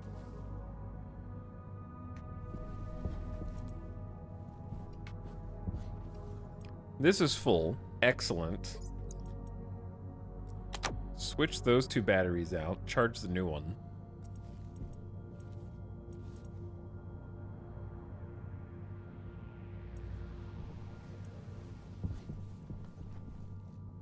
I don't know how long this takes, actually. We might need to feed this, like, more coal. I don't know how to feed this more coal, actually. Do you have to turn it off to give it coal?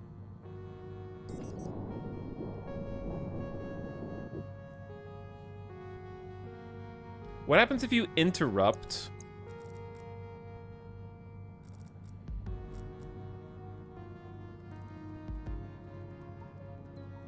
What happens if you interrupt the power of the other thing?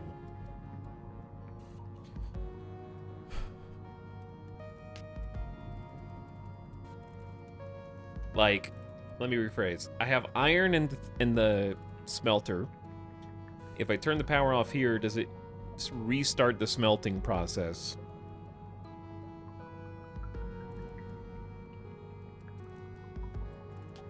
Furnace will run on battery for a bit. All right. And that thing opens up when it goes to 0. It goes fast. It does go fast. I got 50 more coal.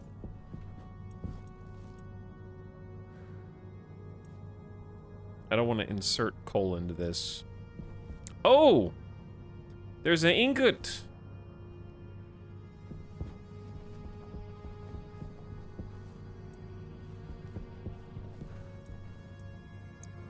It pooped it out the side. I see. I see. Okay. So I got 50 Gs of iron.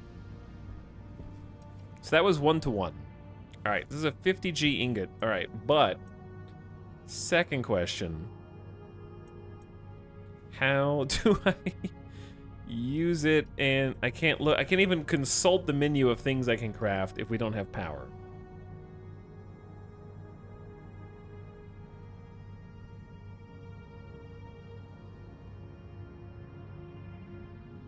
I need to like see the menu of what I can even make, but I have to turn the power on, and I feel like there's a timer. Yeah, I'm not worried about putting the ingredient in yet.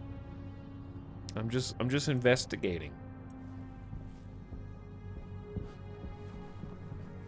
I got a stack of 50.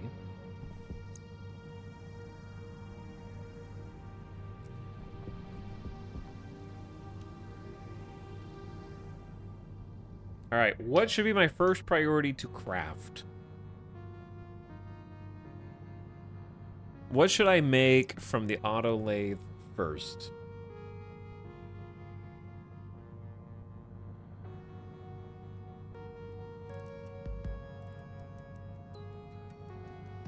I guess I need to see a list of things so that I can figure that out. Let's just turn this on. I can go find more coal if I need to. I just need to look at the list.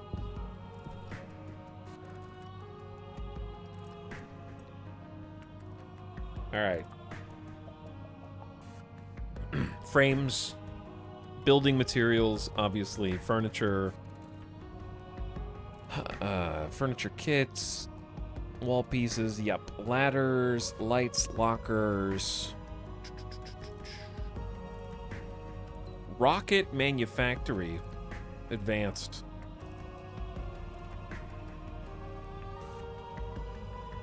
Tools? All right, hang on. Let's just turn this off.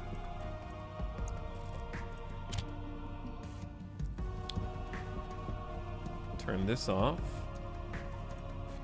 We used 10 out of 50. Okay. Not the end of the world.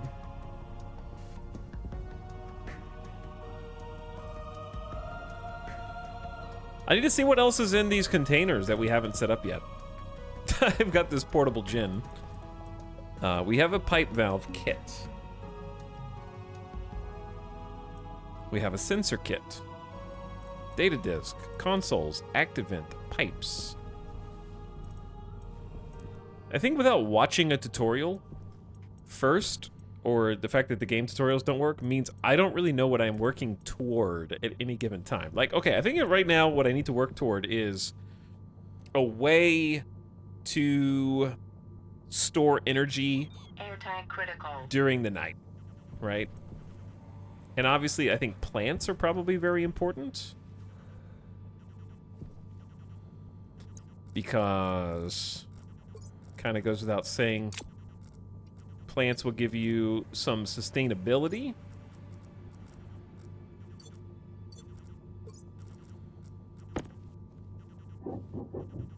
But yeah, having like full-time power would be great.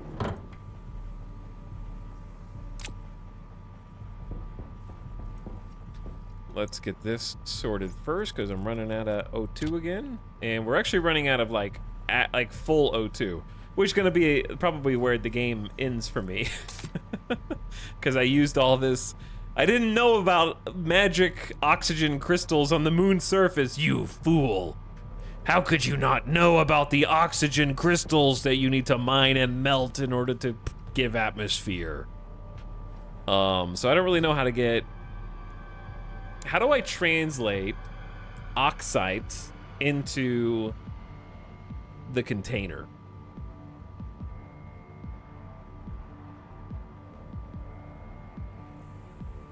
You need oxygen into your tank. Those bits are made by the Bender. The Bender. The mysterious Bender. We gotta go on the Bender. Wow, what's up, Nublot? Thank you for 5 months. I appreciate the Prime subscription. Welcome to the Figure Things Out stream. Kit, hydraulic pipe bender builds all atmospheric kits and pipes. Okay, that's the information that I'm probably in need of. So, the real question is...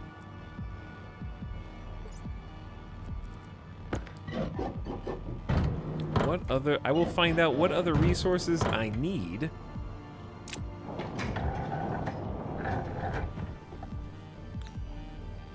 to make that. So I'm just going to start by turning this back on. Generator's back on. Pipe? Bender. He's iron, 2 Gs of gold, and 10 Gs of copper.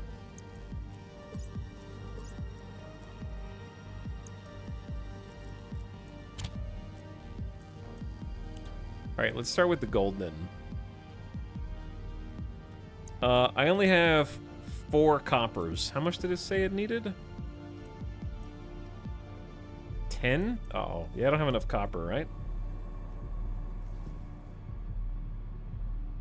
Why don't you connect electricity to the door? Because right now, I'm not leaving the electricity on. And I just don't care enough to do it right now. I'm turning it off when I'm not using it. So it's kind of pointless. We don't have a sustainable source of power.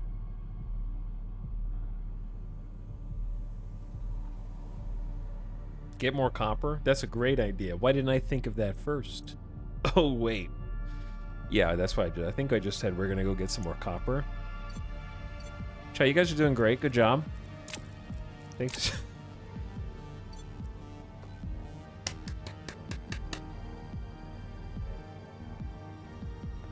Yay.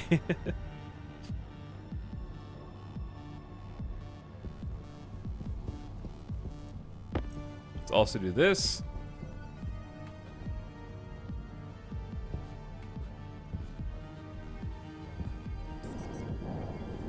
One day I'll run out of thruster pack.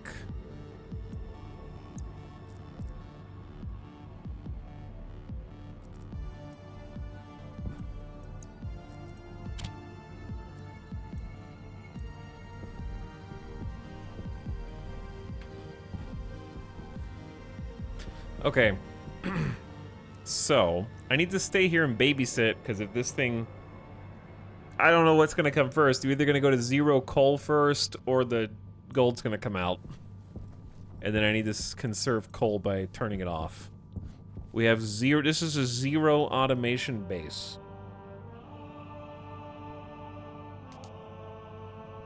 So, I'm going to observe. Scientific method style, you know? We have to watch and see what happens.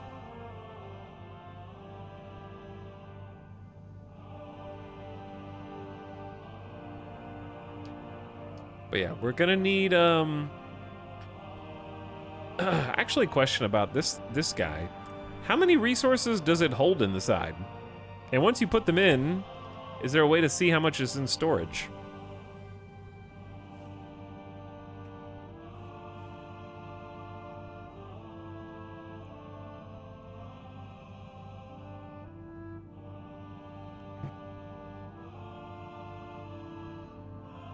I like that you can see the earth.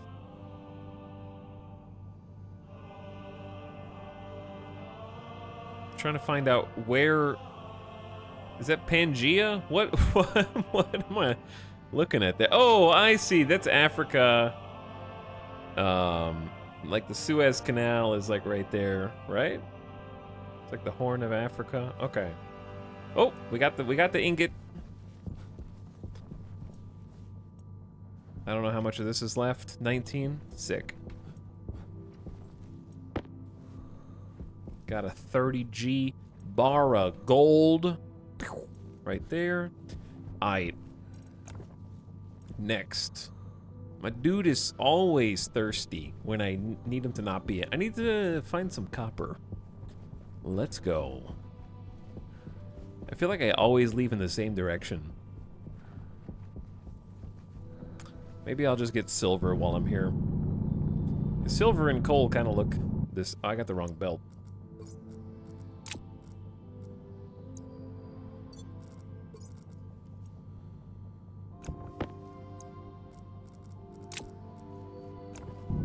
There we go. If you want to know how much is inside, you can look at the screen. All right, well, I didn't see where it said that, so I'll have to look closer next time. Ooh, huge moon jump. I feel like I'm gonna break my leg, so I'm gonna cushion my fall with the thrusters.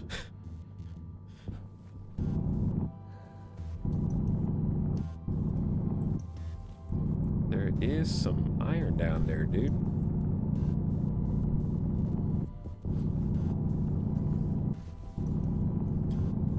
Some juice. Do you just keep following the trail until, I guess, like now? Like, I don't see anything else. This kind of a scary... This became a scary pit.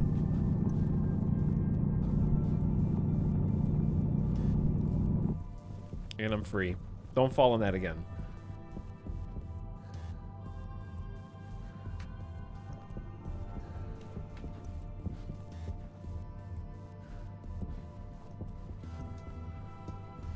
Okay, but we're not here for silver and iron, even though those are nice things. Not nitrite things. We have plenty of that stuff. This is volatiles. Looks like coal. Yeah. I mean, I need coal. That's it? Alright, cool. And then more iron and more coal.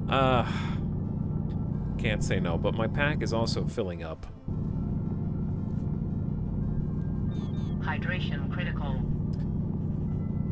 You'll be fine, dude.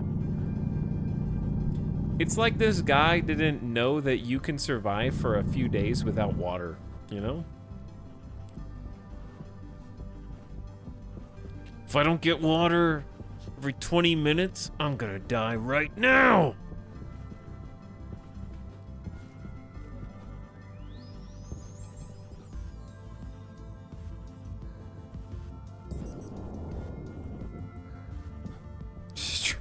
Stress response to being... Hey, we found copper.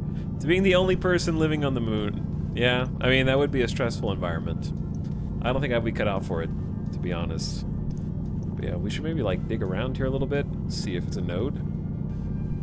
Because it is revealing some things. Air tank low. All the things simultaneously, dude.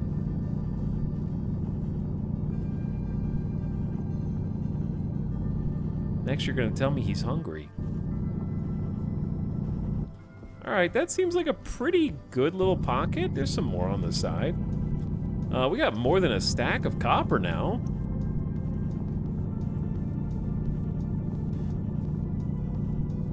Okay, that's good. Now, where's my house? Now, chat, where do I live? I think I live back this way. Classic. To be fair, it is extremely easy to get lost in this game because the render distance is incredibly low.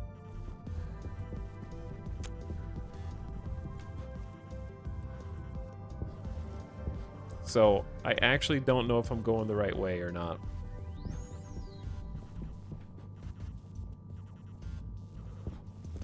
So I'm just gonna swing a wide circle Is it time to set up a beacon?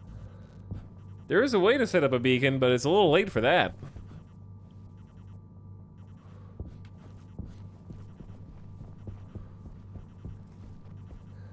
Looking forward to dying out here after losing track of my base. Yeah, now I'm lost. Actually, though.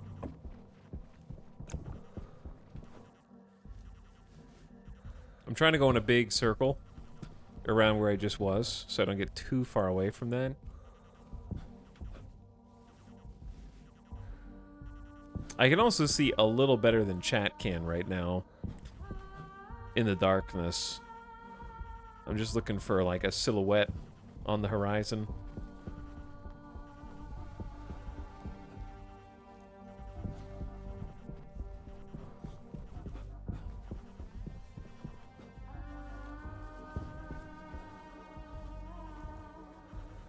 Or I could find some little pockets of places that I've already mined.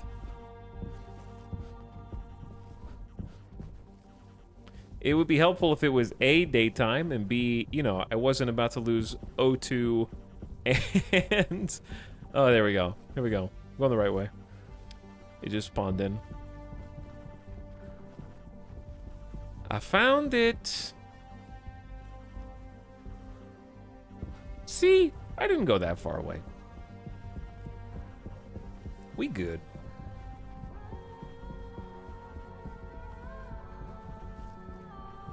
It is just real dark right now. Okay, I'm back. Let's do two things. Number one, top off the generator's coal. Turn the generator on. Hello, son. Put some copper to be smelted. Okay, turn this guy on. Feed gold into the crafting table.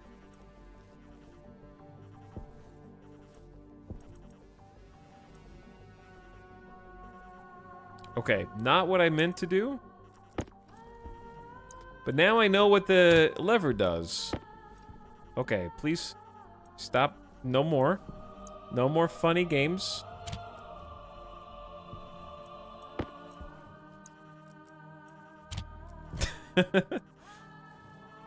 Alright, while this is still churning, why don't we go and have a drink?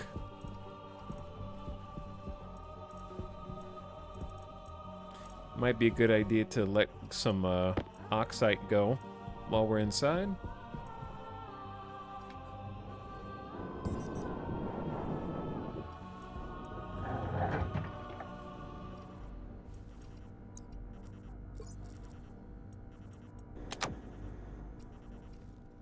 Okay. We need the other belt. Chaos. Chat, I'm holding the oxide and it's melting in here, which I guess does what I needed it to do. Sure. Yeah, that does what I needed it to do. Just not what I expected. Alright, I need to take my helmet. Have a little sippy. Now, all my water bottles in here are empty, but we have this liquid canister, right?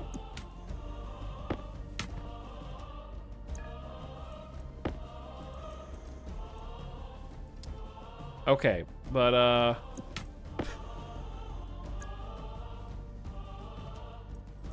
okay, so we have this liquid canister. And what I'm trying to do is give it some support. Can you not, like, attach the canister to the water bottle to refill it? Alright, how do I refill a water bottle? Comedy bottle. The pipe bender builds stuff to refill water bottles. Okay, so right now I'm just up a creek, I guess. Using gravity by opening the water canister and dripping it into a bottle? That's not possible, I don't think, without special technology, chat.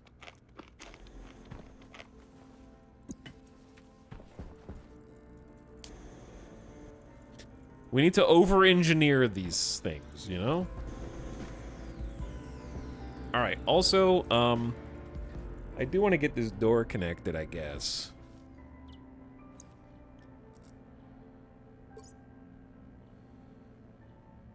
The problem is I think we just used up all the coal that I currently have for power. But we have some solar power right now. Hold on, hold on. Priorities. My helmet? Low pressure. Oxygen critical. We're good, we're good, we're good. We're good, bro. We're all good.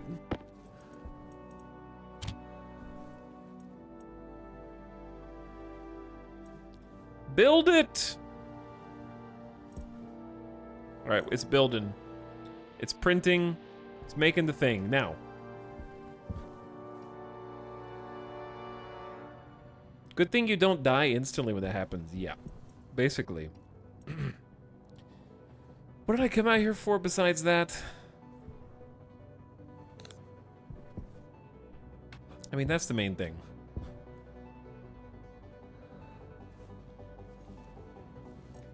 Oh, the, connection here. I don't know how to modify an existing cable.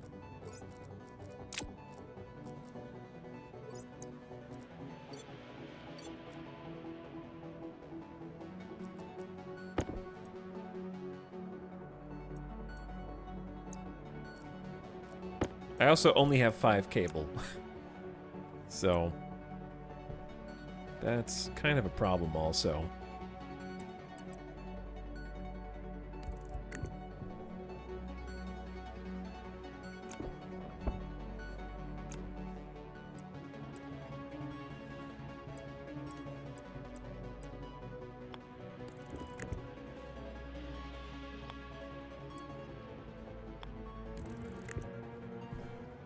That's not the one that I wanted to do.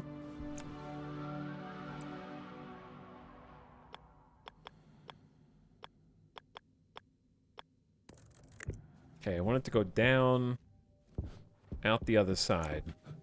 Oh my god. Why are we getting super jumped? Somebody on the trampoline's double jumping me, Mom. And they're trying to get me killed, Mom. Alright, where's my output here?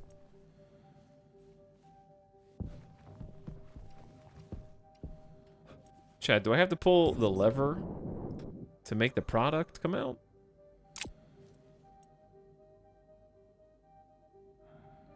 You canceled the print job.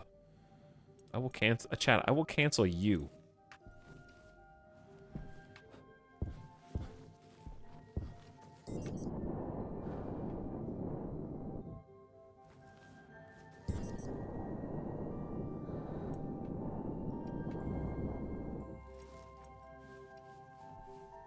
Okay.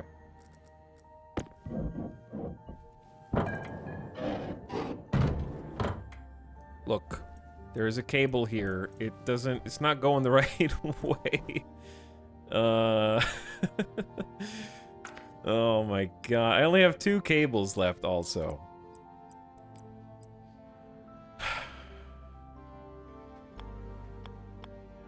It's beautiful. It's beautiful. Just a hanging wire. I don't even know how to make it. Airtight critical. Yep, and we're out.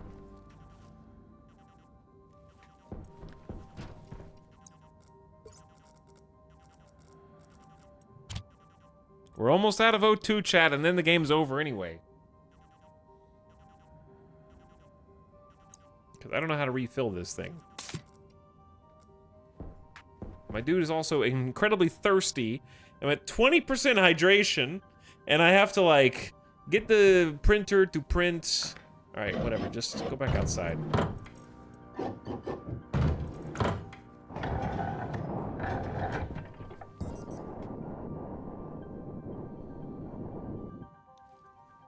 This thing's taking forever. Is the end goal to build a rocket? No, you can build. Hydration critical. You can build a station. I don't know if that's the. I don't know. Maybe I wouldn't call it the end goal per se.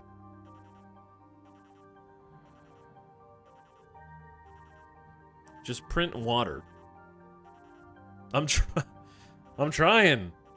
I'm trying to print the water right now. Look at it. It's in the process, man.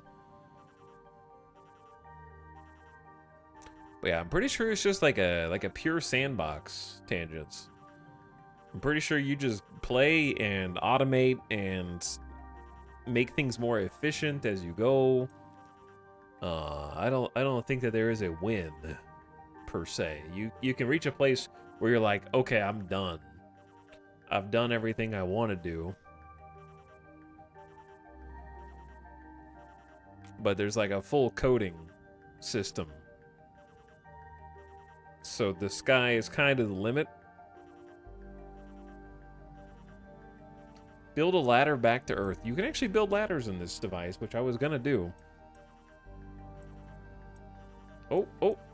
Gotcha. Okay, so does this thing go inside or outside?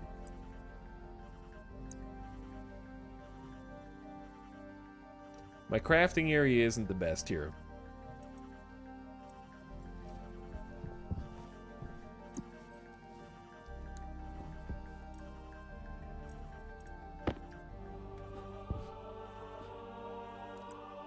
Sometimes I feel like the gravity changes.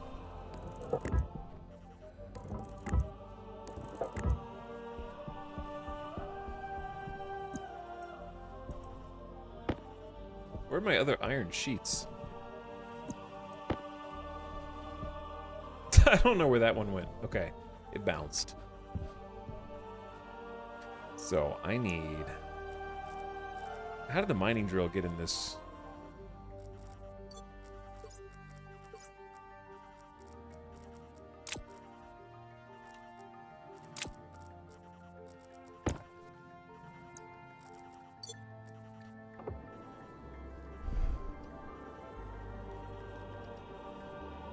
Need iron sheets in right hand. Oh, these are plastic. Am I out of iron sheets? I just have one?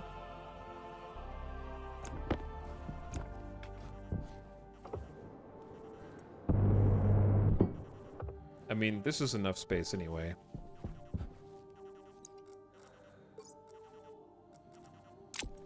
Okay, where's the thing? Pipe bender. It's getting dark.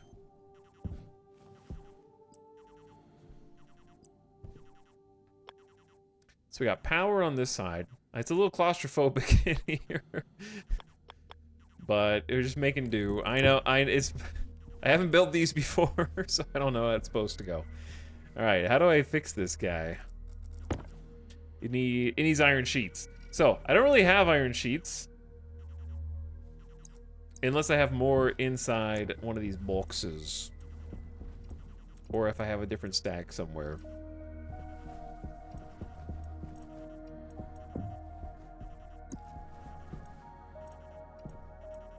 I may have used all the starter ones. Chad, there's too much pressure, bro. Too much pressure.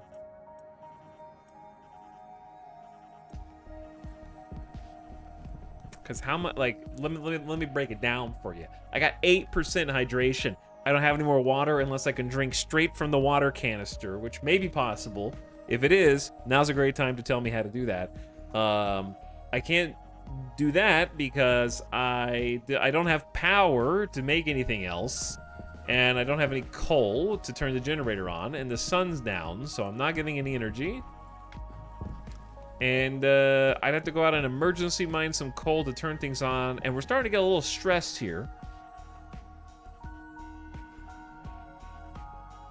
Starting to get a little stressed.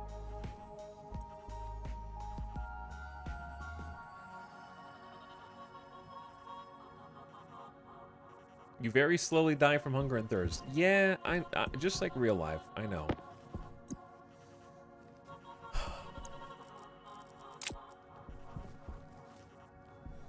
Okay, where is the other belt?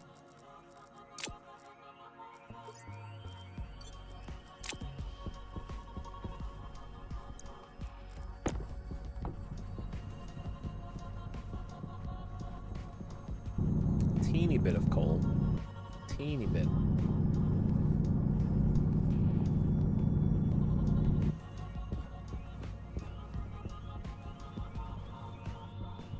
Cobalt. This game is unforgiving. Well, yeah, I mean, that's kind of like why you play it, right? Because you have to do everything and, like, earn everything, right? And you have to, like, kind of peel back the onion layer of the learning curve. It's like, you know what it reminds me of? It reminds me of your first game of Oxygen Not Included. Your first game of Oni.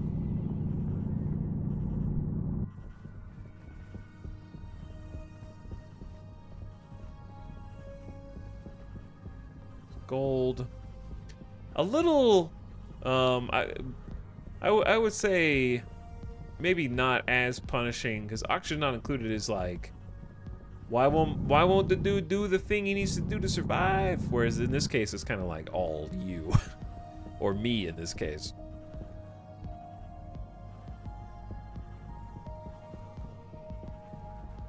Alright, how much do I have? I have 43.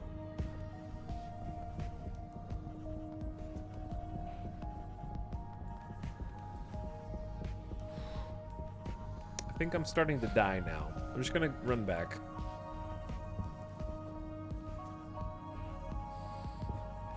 Air tank low.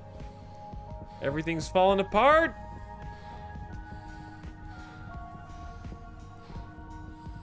Wait, am I even going the right way?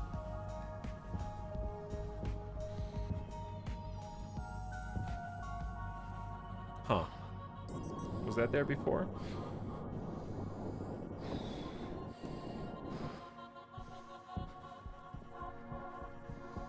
Yeah, I don't remember which way the base is now. I'm lost. There's too much pressure.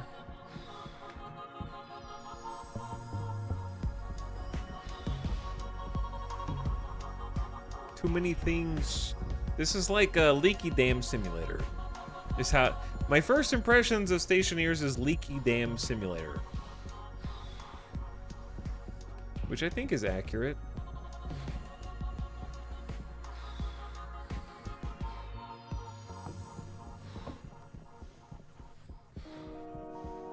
Sounds like Cult of the Lamb. where there's just always like another leak that you need to fix or tape over.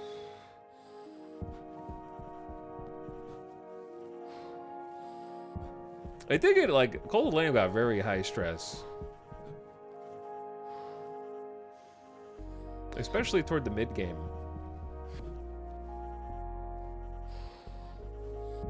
It's gone, chat.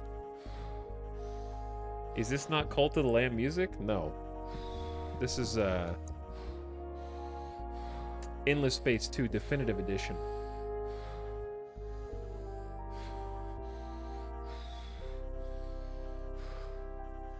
A little different. A little different.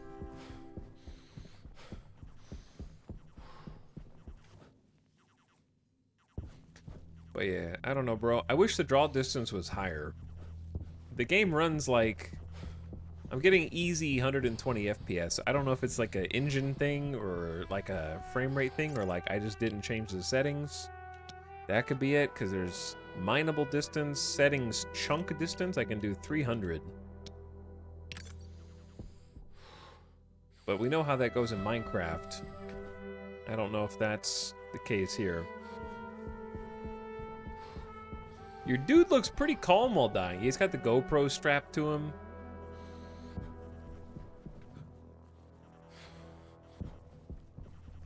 He's doing just like his little arm pump and run.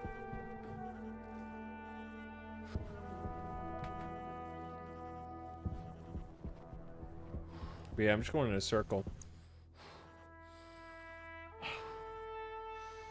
Okay. I accept my demise. Chat wants me to fly higher to see my base. Oh yeah, it's easy. Let's see if we can get off the moon with thrust like in Kerbal. pulling us back down. Apparently gravity is greater the further you are from the moon's surface. Which is interesting. Hold on, I want to try something. Is there fall damage in this game? I feel like if you fell from that distance on the moon, you'd probably break your legs. Even with moon gravity. Because the gravity would start, you start accelerating faster and faster, you know? Until eventually you hit terminal velocity. We are now in need of the salute as we sink emote. I don't have the final version of that actually. Cause yeah, I could paste that. I don't know if I have the edited version of it.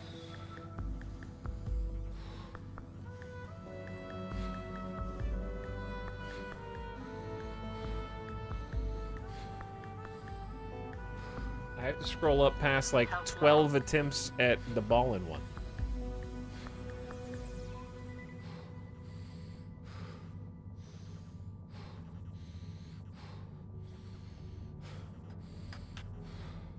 Here you go. I'll hook you up, chat.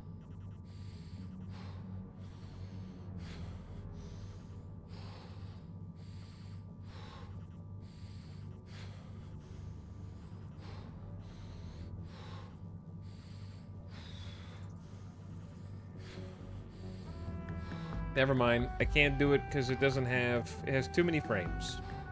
Twitch is stinky and won't let emotes in that have too many frames. Might have to, like, speed it up.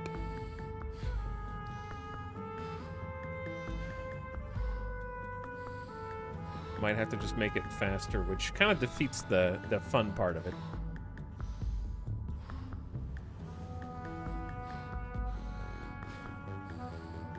You can only have 60 frame emotes on Twitch. It's very sad. Oh, this dude does take a while to die, huh? But yeah, he's dead anyway. Waste tank caution.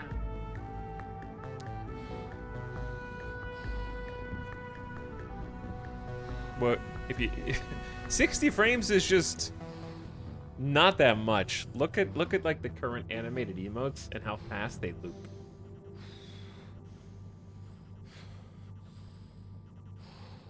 Pump It is an exception because it has like a perfect loop somehow.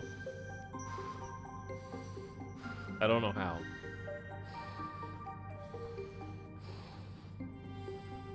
So it looks longer than it is.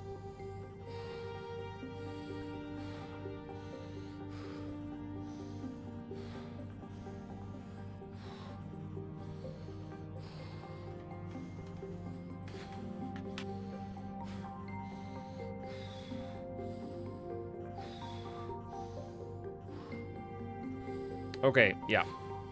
Yeah, I can't do it. Anyway, I am dead and my corpse is gonna be gone, and also we're gonna pretend that this is a hardcore run of Stationeer's tutorial and admit defeat.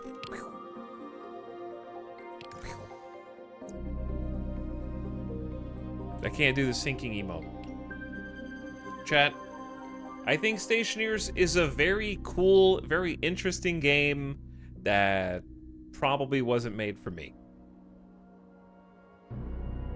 I think it's a very impressive game that the developers did not make specifically for me in mind. He hates it. I don't hate it. I think it's really cool. It's just really stressful. It's the kind of game that I enjoy watching Avic play more than I enjoy playing. You know what I'm saying?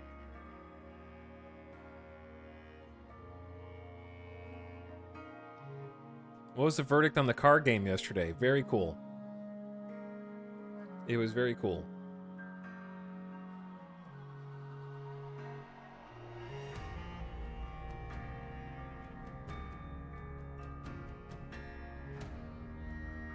I also, like, don't play a lot of survival sandbox games. Does that make sense? I play a lot of strategy sandbox games, but I don't play a lot of, like, gathering sandbox games. I think for me, the distinguishing factor is Stationeers. This is going to be a weird comparison, but tell me if I'm wrong. Stationeers reminds me of Dwarf Fortress, where there's a lot of things that you can, like, research and learn how to do, but your goals have to come directly from within, other than your immediate goals of survival. But yeah, it's possible that with some tutorials, it would have gone smoother. But I'm gonna do something else because it hasn't even been 5 hours yet. So we're just gonna like switch gears. But like I like Stationeers conceptually, and I think the execution is fun, and I even grew to like the inventory and the way that you move stuff around. I liked picking something out of my inventory and it becomes a 3D object that I can insert into another thing. But I do like, okay, I like Satisfactory. What is it? I think Stationeers is more anxiety driven at first. It makes me like nervous. I'm in a constant state of panic because something's flashing at me that I'm not doing right.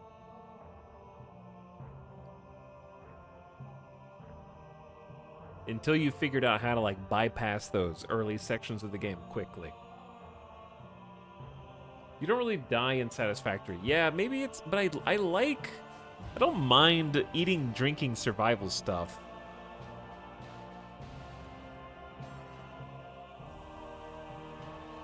Why are you so small? This is my World of Warcraft gnome.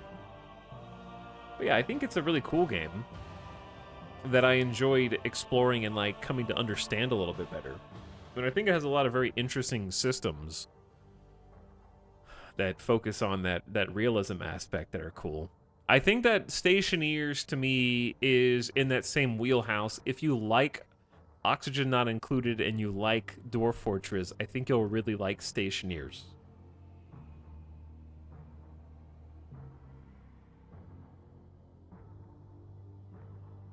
I feel like they're in a similar genre somehow. I just happen to not get a lot of entertainment out of.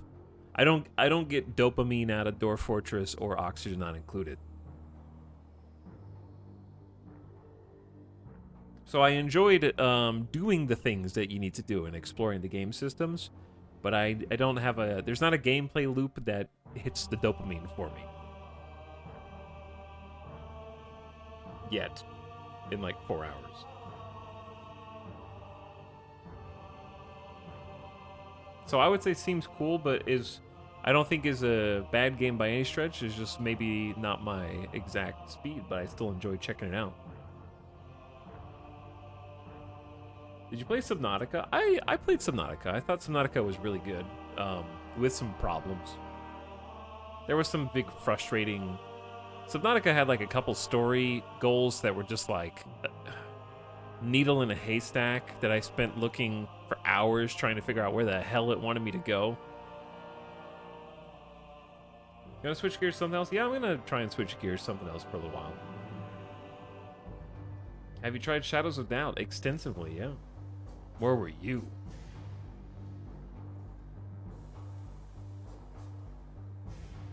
I think I like the core concepts of Stationeers. I just think that the things that I find frustrating about it are maybe things that players who love it prefer. That's why I say it might not be made for me. Because the things in this game that are finicky, that don't make sense, I find frustrating. And when I say don't make sense, I mean like logical A to B. Like, I have a water tank. It is useless without going through a process by which I need to power an auto lathe, create a pipe machine, use the pipe machine to have power to create a structure that will allow the water tank to refill a water bottle. Like it's a very roundabout progression system, and that doesn't have a logical ABC to me. When there's so many other things in the game that have a very like structured, sort of realistic vibe.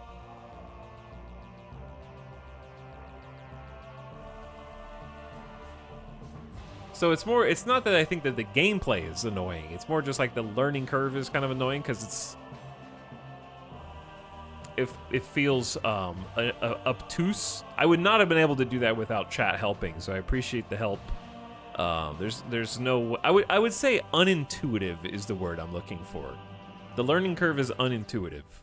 You need someone or something to tell you what you're supposed to do and how to do it. There's no way to really just like figure it out on your own without dying a bunch of times. And that's not necessarily because it's inherently so difficult, it's just like you need to have the exact order the developers intended for you to go about accomplishing those tasks. Think like back when Minecraft first came out and there was no crafting book. And you're like, how do I make a pickaxe? I will look up the recipe on the wiki kind of gameplay. Which sometimes can be fun and like there's a discovery element to that. But in this case, I think it's just like, there's a very specific ABC that you're supposed to do and you have to learn, otherwise you die. Like, for me, I was like, how do I get oxygen? Or rather, how do I take my helmet off to eat? I don't know. I guess I take the giant oxygen tank, put it in a room, seal the room, release oxygen so that I can open my mask. Okay, but no, you're not supposed to do that. You're actually supposed to go get the magic oxygen crystal on the moon's surface. You dummy. So the solutions to the problems in my mind are like, oh, well, we have a giant oxygen tank. We could just use that. Or like, no, it's the thing I made up instead. And I feel like that's the solution for a lot of the different gameplay obstacles.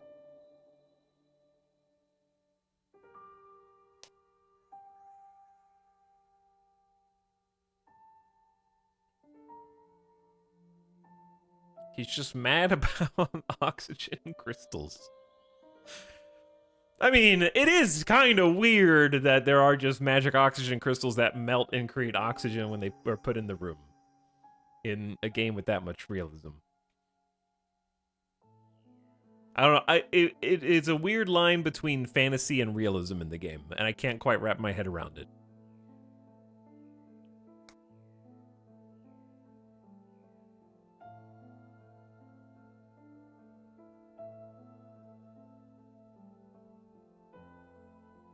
I like watching smart people play Stationeers. Yeah, I enjoy watching Avic try and get everything just so.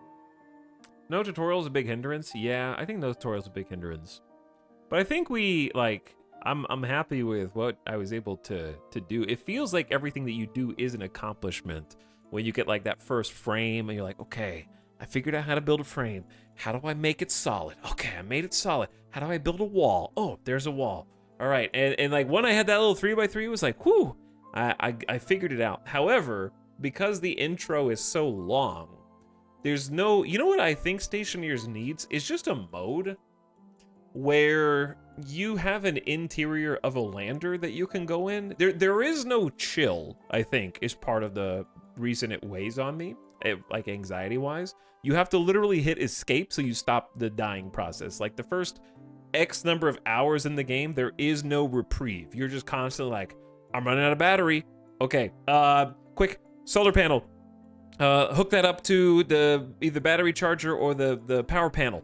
Okay, well, I figured out how to swap batteries. No, but my oxygen's running down. Okay, the giant tank, but I accidentally used that for to populate the room, so that's running out. Okay, how do I get oxygen? Like, you have like a dozen different problems, and there is no place like Subnautica, right? If you want to compare that, obviously Subnautica had a storyline and a campaign. Forget about that. It's just when you were in the ocean, danger, but when you went back to your pod, you could go, okay, let's just take a second and regroup. Like there kind of is no reprieve. There's no regroup area when you start Stationeers. You're just like punched in the face with the half a dozen things that you have to do or you die at the beginning of any campaign.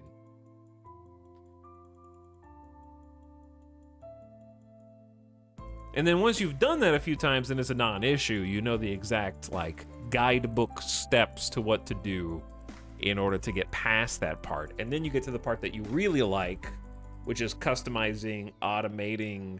You get that chill area because you've got a I was gonna say self-fulfilling, but like a self-sufficient base where you can go inside. You don't have to worry about running out of everything.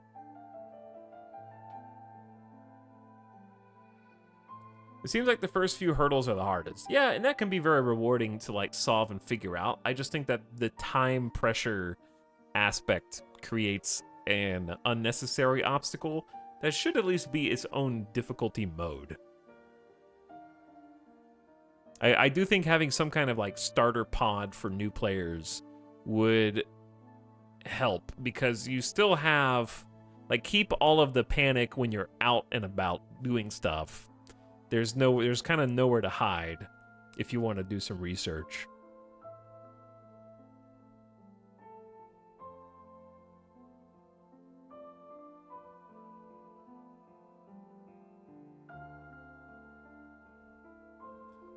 Easy mode's forgiving death-wise. I don't want to die in the game.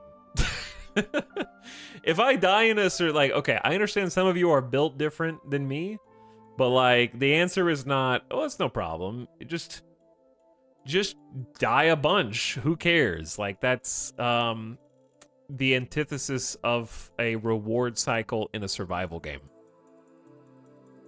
Right? That like doesn't make the player feel compelled to continue. You're just like, well, you know, just turn it to easy and die a dozen times. Like, who cares?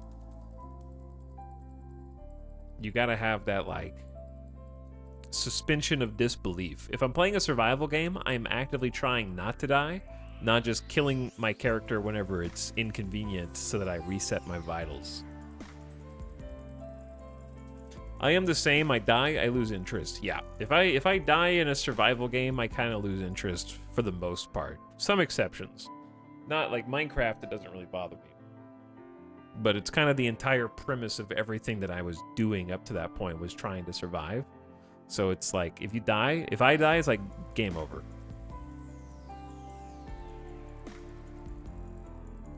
Valheim kind of just like identically stole Minecraft's revival system.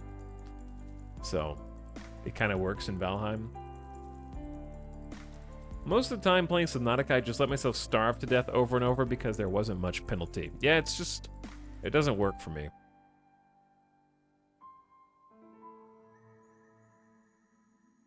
Doesn't really work for me. But but basically what the difficulty should do outside of like make death easier or not is it should change. Like easy makes you have lower oxygen, food, and water usage. Respawning is no issue. The problem is that the difficulty should come more. Okay, chat, here's an example. Have you ever loaded into survival in No Man's Sky before you really knew every little detail of the game? And then when the intro cutscene is revolving around your character, you hear your suit go off and go, whoop, whoop. Hazardous environment. And you start dying in the intro cutscene, and then when you finally get control of your character, you're like sprinting for cover because there's like a acid storm or something on the surface, and it's like, bro, whoa, I just got here. Like I think that it's the issue isn't that there needs to be a safe haven where you can always go back and get resources. The issue is that the panic to survive starts so fast. You only get 3 water bottles, and those go in less than 6 days. You get like more food than you can eat that one tomato sauce for a week straight, and it's still there. Like, but you run out of water. Like all the things, you run out of a few key resources at the beginning of this, where it feels like that same sensation of I'm getting killed in the cutscene when I first turn on the game. It's more about like how fast and how rapid it happens from the get-go. But that's just purely from a new player perspective. That will change very quickly now that if I started another game, it would go way faster to get back to that point, right? Because I already understand how that works. But I'm saying maybe like factor that into a difficulty setting as well. Or, I don't know, just make the tutorials work. Possibly. I can't believe the subathon's still going. That's crazy, dude. Did I miss the whole thing? I'm just about to pivot because I think Stationeers is a really cool game with a lot of very interesting systems that I enjoy knowing that it exists, but not necessarily playing moment to moment.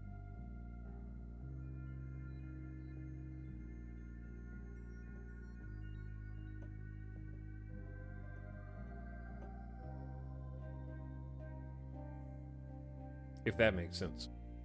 I think it is a very cool concept, and I think that there's clearly a lot of people who enjoy that, but I just can't, like, it reminds me of Oxygen Not Included. Which for some of you is like, wow, that's a great thing. And then for some of you, you'll kind of understand.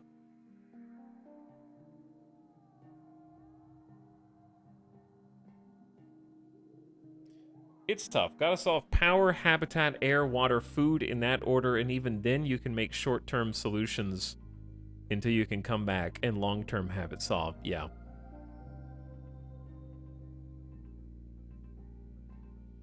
Okay. H-Star Killer, thank you for the 26 months. What up? I appreciate the Prime, and there was no Homestuck emote. Sorry. But yeah, chat, if this was still the subathon, I was supposed to check this out during the subathon at some point, and we gave it a lot more time here than I think it would have probably gotten on the subathon. But I want to change gears and maybe since we're in the subathon spirit, why don't we play a little bit? I'm gonna stream for a bit longer. Why don't we do a little bit of that Battle Brothers campaign that we were doing during the subathon? What do you think about that?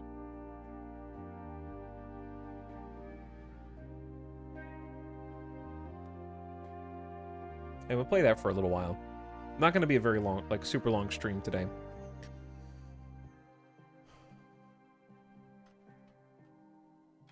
I'm a little tired. My brain hurts after trying to learn.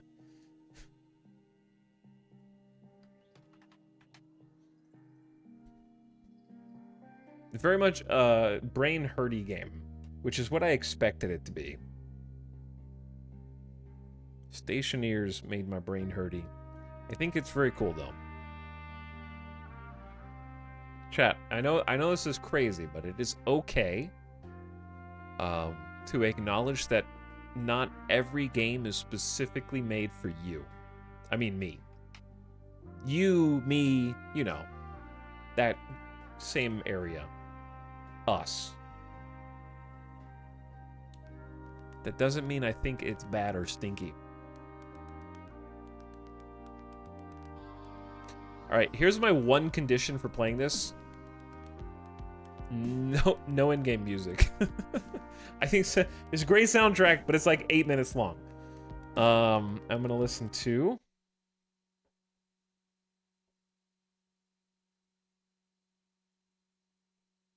Can we just pretend that it's still the subathon? Because I have all the same music that I want to listen to still.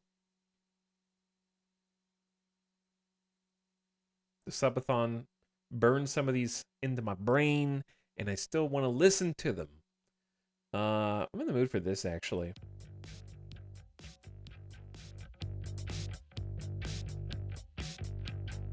Yeah, just throw up a random timer. Just any old timer is fine.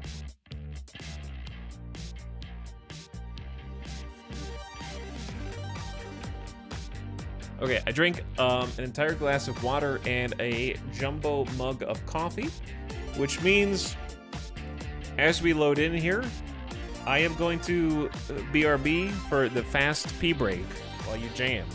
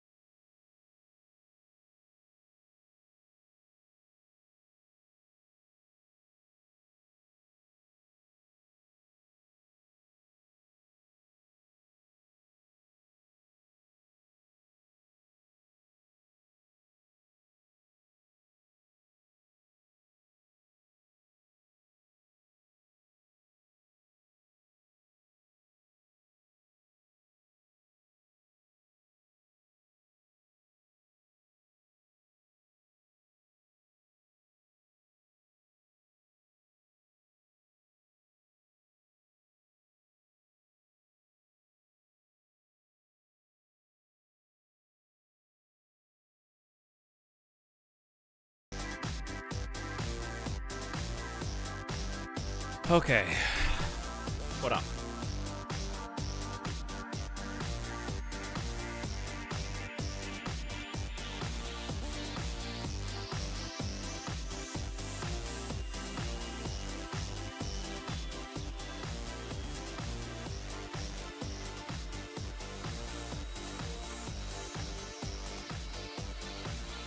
Yo, yo, yo.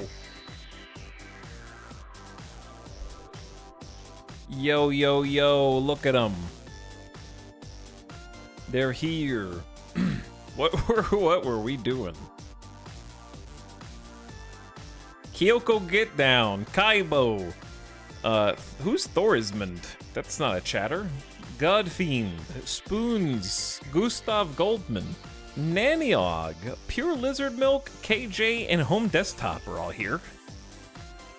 We need to name Thorismond. Which means, chat, you need to do some typing quick, fast. Hurry up and type something in the chat now. Quick. Go, go. I'm not gonna wait. I'm just gonna roll the dice. You better have already done the typing. Good job. All right. Nightbot, hello. There we go. Miss Lycidae has been picked at random by Nightbot.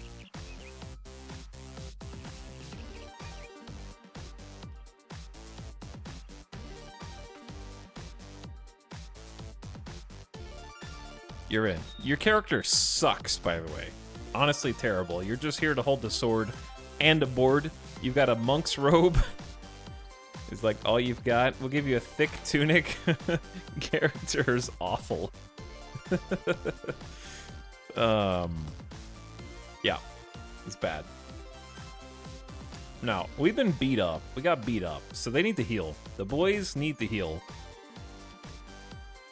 Our goal is to complete one more contract.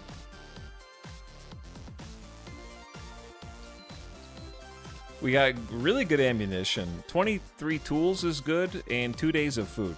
With a lot of money. Wow, where'd all this money come from? We actually are sitting pretty.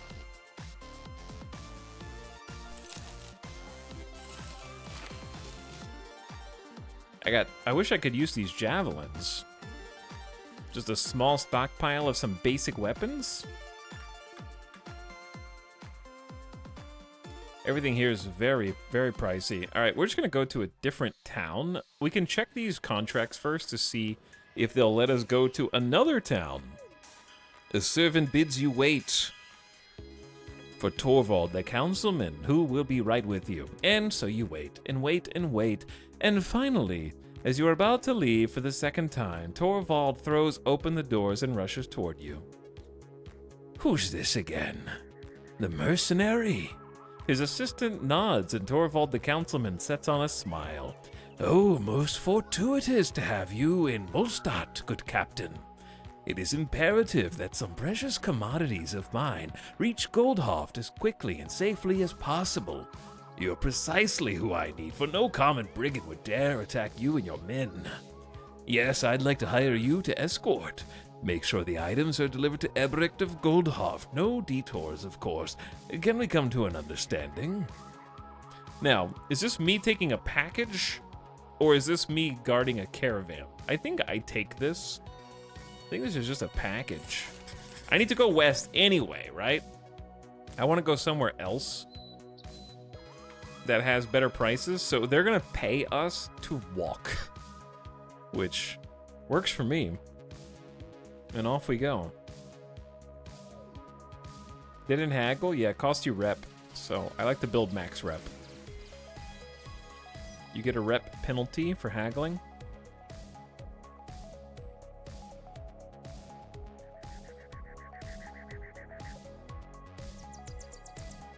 Yeah, this is not the Battle Brothers soundtrack, but it is what stimulates my brain right now.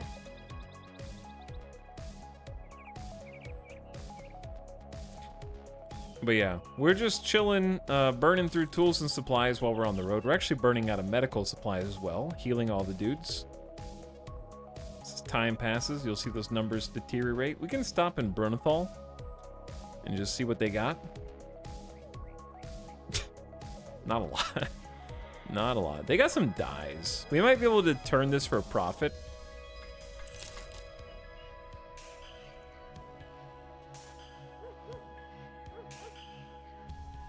I need some more meds and tools, but they're charging a premium here, unfortunately. However, they've got at cost food for the rice, or the grains, I should say. So we'll just get the grains to sustain us. We got 10 brothers in our company. Do I want to save my money, or do I want to gamba? If I get another brother, I need somebody who's gonna sit in the back line and go pew pew. I need a pew pew. These are cheap gamblers. All right, what do you got? Terrible range skill, but a star. 2-star melee defense. Low HP, low resolve. This guy kind of bad.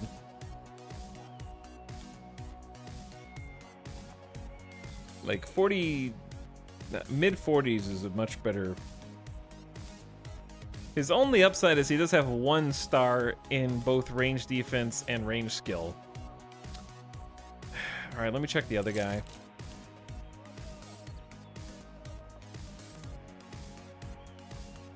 This character will turn tail on the first possible occasion and is very fragile. All right, you're getting fired. Awful, man. Alright, well this guy sucks, but he's just gonna have to be with us, I guess. I don't know.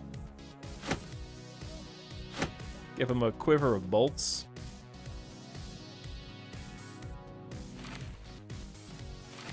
We don't really have any armor for you, boy. I'm sorry. Just some dude with a light crossbow, I guess.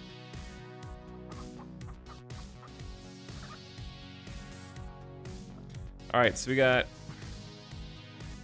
I think spacing these dudes out a little bit is a good idea.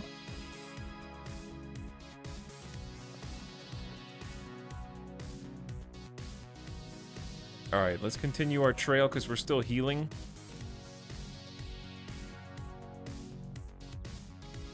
And we need some time because they got... I don't remember what our last fight was, but they got beat up. Maybe we can sell this dye for a profit. My problem with this game is I'm too picky with what bros I keep. I'll spend like 100 days in game with just 5 bros. Yeah, I mean, I love it when you get that perfect bro that just has awesome stats. It's like a unicorn though.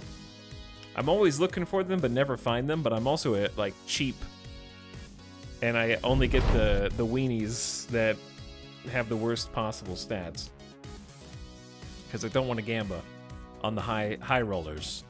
All right. We've made our package delivery.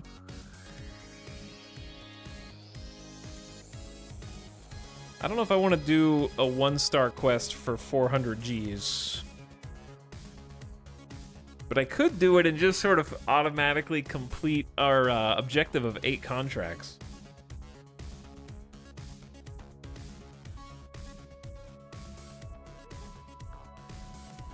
That'd be an easy way to finish that quest.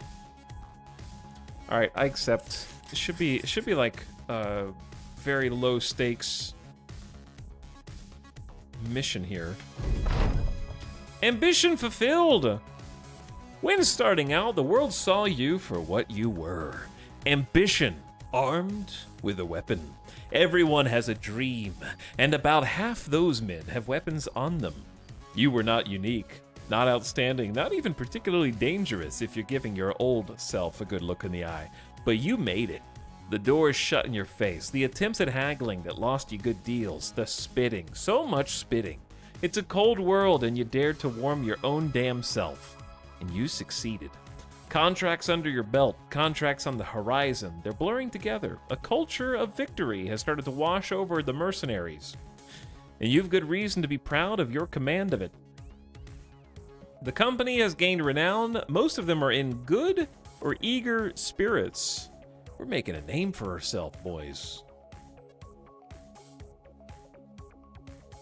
I have a lot of trouble getting past the mid-game tier 2 enemies. Yeah, that is a big filter, I'd say.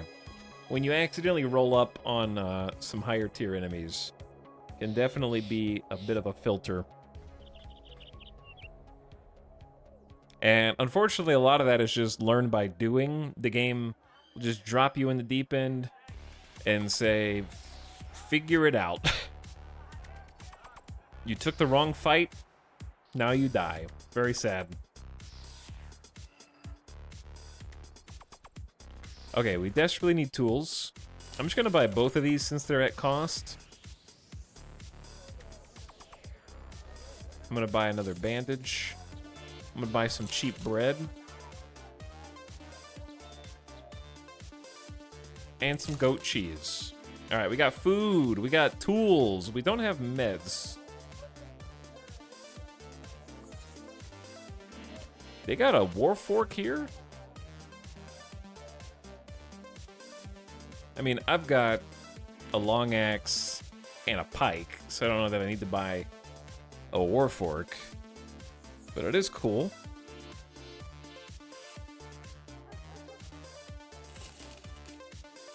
All right, we had to invest in our success.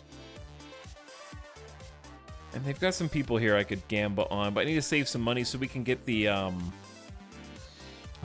think our next objective is to get the banner. The banner, though. Vacated dwellings, ancient ruins that cast shadows far over the surrounding. You send a few of the men into the ruins to find the flute of the debaucher. All of them return in a hurry, which is unusual as they have a strong inclination to dawdle about to eat up sunlight and earn an easy day's salary. Thankfully, one of them has the relic in hand. Unfortunately, they all look like they've seen a ghost. They need not explain the source of their horror, as a group of skittering, armor-clanking undead emerge from the ruins and level their spears at your company. To arms! Many ancient auxiliaries. Okay, but here's the thing. Ancient auxiliaries are normally kinda scary, but we outnumber them 11 to 7, okay? This was a level 1 quest. We should be healed, mostly. Okay, we're actually not as healed as I thought we were. But we should be healed enough. Our armor is mostly repaired. And we got dudes to help in the back.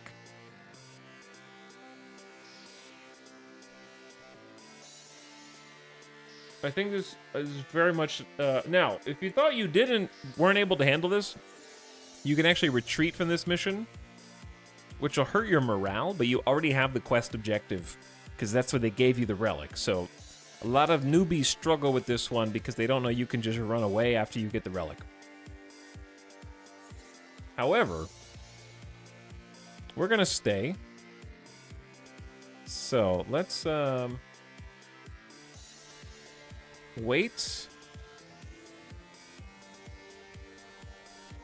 I think we're just gonna like chill. Well, if we go up, we have a nice couple nice choke points for them.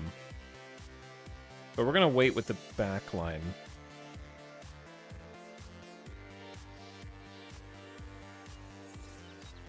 I think those all move down.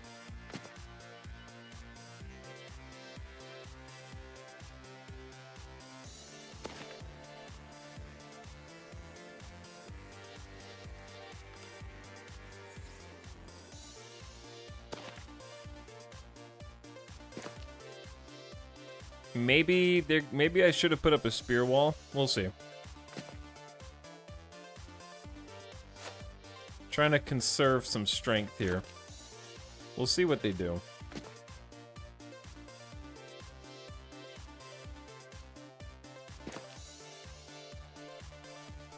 All right, they can't move that far. Or they're choosing not to. I don't think they can move that far.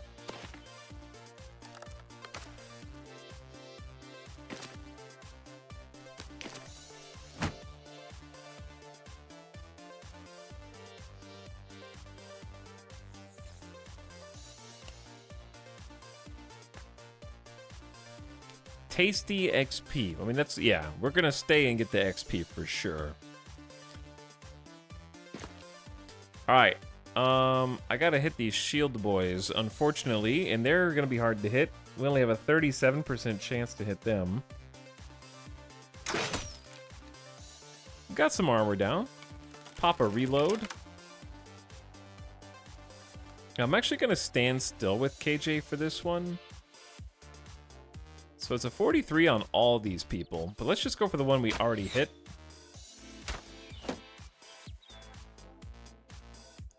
And then just hang back is fine. Alright, pure lizard milk. You just need to be able to hit that spot right there. Should be easy. So we're gonna wait and come back to you at the end of your turn. Now, I say, Shield brothers. You need only. well, Miss Lissaday is not a shield brother, unfortunately. You're level 1, but don't worry. Your shield brothers are here. Well, actually, you only have Godfiend. Gustav is a shield bro. Shield expert with a 25% bonus shield defense. Yeah, that's what I was thinking of when I started saying that. But we're just going to tank the first hit and then wait with the people in the back line. And then Spoons. Spoons, I believe in your spear wall, actually. I don't know if I believe in your spear wall and shield wall simultaneously. I believe in your spear wall. All right, we're gonna wait on Kaibo. Because we got a double spear wall here. I believe, dude. Godfiend, you're a true shield, bro. And you're at least buffing Miss Lissaday. Oh yeah, I believe in the spears, dude. Okay, already failed. That was a 53% chance. One spear's already failed. 37% chance to hit these dudes, and somehow... is Kunabert a chatter, or is that the person I just hired and then didn't name? I can't name them in this, apparently.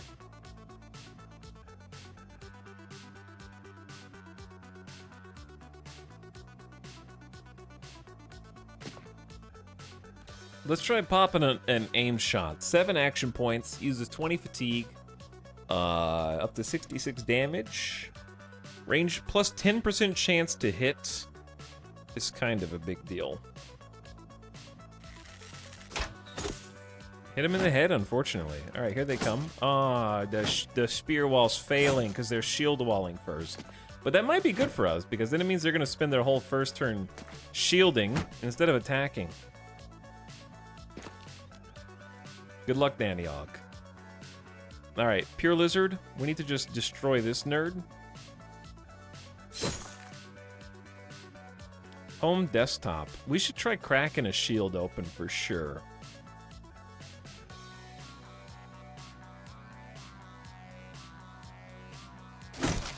It's gonna take 2 turns, but I think it's worth. All right, Kaibo, you just hit above the shield. It's easy, bro. It's so easy.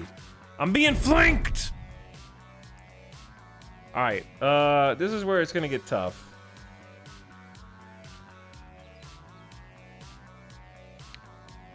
Miss Lissaday, you're kind of weak and you have bad armor, so I'm just gonna have you shield wall and do 1 attack. Good kill. Clean kill. Okay. I should have attacked first, I guess, because of that. Gustav has still got a pierced cheek. Your recovery is not great. We're gonna shield you. We only have a 25% chance to attack these nerds. I think we just shield wall and chill instead of waste fatigue on a 20%. Oh my god, 17. These guys' defense is okay, Kunabert sucks, though. We have to remember. Kunabert sucks. Still only 28.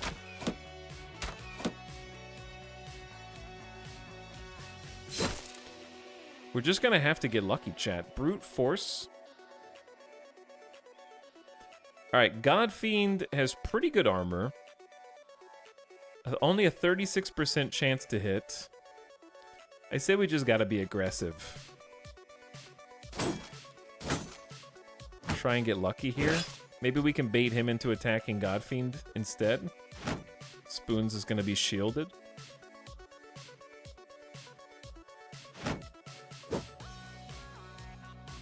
Oh yeah, I forgot that Kyoko was surrounded, which is not great. Kyoko's spear wall really didn't do that good for us. All right, broke the guy's shield.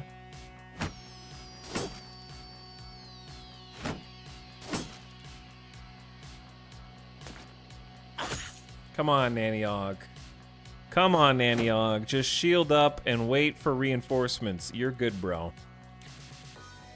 All right, this dude doesn't even have a shield. But Kyoko is kind of getting double teamed here, so we're just going to have to chill while we do that, yeah? Yeah. While we do that.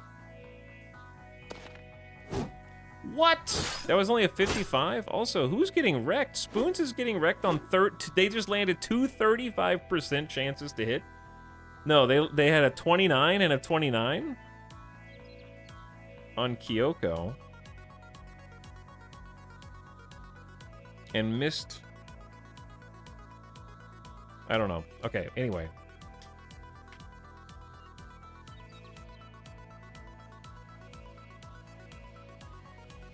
It's me!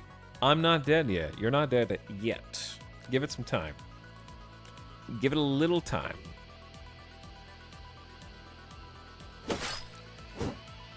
See, now we gotta be a little more aggressive here. Because we are also getting confident, which is plus 10% to melee skills, so we're getting more accurate. I can't get an angle on this guy.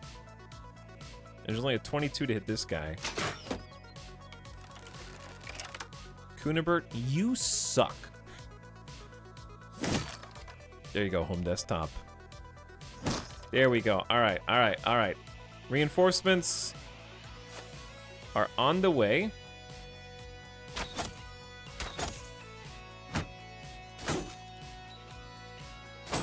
Just gotta hang in there on the bottom flank. You're not hanging in there.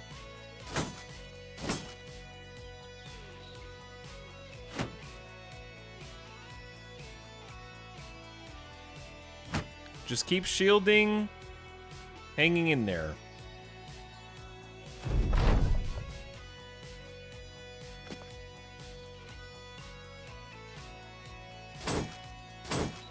We will break through their shields eventually, dude.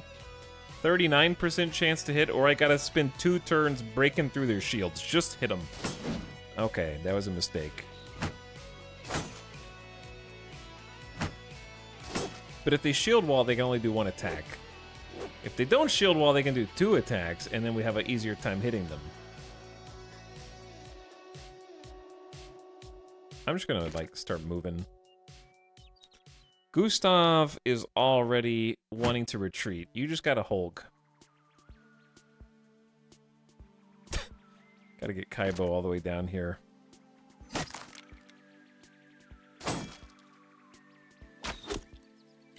Arrows are not great against skeletons. Who could have foreseen this? There we go. All right. Nanny-Og, you just gotta survive like 1 more turn, bro. I'm gonna have Spoons like back up, get out of the way, because he's kind of weak. No offense, Spoons.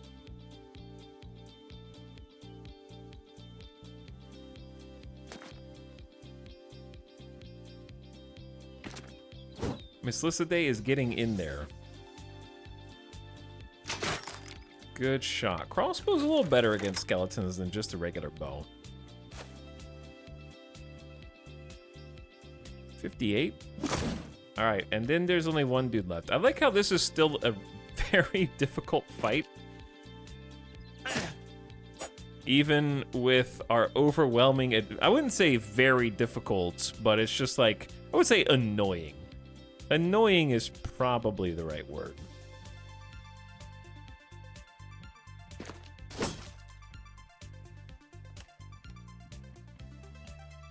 All right, Kyoko is a little wounded.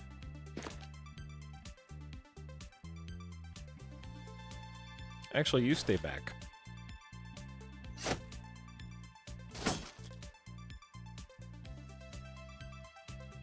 It's just like, even though we have them completely surrounded, it's sort of just difficult to get into position to kill this guy.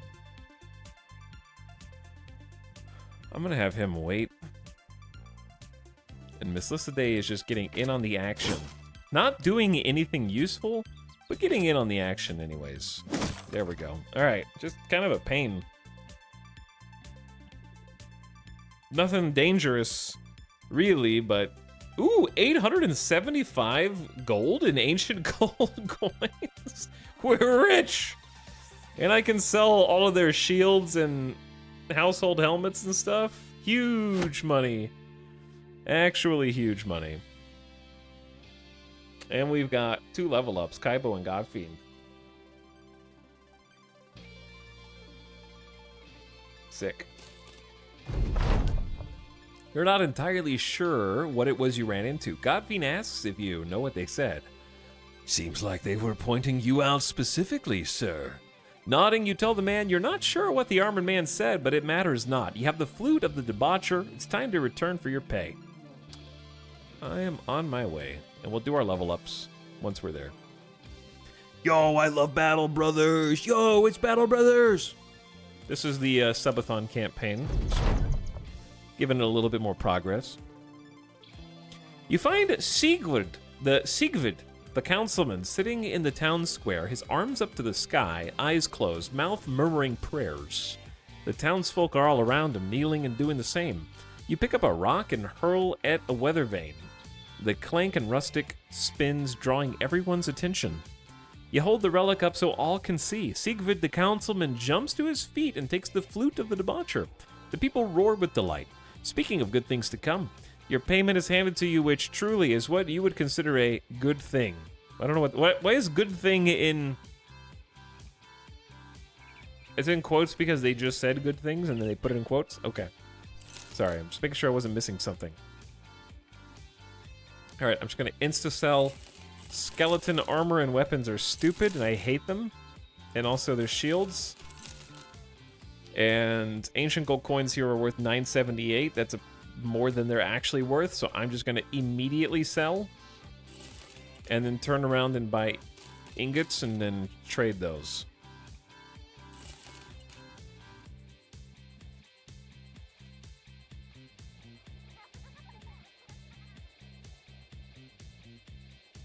Yeah, those coins are that's crazy loot. Actually crazy loot. Okay, Kaibo.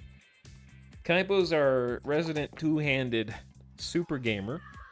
So we need to keep his melee defense high. We kind of need to keep his range defense high.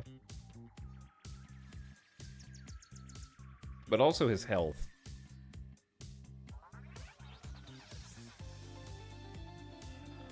Yeah, the ancient coins are like more than I got paid for the mission. Because normally you don't fight those guys, you run away. So if you run away, you don't get the loot. So you stick around and get the loot. That was incredible value, though. What do I pick for my third one here for a two-handed no-shield guy? Do I go 3 HP or do I go range defense?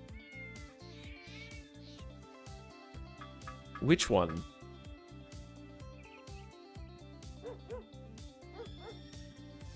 Because he does have Colossus, I think. I pick Resolve here. I don't hate Resolve getting above 50. But I think you need sometimes to reprioritize if you're trying to do a no-shield guy.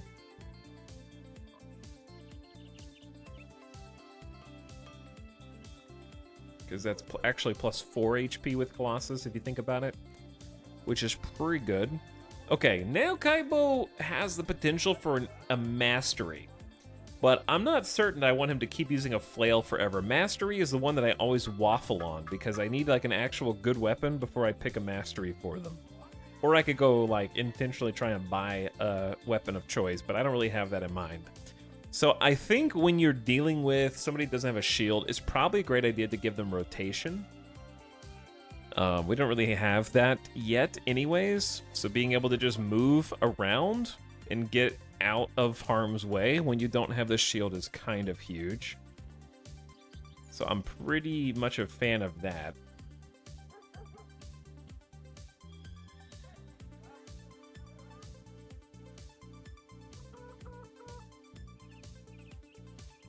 Otherwise, I'd say Brawny is good. Fatigue, well, no, that's not the one I'm thinking of.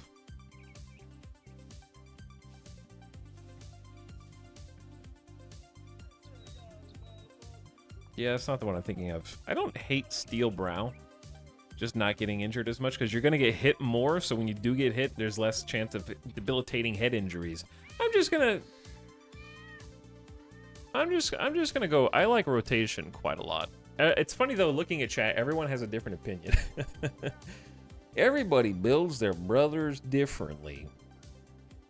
But I like rotation for these dudes, because if they get stuck in the wrong fight, you can push the ejectors button, which I think is huge. Alright, Godfiend. Look at this melee god.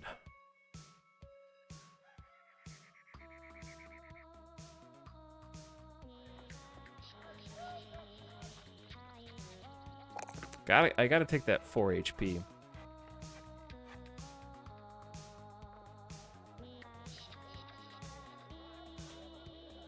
Do I take +2 melee defense here, or do I take even more fatigue so he can just wear draped in armor eventually? Godfiend's got decent stats.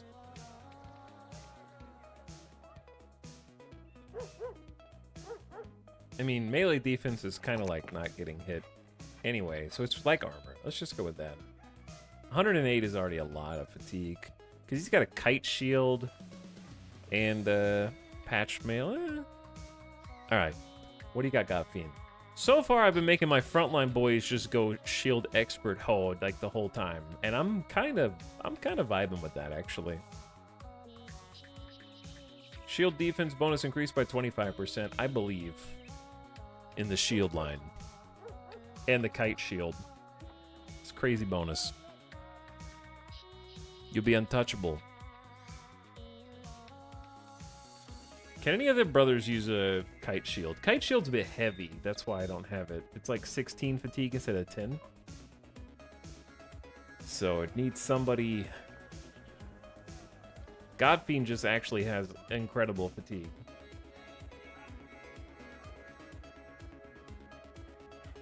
The only other person I might be able to do, like, Spoons is level 1 with 79 fatigue, but he also isn't really wearing that much armor. Miss Lizarday has a 2-star fatigue, so there's potential there to just be a hold the line shield bro. But I'm gonna hold the kite shield for now.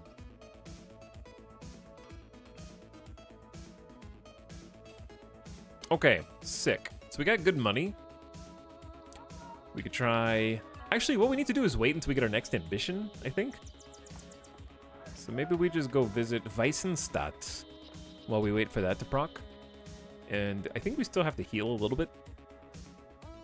Repair some armor. Chat, what are you guys doing this weekend? What are you gaming? What are you playing while you wait for everything else to come out? Brigands have taken off with my precious livestock. They come in the night, the brigands, I mean, and cut the bells to make off all quiet like. I'm sure livestock aren't important to you, but one calf, one cow, one bull, that's a fortune around these parts. So the other day, I had a lad follow the animal tracks out of town, and now he's told me exactly where those brigands are. I'm sure you could guess. I don't have the men to spare, but crowns I am not short on. All right, let's talk money. 780 when the job is done. I accept, my dude.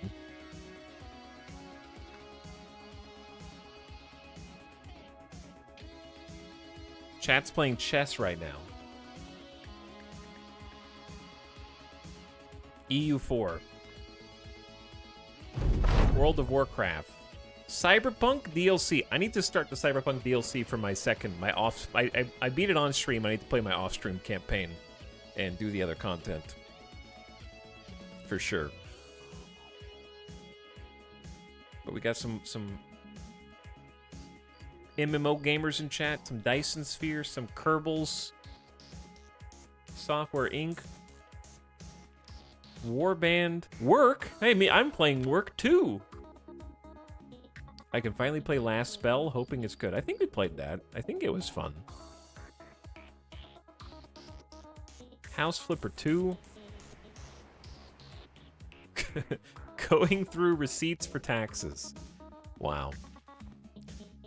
I can't stop playing Against the Storm. Send help, please. Mary Skipper, I'm glad that game found you better than it found me. I'm one of the, like, for me, Against the Storm goes in the same category as Stationeers. Of games that clearly a lot of people enjoy that are just not in my ballpark for some reason. Hoping to finish Act 2 of Baldur's Gate before I go back to college. I need to go back to Baldur's Gate, but I just got some other stuff I want to do first. It ain't going anywhere. It's only going to get patched and get better. Star Sector, Stellaris, Stardew, Monster Hunter World, Caves of Cud. Ooh, that's a good one. Vicky 3. Wow. Epi. Keeping that game alive single-handedly. Want to finish Dredge. Yeah, wasn't there like a Dredge DLC? I think there was.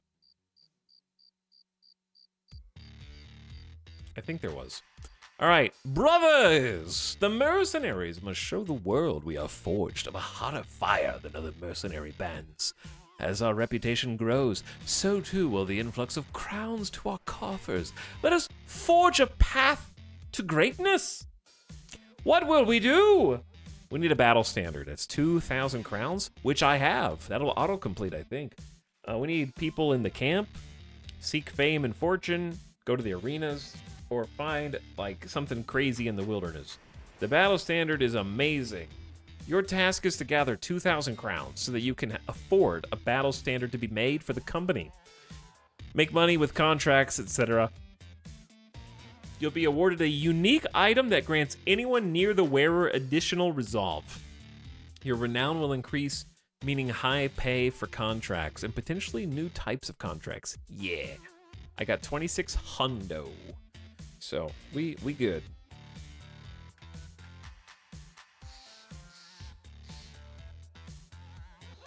I don't think I'm going to use a two-handed mace, to be honest. So I'm going to sell that. Stinky knife. Ooh, these copper ingots are almost like a 50% ROI, and the dyes are more than 50% ROI. It's time to cash in. That's a solid trade. 4 grand. We rich, chat. I got more wealth in Battle Brothers than I know what to do with. That was a good trade. We're getting some real nice trades. Okay, we got the training hall. Pay for lessons. What is this? Bonus XP? Yeah. I like it, but I don't think we're that rich.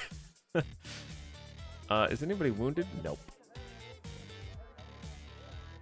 We're definitely wealthy enough to buy some better, like armor, like some padded leather. It's just overpriced is all.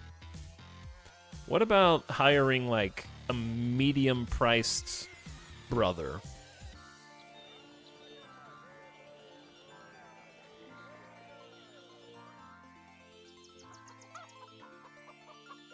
I don't know. I'm thinking. I still have to do the drive off the brigands. I forgot that I took a quest.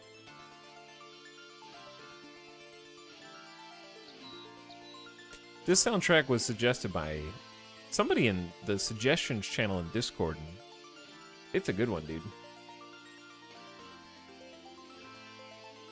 The Shatter OST. All right, let's go handle this. I feel like I'm hoarding my money, but we have to pay some for the banner, right?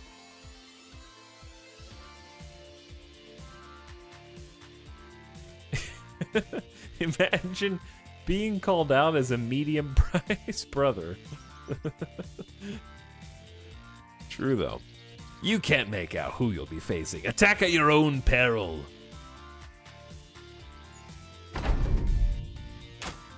Easy, easy, guys. Luckily, they shot the kite shield because they're stupid. Yo, this dude's about to destroy my... Oh my god, these two guys are the main characters of their campaign. We got 2 main characters here. And an arming sword, I think. Oof. It is 11v8, and we have the high ground. Really, that's all we got going for us. We could probably outrange them and make them come to us.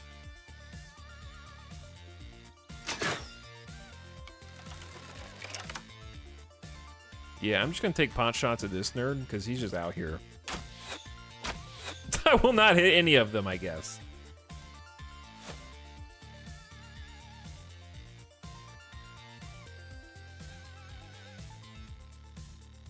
All right, where? This is where the high ground is. So we're standing on the high ground now. Realistically, that's where we need to be. Miss Elizabeth, you just stay right where you are.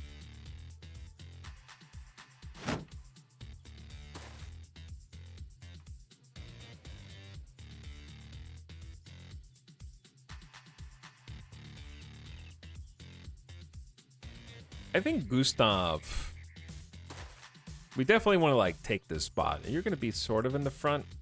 I don't know if it's worth shield walling. The archers might hit you, but like the chance is so small. Cool swap. Nice swap, bruh.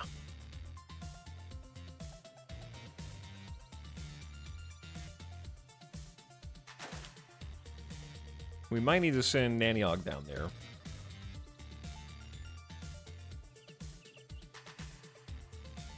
Spoons, are you level 1?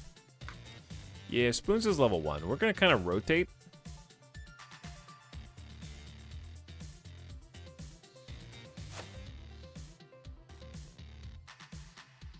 And wait. All right, definitely Godfiend up with the Kite Shield. Has crazy range block. All right, Naniog down below. Naniog, what is your... You've got like 19 range defense. It's not a lot. But you only have 67 fatigue. So shield blocking with you is a bit risky.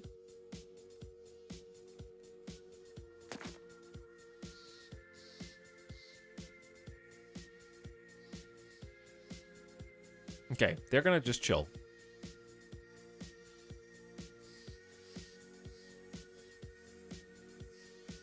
Kaibo, you just move back. And then Kyoko move up. That was a 5% chance to hit. They're shooting, I don't know if they're shooting the kite shield on purpose or not.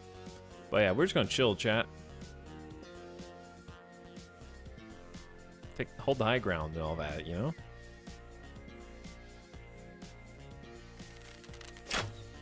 We can just trade some shots until one of us hits.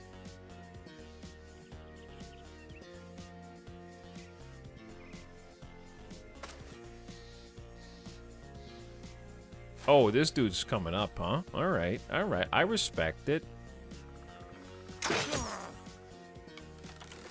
I will take that shot all day.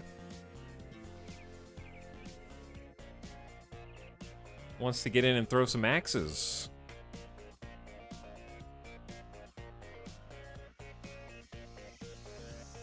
All right, yeah, they want to start throwing some axes.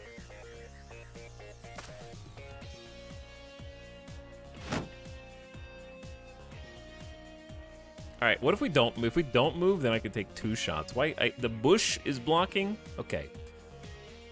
This guy could just be straight up killed, which would be excellent. Yeah! That's that hunting bow. No armor. Just had to hit him once. Well done. All right, now they're gonna have to like kind of push, which is good for us.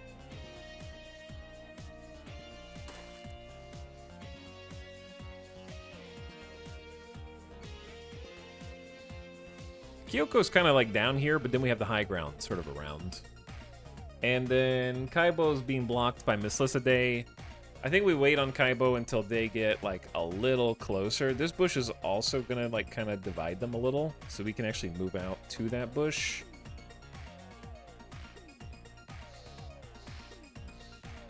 Now, Kyoko, you've got a bit of a conundrum here because they're coming for you.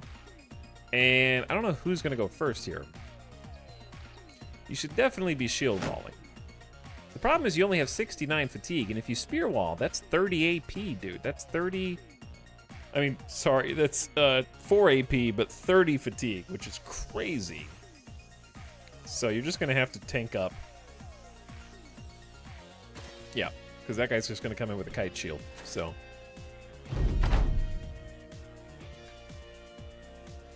Which we have a decent angle on here. Just got unlucky. Gotta get lucky. Miss Liciday, tank up.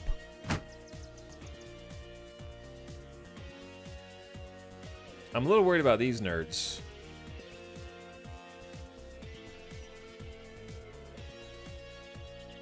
This guy's spooky.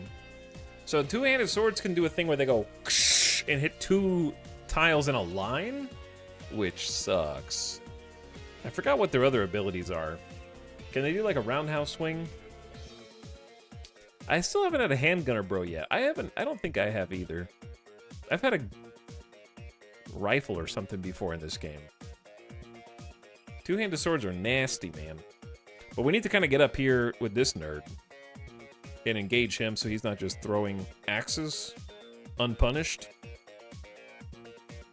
Maybe we, now that this guy's dead, maybe we should swing all 3 of these guys out and over, kind of intercept. I don't know if Naniog and Spoons are enough to kill this guy. But Gustav is like, he's... Also, this is a bottleneck for both of us. This is a weird bottleneck. Whoever goes here is gonna have problems.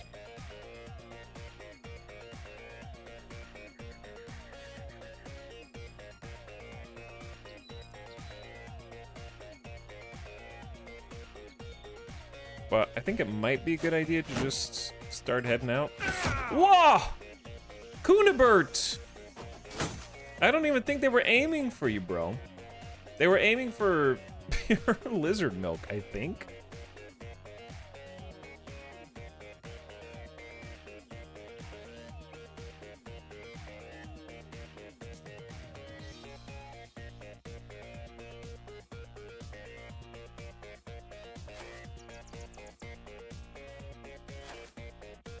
Gotta make some moves, chat. We gotta make some moves.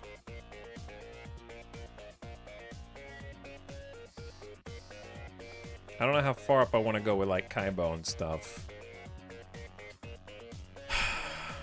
Because Kaibo's just going to get, like, super surrounded if I'm not careful. But Miss Lissiday's not going to do anything. He can just rotate out, though.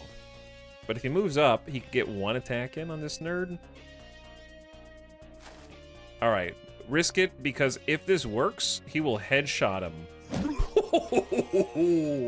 And probably KO because he's got a little baby noggin. He doesn't have the helmet on. But yeah, I used an ability that aims for the head, and it was a 57% chance to hit, so that was worth. Good push, good push. Godfiend, probably on this dude. A little worried about the other guys back here, but he's got the kite shield. This guy can't attack yet if he moves up, which is good for us. He's got to go 2 spaces. I don't think he can do an attack. So do we go for armor breaking here with destroy armor? Or do we just go for like a normal hit? He's got good armor. Let's try destroying the armor. Up to 100 damage to armor. Deform, rip, and otherwise render target armor unusable. The impact is not felt through the thickest of armor, but it won't inflict the most injury. So it's not that much damage. But it just took off his torso armor. Alright, dude, where are you going, bro? This guy is scary. I don't know what to do with him.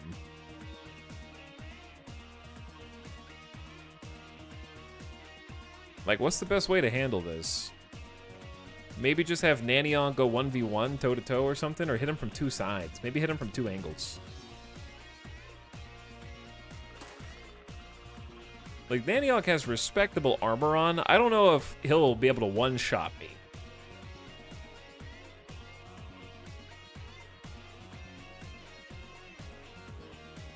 I think we need to occupy him here so he doesn't get a twofer. I think this is the right call, and then we just shield wall for safety. Okay. Kunibert has a cut arm, but if they hit Kunibert, it's going to be by accident.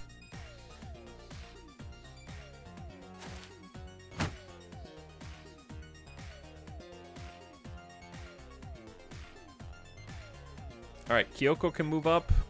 Gonna fill that spot.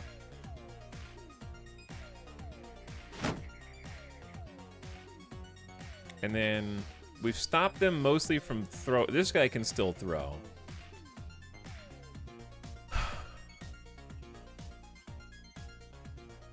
Who do I want? I need to like kind of move up and start taking some shots.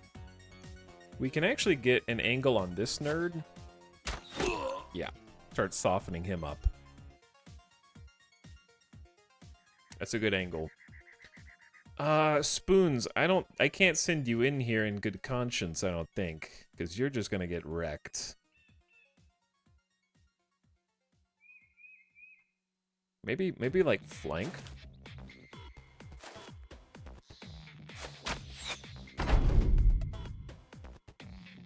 Alright. We got a pike. No, we can't pike over this tile.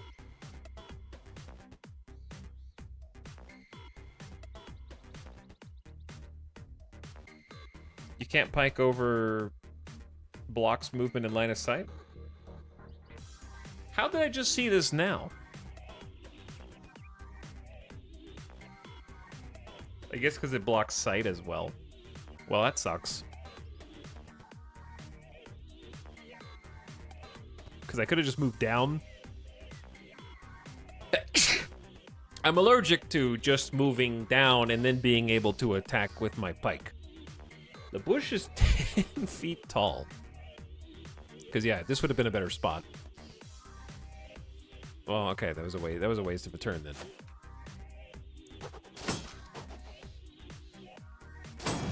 Oof. Ow.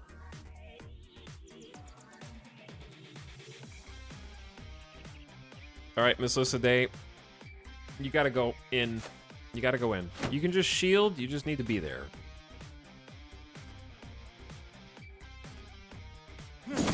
Nice. Why did you have to hit him in the head? Didn't we already break his torso armor and you hit him in the head anyway? You split his nose open, though, which is great home desktop. We need to take care of these two-handers. They're the scariest ones. Also the archer in the back. And this arming sword is kind of scary as well. Miss Lissaday getting hit with a 29% chance there? It's bad. All right, Gustav. We got to start going to town on this dude.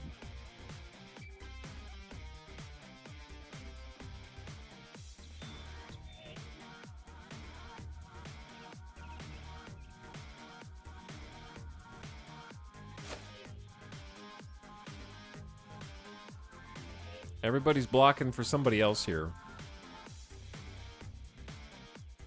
Just take a random pot shot, I guess.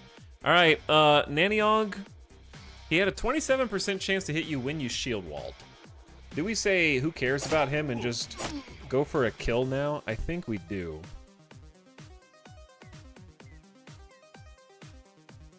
Stop that guy from shooting. Good kill. Good kill.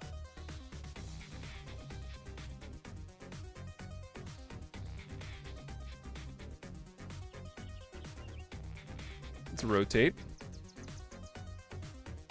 All right. Well done. Well done. We're still here. I think this guy's got a 48% chance to just hit him. But then Kyoko has to tank.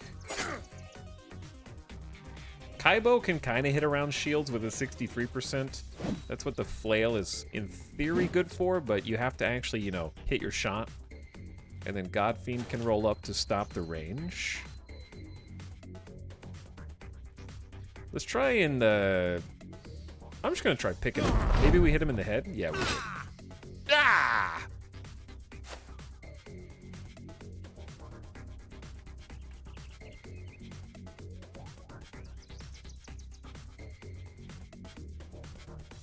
Big swing time.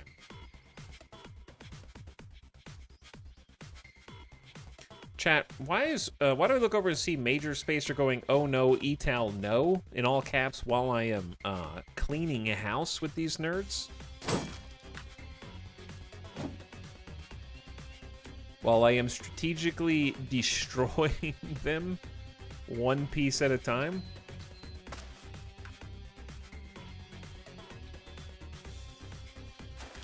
While I am putting on a clinic for how to deal with people who outmatch you?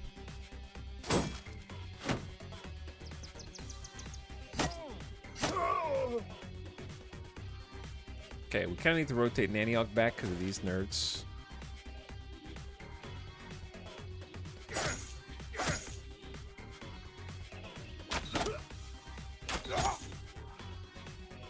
Beautiful. Beautiful. Full retreat. Just missed 273% chances. It's fine.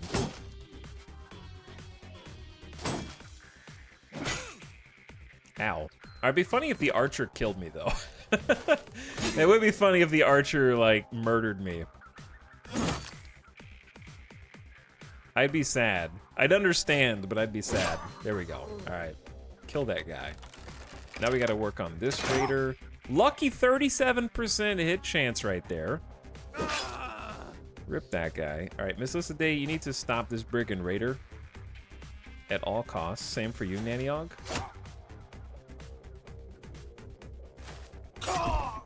Oh yeah, he's retreating, and I think that's a GG for this particular fight. Yeah. Too tired to shoot. Fatigue is a real problem.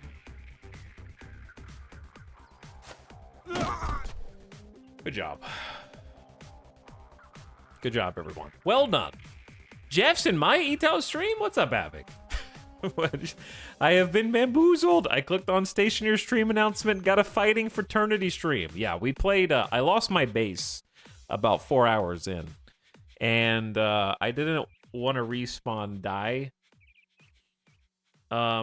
Stationeers, okay, listen, chat, I gotta have the recap speech again, because Avic is here and has played a lot of Stationeers.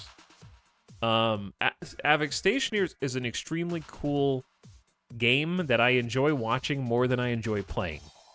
I think I found out. I like watching you play it more than I enjoyed actually playing the game. No Megabase. That had nothing to do with it.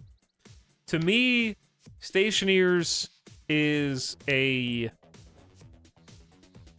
impressive simulation of things and granularity that I struggled to deal with because A, there's no tutorials in the game, because they broke them in the last update, apparently, but they have been off and on for the last few years. And so Chad had to guide me through the basics, and the first however many hours of learning is very much an sort of anxiety-driven desire to keep your head above water, because you're running out of oxygen, you're running out of water, you're running out of food, and when they throw you in with, especially with no tutorial, it's very much a struggle to do the basic things for the first like 10 hours of learning, would be my guesstimate. And then you will hit a point of sort of self-sufficiency where you can then pivot and focus on optimization. And in some ways, it reminds me a lot of Oxygen Not Included and Dwarf Fortress in its simulation aspects and sandboxiness, respectively. Both games that I respect and admire, but from a distance. And I think Stationeers for me is in that same bubble of games that I respect from a distance. But it doesn't have a gameplay loop that releases dopamine in my brain, for me.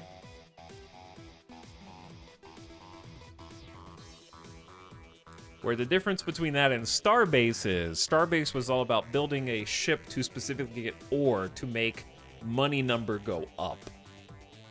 I think I need some kind of loop like that. And also auction house always helps.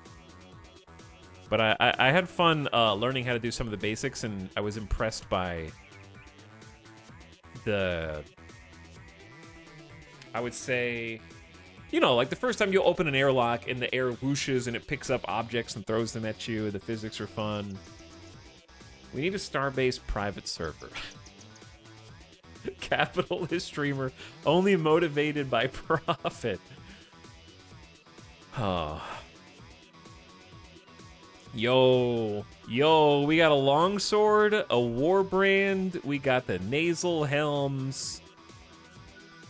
We got the kite shields. Pretty good haul. A man is left behind after battle. He's not a brigand, but in fact a prisoner of theirs. When you ask who he is, he mentions that he is from Kaltenbach and that he's looking for work. You ask if he can wield a sword. He nods.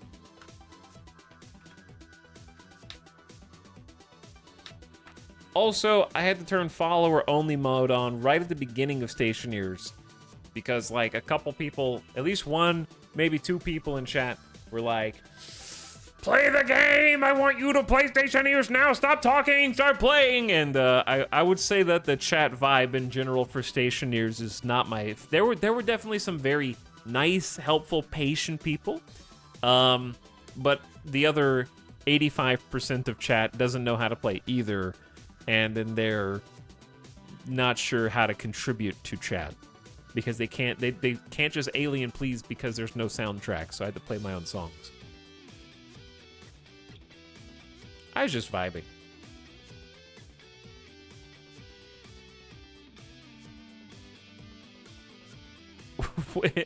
When in doubt, spinning. Chat, are we gonna recruit this dude? You may as well join us. The prisoner grins ear to ear as you wave him in. Brothers ask what weapons they should give him, but you shrug. See what you'll come up with. Who is it? Bodo the Survivor. Look at this 3-star hit point Chad with 100 fatigue. 1-star melee skill, 2-star range defense. With only 28 resolve. We won't worry about that. Has a 90% chance to survive if struck down. Team player, 50% less chance of friendly fire. He's pretty good. He's actually pretty good. We're about to hit our, like, brother cap. We can only have 12 deployed brothers at a time, so we're either gonna have to let people go or put them on the like reserves. Oh, they gonna be surviving. They gonna be surviving. Avik says, nah, I totally get that. It can be real hit or miss, even for people who like everything it is on paper. Yeah, I like what it is on paper for sure. But a few things didn't click that I think I would get over if I just, like, forced myself to get over the initial hurdles.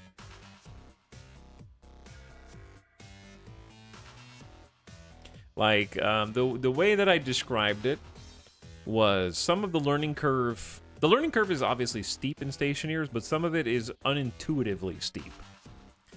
My example, chat, don't listen, I know I'm repeating this. I don't actually care that much about this one thing. It's just the easiest example to give is the oxygen situation when you're learning, right? So when I started out, obviously my reserve of O2 in my suit canister is depleting. So I'm like, okay, I gotta go fast.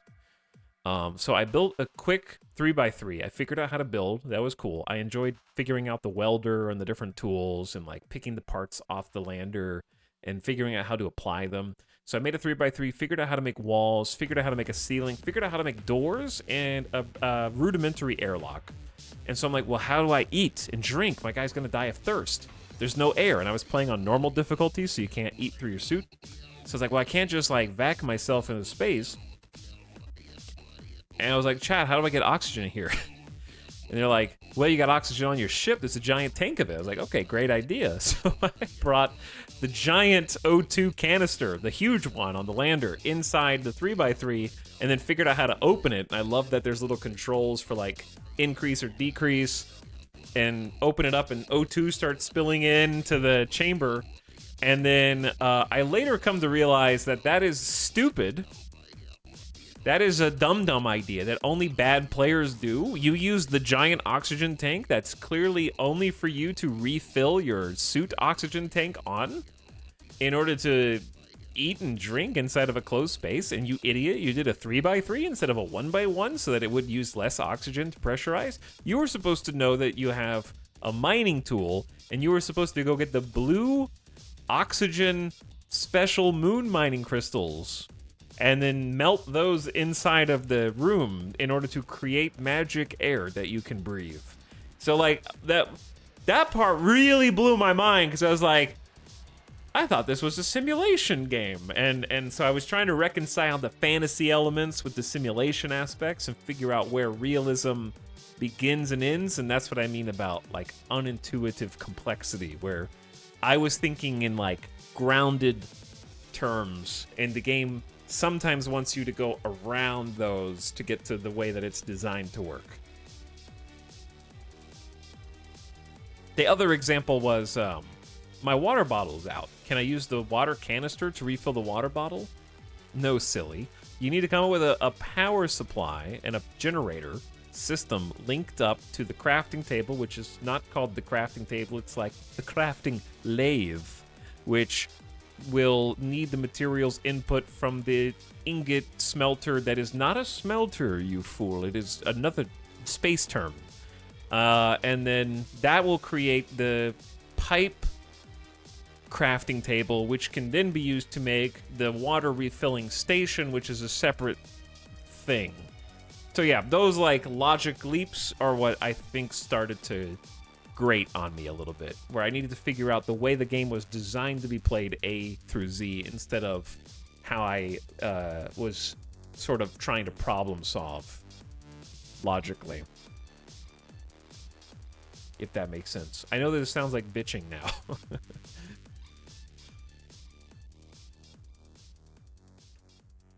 Which I'm not intending to do.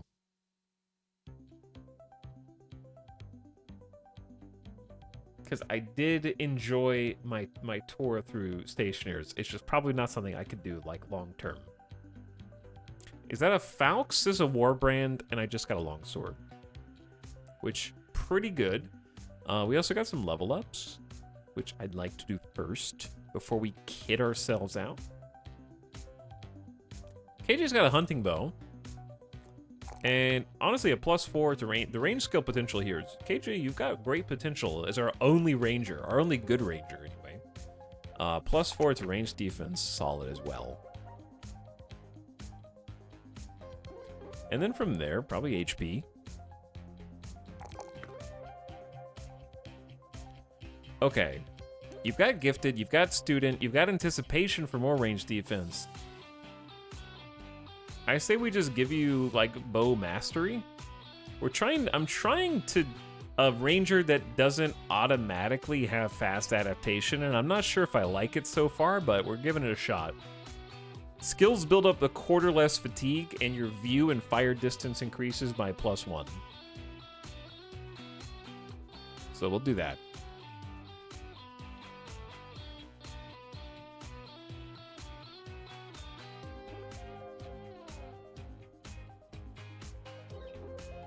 All right, Spoon's level 2.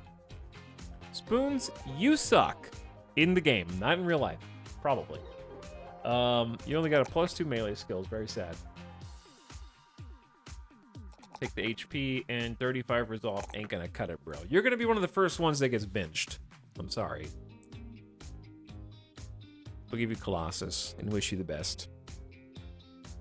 Miss Lissaday, you're also a terrible in-game character. I don't know what to do with, to be honest. Other than throw you away and recruit someone else. Because the more you get leveled up, the more expensive you become to dismiss. But I don't know what I'm supposed to do with this. Is this the same run? Yeah, it's the same run. Is this the day? Get out. Get out. Hold on.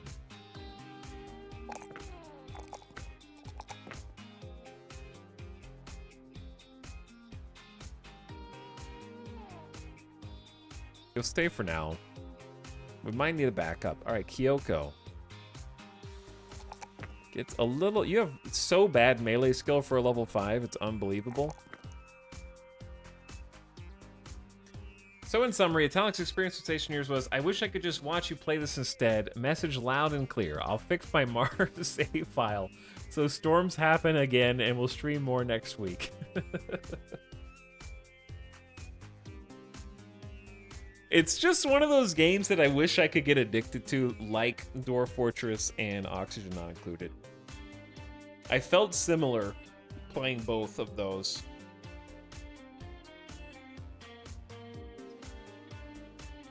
If that makes sense.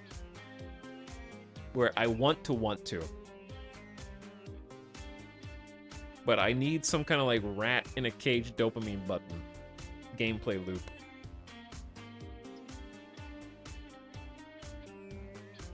I am a dopamine servant to dopamine. Your experience is far from uncommon. I imagine that's the case. I think the number one thing they could do, if I had one real criticism, it's the tutorials should never be left broken in a 7-year-old early access game. That's really my only actual criticism of the game. The rest of it was just me acknowledging that it wasn't for me, but that doesn't make it bad.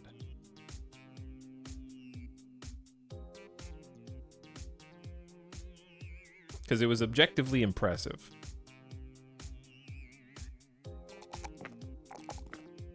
I don't know what to do for this third stat. Kyoko, you don't have Colossus, which is kind of surprising. You do have 79 HP anyway. I think I'd like you have some more fatigue.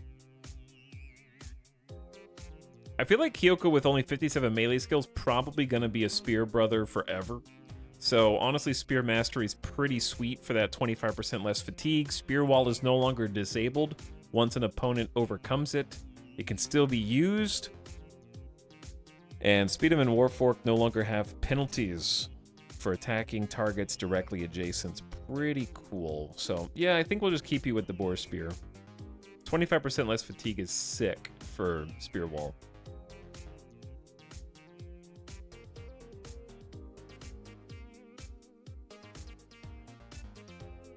Okay.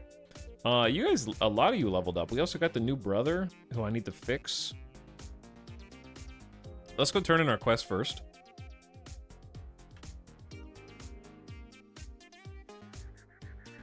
Think that'd be a great idea. Get some money.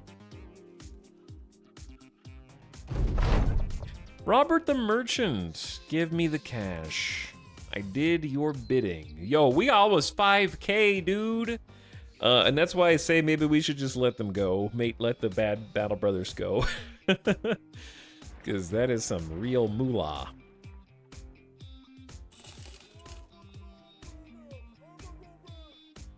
We don't need 3 bundles of throwing axes. Tools and supplies are a little too pricey, but I'll buy them. Because we need to be fixing stuff up. Amber shards, too much. All right. So yeah, what if we just like spend some money on some hires? I don't know about a disowned noble. That's a lot. If that goes wrong. I haven't tried an anatomist. 730 up front. Guntbert, retired soldier. Gamblers. Arada. That's all my money. He'd probably be legit. Chat, what does anatomist tend to be? Sorry, what do they tend to specialize in for recruiting?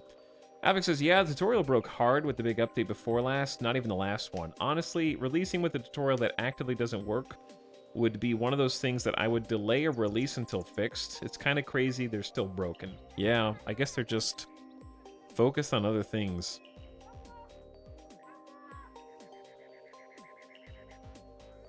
Stabby, stabby.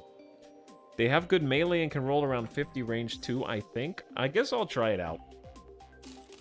Let's give it a go. Ooh. Ooh. This is the one, dude. 3-star range with 51 ranged and a 1-star range defense, which is pretty solid. And good resolve. We don't really need that resolve star. What we need is fatigue, probably. They have -1 vision, lol. +5 resolve at morale checks. He's short-sighted archer.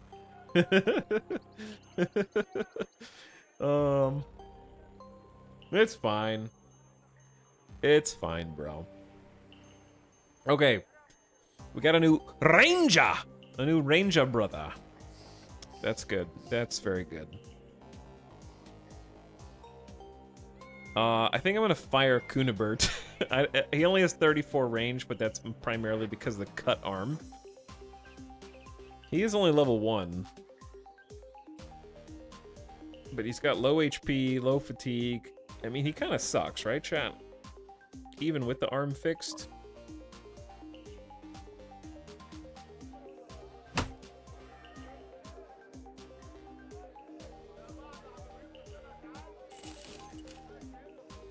Be gone.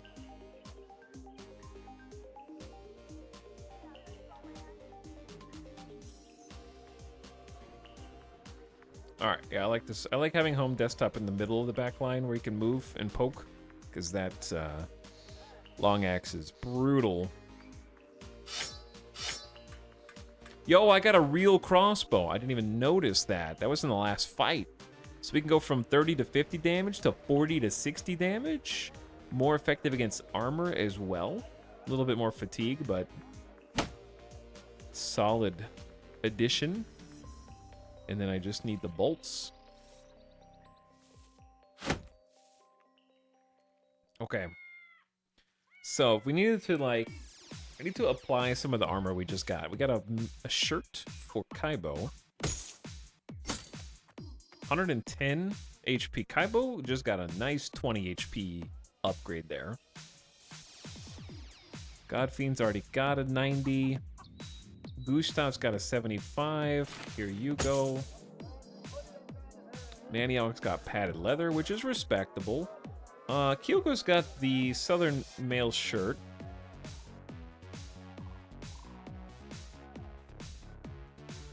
Alright, Spoons is just better than Miss Lycidae, sorry. So you get the line of thorax. Miss Lycidae gets the Gambison. Still an upgrade.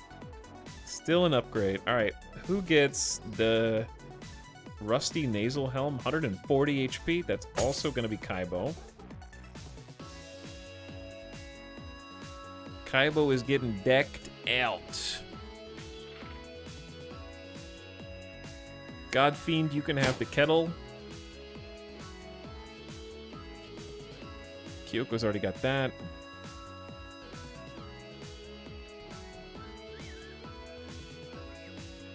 Get a lot of people some nasal helms, which is pretty nice as far as upgrades go. All right, Miss Lycidae, that means you get a coif. Coifs also don't lower your visibility, so they're quite nice for the backline to have.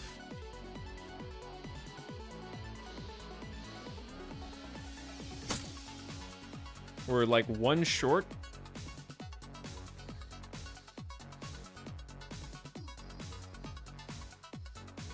And then I have to decide if I want Kaibo to still have the flail, wield it two-handed, or start going with the longsword.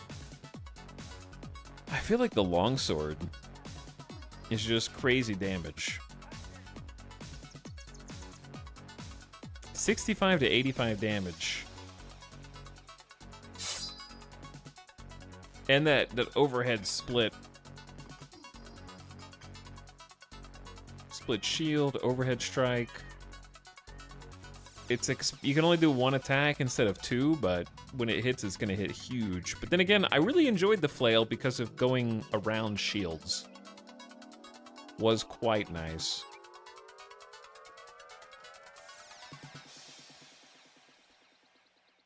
The military pick has been okay. Like, it's been okay.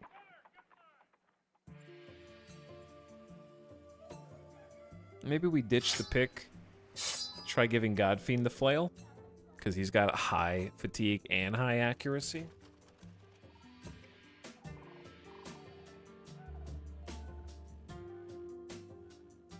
And then we got Bodo the Survivor, who needs armor. I need to give you better armor than this. You got pretty insane fatigue, so you can have the kite shield.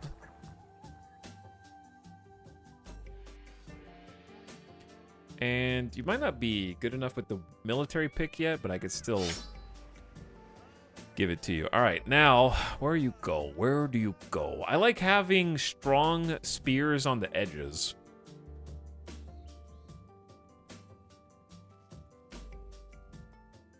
Spear in the middle.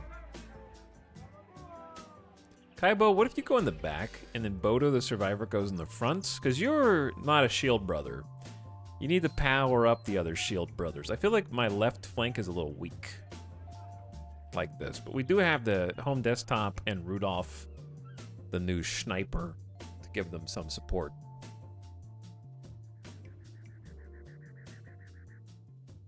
Alright, yeah. Let's try this. Yeah, the split attack is like awesome. All right. So I need to sell some things. That was a pretty good hire, dude. Let's sell this and this and that. We're kind of beyond militia spears.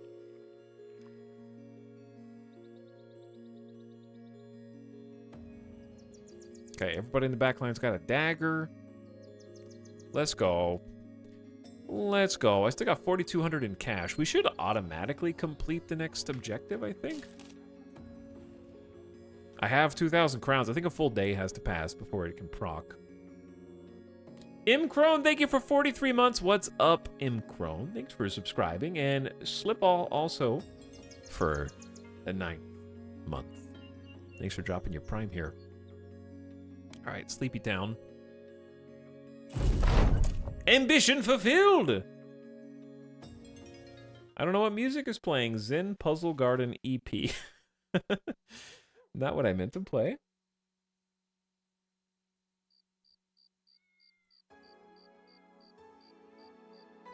Okay. Nobody likes a skinflint, least of all a group of wandering, bloodthirsty rabble motivated primarily by love of coin. Not everyone, more precisely, no one, was thrilled when you suggested cutting back on spending to save up for a company standard. Once the mercenary standard is finally paid for and hoisted for the first time to proudly snap in the fresh dawn breeze, no one claims it wasn't worth it. The men are proud of their new standard, even tossing around names for it. Around the campfire, though, none of them really stick. It's clear for everyone to see now, this is not some band of hired thugs. This is becoming a true mercenary company. Who should have the honor of carrying our standard? The company has gained renown. You spent 1,000 crowns, you get a sweet battle standard, and everyone is in better spirits. Check this thing out, dude. A company standard to take into battle. Held high, allies will rally around it with renewed resolve.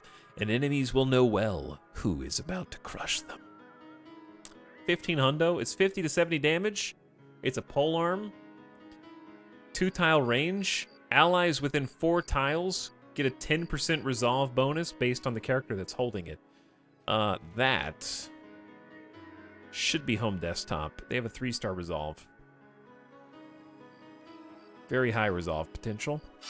But I have to trade the long axe for this, which is kind of a downgrade, if I'm honest. Like 70 damage versus 95. You know. But the resolve is great. And then pure lizard milk.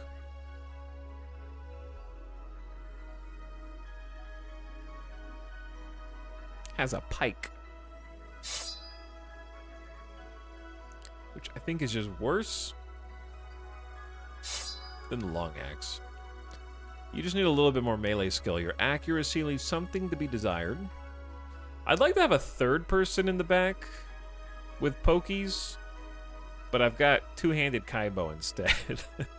I mean, to be fair, there's nothing stopping me from giving him a two-hander and just leaving him in the back line. Like, that's viable.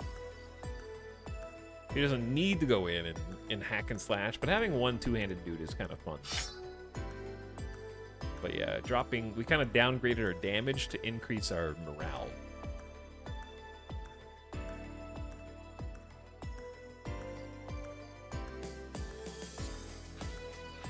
So I don't know how I feel about that, but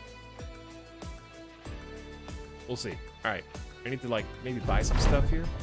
Food as diverse as any nobleman's, or close enough. That's what you have supplied the company, and the men are appreciative as they chow down. Dude, everyone is feeling good right now. Surely nothing bad will ever happen to this mercenary company, right?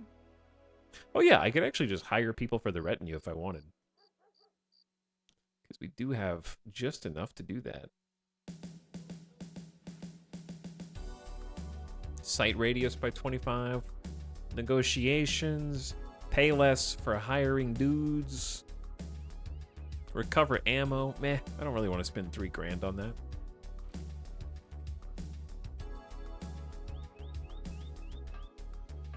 Okay, no contract.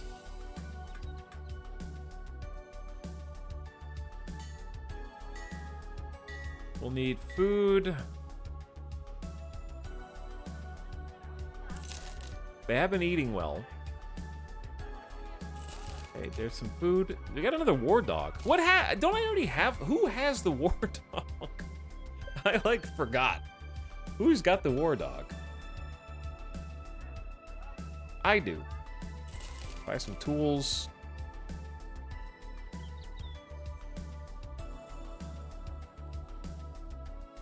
Oh man, these are pricey. These are real pricey. Cool looking though.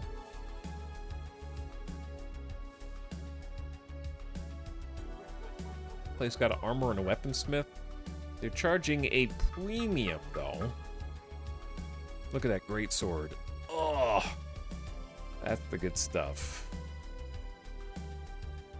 Or the warhammer, man. Even an arming sword is $2 grand. It's all my money.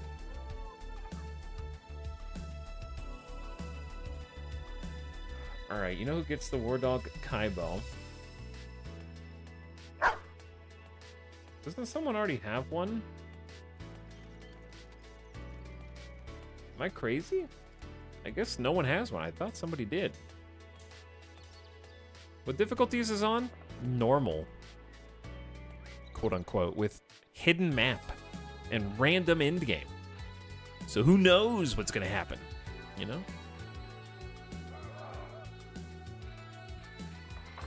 But yeah, if the armor wasn't so expensive, I'd buy something, dude. But just like a padded kettle helm's 1K. Maybe it's worth it. But you can save like 150 Gs by just giving out 10 armor HP.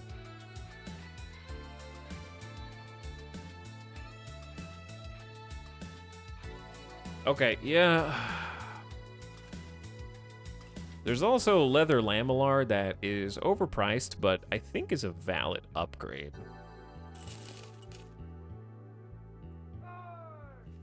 It's like Bodo needs something, you know? He just got a thick tunic. Oh. Miss Lissaday, you've got trash on also. All right, fine. Let's spend some money, chat. You want to spend some money? Let's spend some money. Padded kettle hat. Let's go. All right, Bodo, I'm hooking you up. You don't have any fatigue left. Actually, you probably shouldn't have this.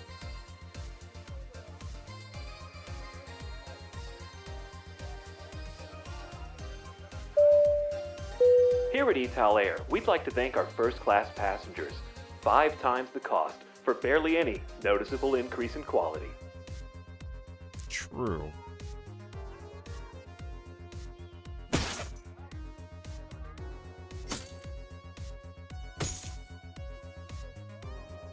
All right, this is the day you got a helmet upgrade. You're welcome. Did you deserve it? Probably not. Let's go.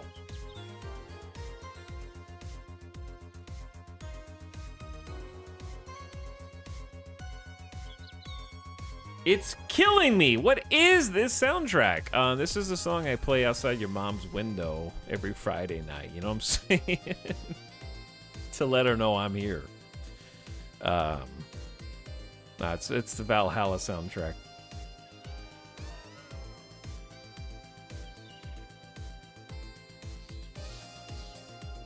With ones instead of L's? I don't know. Yeah, listen, it's just Valhalla game soundtrack, all right? All right? How many mom jokes has he made in the past 24 hours? Just one every 24 hours, I think, is a reasonable rate.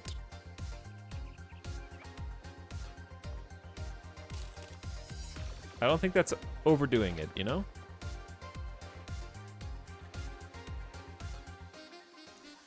A hooded man gestures you to follow him, nervously looking over his shoulder. He leads you to a back room of a local tavern. All right, let's go.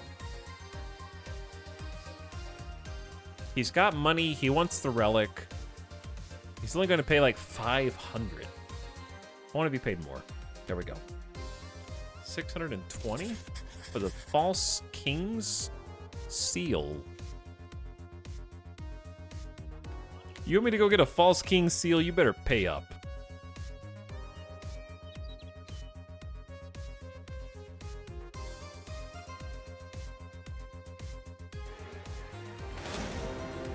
Oh, yeah, I bet this place is fine. There's only like a horde of undead climbing out of the ruins.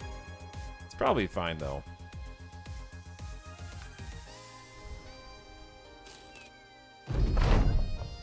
You send a few men, unsurprisingly, a bunch of undead emerge.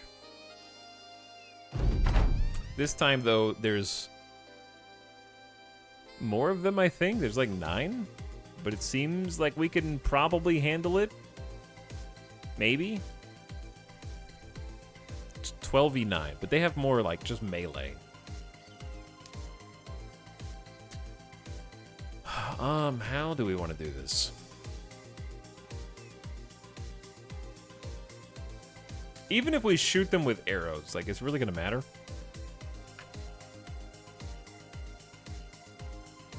They're probably not going to take any damage.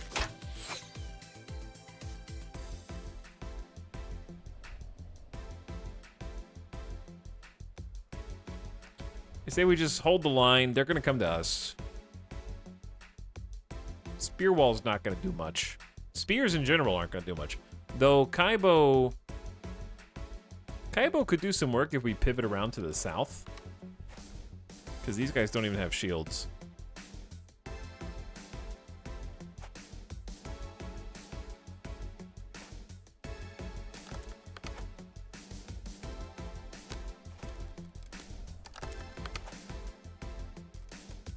All right, Skelly boys, our spears are not going to be very useful. Our war pick is also not very useful, huh? This axe is good, though. Very good, actually.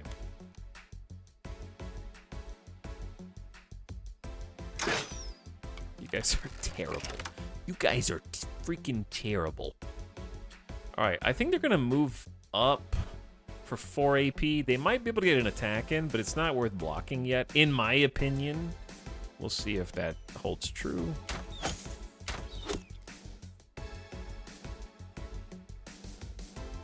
Oh, but I should have probably spear walled on the south. Oops.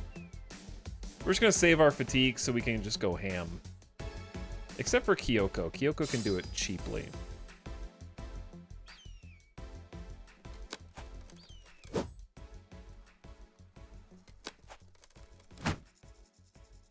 Maybe they'll be tempted and take a swing instead of shield walling. Good poke. Yeah, I should have spear walled down here.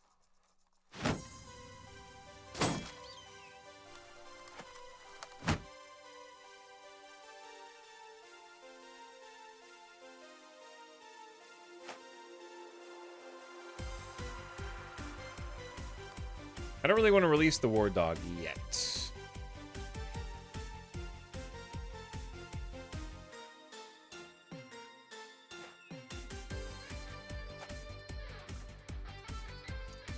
This is going to be a spicy one, chat.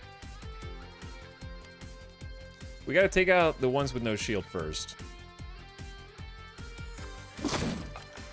Like that. Good job, Pure Lizard Milk. We're going to need a bunch more where that came from, Fran. Bunch more.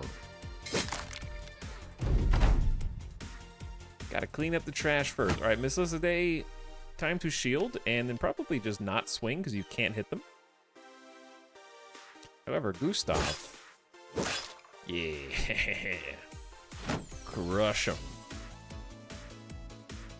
Of course, this dude's got full head armor. The mace is probably pretty legit, though. Wait, do you only have like 10 arrows, KJ? Did I give you spare arrows?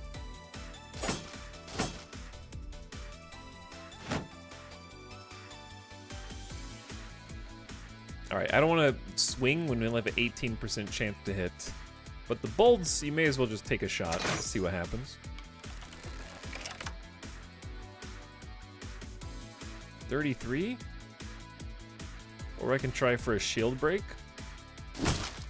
I hate that it takes 2 turns to break their shields, but I think it's worth it in this case because their shields are just like too good.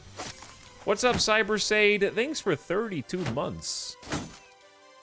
I appreciate the nighttime Saturday slub. Ooh, how are you not dead? He's already dead. That's his secret. All right, Kyoko, you just shield because they're going to flank big time. I think you just hold.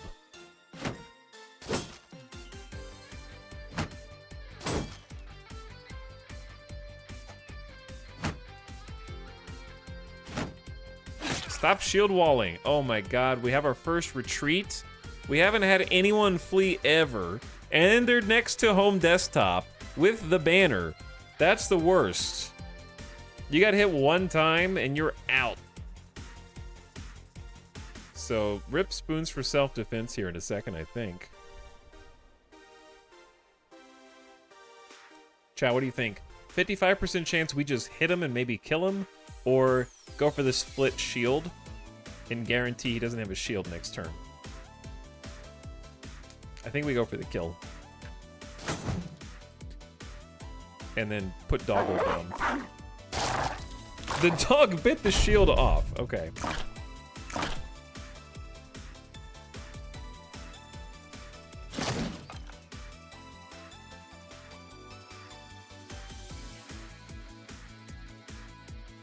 I wish I could rally. He's bleeding, so I can at least, like, can I? No, I can't patch him up unless he's not in combat either, right? Unfortunate. All right, well, at least we killed that dude. So it's one less guy that's going to take a swing at spoons when he tries to run here in a sec.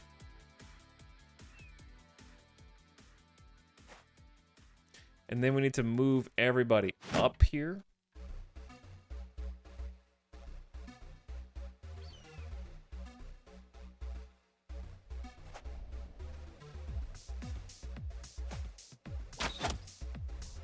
Weak shot, but a shot's a shot. I forgot to reload. Our archers aren't really doing much. I don't understand why the top of the flank is breaking so fast. They're so intimidating.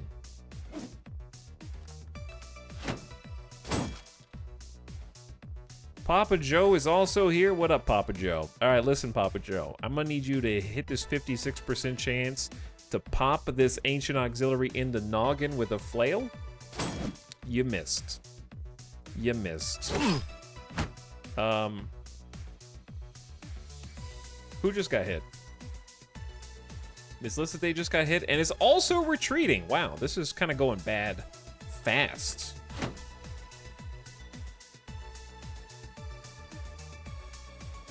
Oh wait, I could have tried shield knocking them back. Oh, that would have been smart. Like a shield knockback on that dude, that would have been 2,000 IQ, and I didn't even think about it.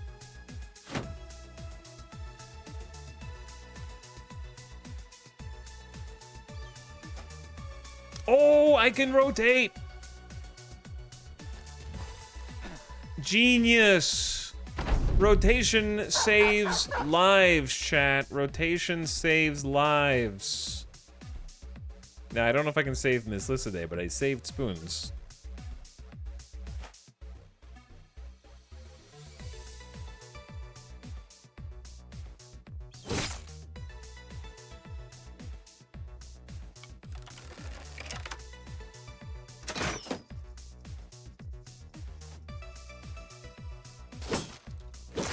Okay, that's still good. That's one less person that's gonna attack Miss Lissaday in a sec.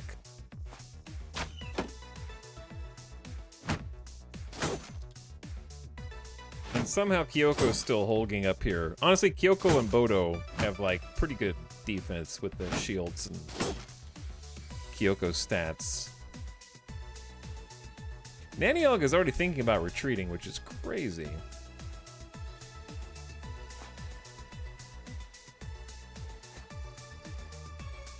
Alright, I think Bodo only has a 17% chance to hit. That's why I'm just sort of defending and tanking. And then Kyoko's surrounded by 3 people, so they're just defending and tanking. Kaibo's about to go. So we'll move Godfiend over so that Kaibo can come in. He doesn't have enough fatigue to do any attacks. He's just been running around, which is hilarious. Goodbye, Spoons. Don't bleed out, please.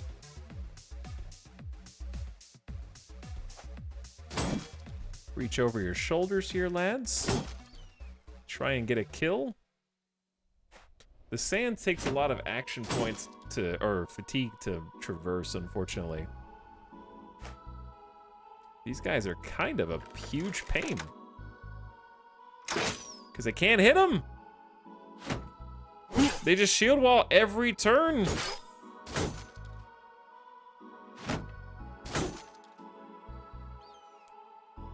Okay, Naniog. We got him surrounded, dude. And you still can't hit him. Still can't hit him.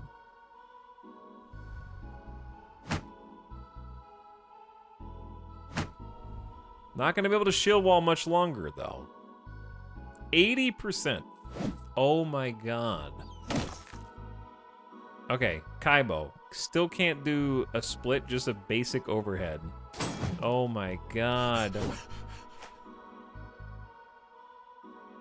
Oh, you're gonna come back, Spoons? The dog bites him with a 24% though? I can't hit him. 33. I should have split the shield. I don't know what I'm doing. Getting antsy.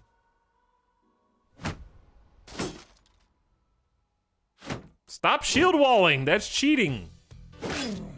Oh my god.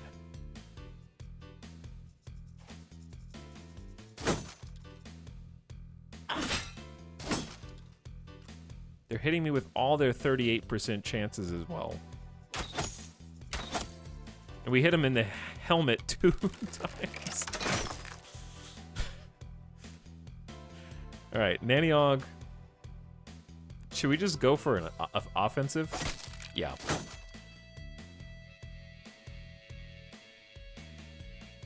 You think Bodo's gonna die? I think we just gotta take some swings, bro. 95? And then missed an 80? Thank you. Bye, Miss Lissaday. Doggo, no! That's spots we need!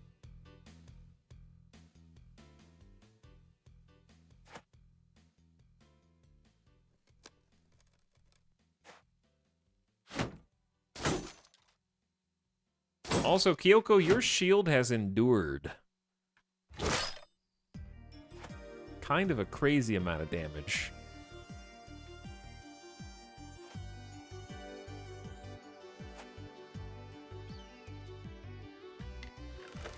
Friendly fire incidents are possible here. Honestly, Naniog, just get in there. Start doing some quality swings. He's almost dead. Thank you.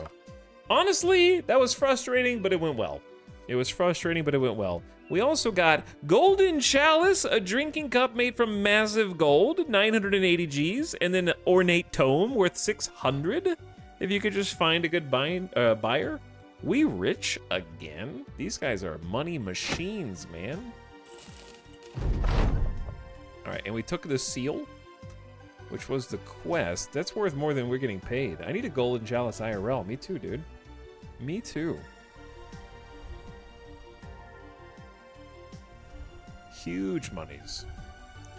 Farming your ancestors is good, apparently. Don't tell that to King of the Castle. I raided some tombs of my ancestors in King of the Castle and got severely punished for it. What up, Ulford? Take the relic. Give me the money. And maybe...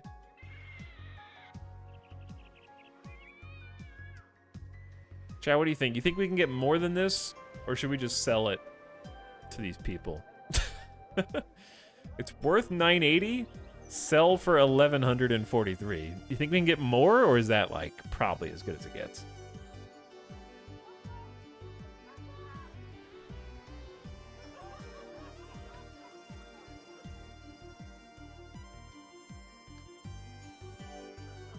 Because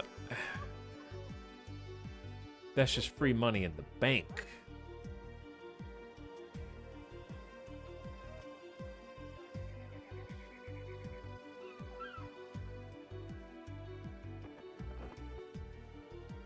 I say, how close is the next town? It's like, we could just value based on these 3 towns. But it does say people are eager to do business with you. Does that mean they're going to give you more cash with high spirits? Also, their tools and supplies are like really well priced. We need to buy ammo, more tools. They got amber shards we can invest into. Yeah, I mean, tools at cost are just stock up. All right, fine, here. Take the gold. Take the stinky dead guy stuff.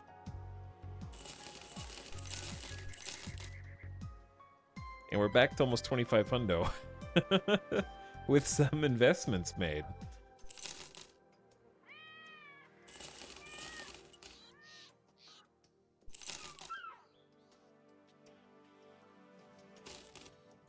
All right, look at that. We just need some meds.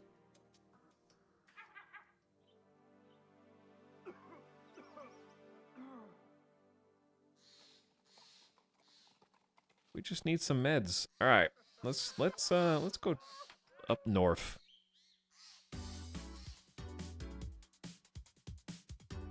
Good fight. Good fights. We've had some pretty good fights already today. They sleep. You feel good today, ready to lead the mercenaries through any challenges to come. You gather the men, kicking Gustav Goldman to his feet and telling Bodo the survivor to finish scraping away the hairs on his neck later. When their muttering subsides, you address them. What will your company do? We fight well, but we need to be better organized in case things get dire. I will name a sergeant.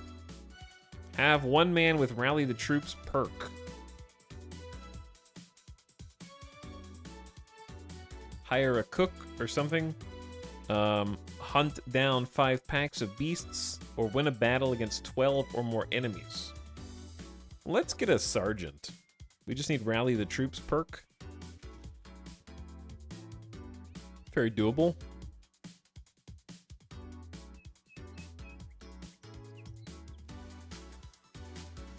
What you guys got? They're buying amber shards at a small profit. We could probably do better than that. Do you guys have... Oh, $10. Wow. Who did a tier 3 sub? Lou M did a tier 3 sub a few minutes ago, and then for over 3 years. What's up, Lou? Thanks for 5 subs in 1, by the way. Marge just woke me up and reminded me subscribers exist. Kate Dandy also thanks for 51 months and is spinning right now.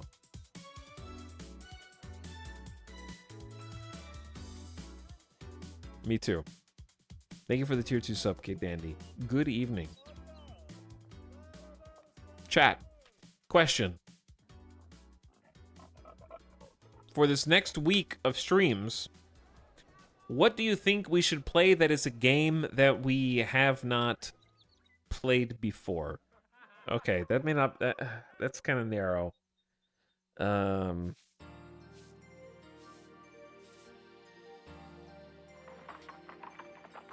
That's kind of narrow, huh?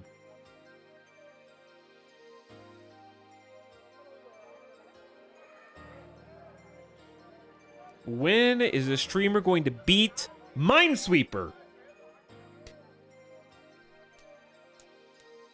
When, I ask you. ... Eco. Okay, so here's the thing with Eco. Eco seems super cool. And I would like to actually play it at some point. I would love to try like a community server with this very community. Here's the problem. I'm afraid of commitment for 30 days. That, like, my fear is that I'm gonna be like, all right, everybody, check it out. We're gonna do this awesome community server, and everyone's gonna get so excited. And then I'm gonna play it on stream one day, and then be like, yeah, I don't think I want to do that again. I mean, I could still keep it going, and then people could play it, and then I could just check back in on them. But Eco, you have like 30 days. Like, it's a 30... I don't want to start it and then be like, I turned off the server. That'd be mean to the people that got into it. But, like, the idea of it sounds really cool.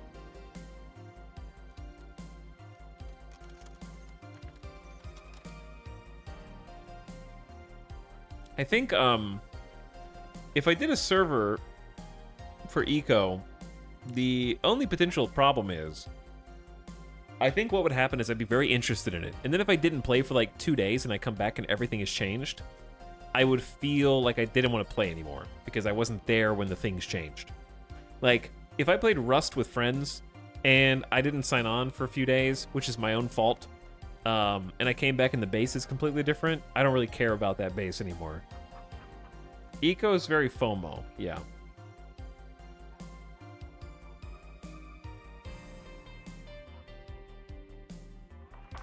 Very FOMO. Tarkov. Hey, we're gonna do a full week of Tarkov streams. Let's go.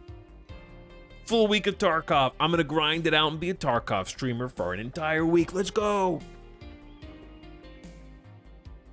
I've played Eco, and if you miss a day, you immediately lose all desire to continue. Because you're like, what happened? Who built this? Gotta play this every day. But it's such a cool idea for a game. I really love the concept of Eco. You did your obligatory 45 hours of map memorization for EFT, yeah? I don't even play Escape from Tarkov. I just learn the maps and watch other people play. I don't actually play.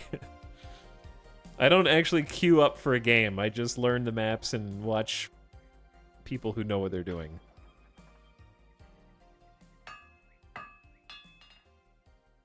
Do we have food? Some.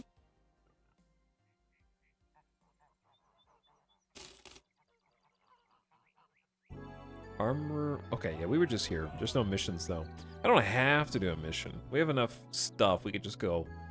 We could, like, carve a path for ourselves if I wanted out here. It's not too spoopy. This map is kind of OP, actually. A shabby shack, mini thugs, and a poacher. That should be easy, right?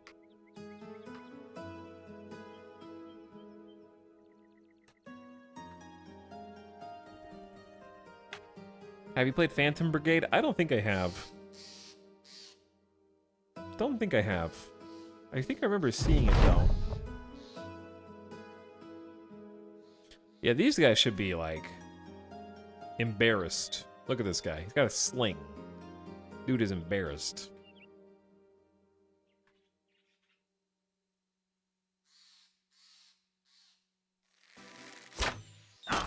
That guy's embarrassed. Just shot him in the ear. Almost killed him. They just started their campaign, and I'm just gonna end it for them.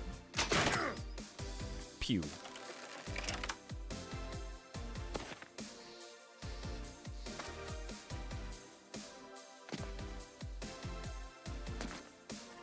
Yeah, I don't know. I feel like if I were them, I'd definitely retreat and or surrender. For sure.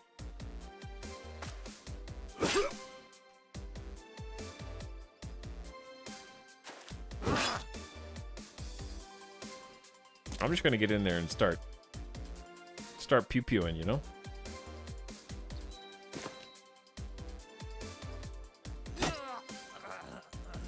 Just like that. Just like that. Just like that. Oh, don't laugh! They're dying! Don't laugh! Oh, so sad. So very sad. He's killing them all! What are you doing, man? Oh, you dodged an 80? That was an 80. I thought it'd be higher, to be honest.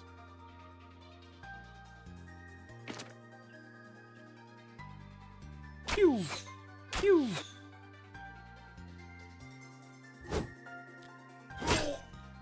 Alright, if this dude dodges anymore, then he is cheating. Ow, they actually landed a hit on me. I'm pretty sure they're not allowed to do that. I forgot to reload. When I get in a hurry, I forget to reload. Alright, dog. Actually, I don't want the dog to come out.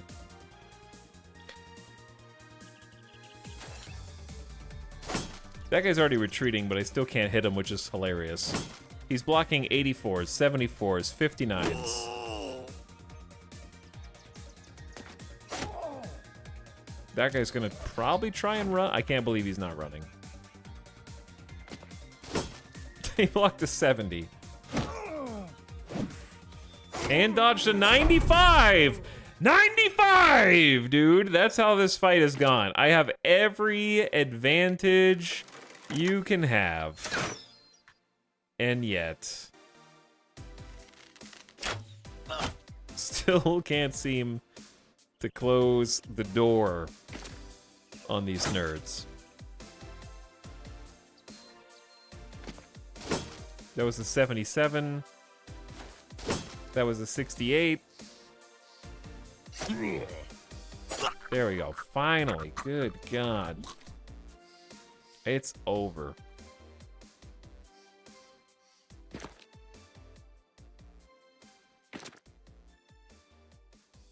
Run them down. We got a proper company going on. Naniog got to level up. They didn't drop very good loot, but I didn't expect them to. They were just kind of out there. Just chilling. The spirits are high in the company. Here's some melee skills, some melee defense, and you need some HP, but you also need some resolve. Yeah, these are kind of embarrassing, actually, Naniog. I need to get you that resolve.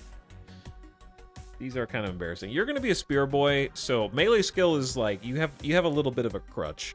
You need HP, and you need defense more than anything else. You're there to hold the line, and that is why you're getting Shield Expert for 25% more shield defense bonuses. I can't have you being on the flank and not being able to protect it properly. It's important.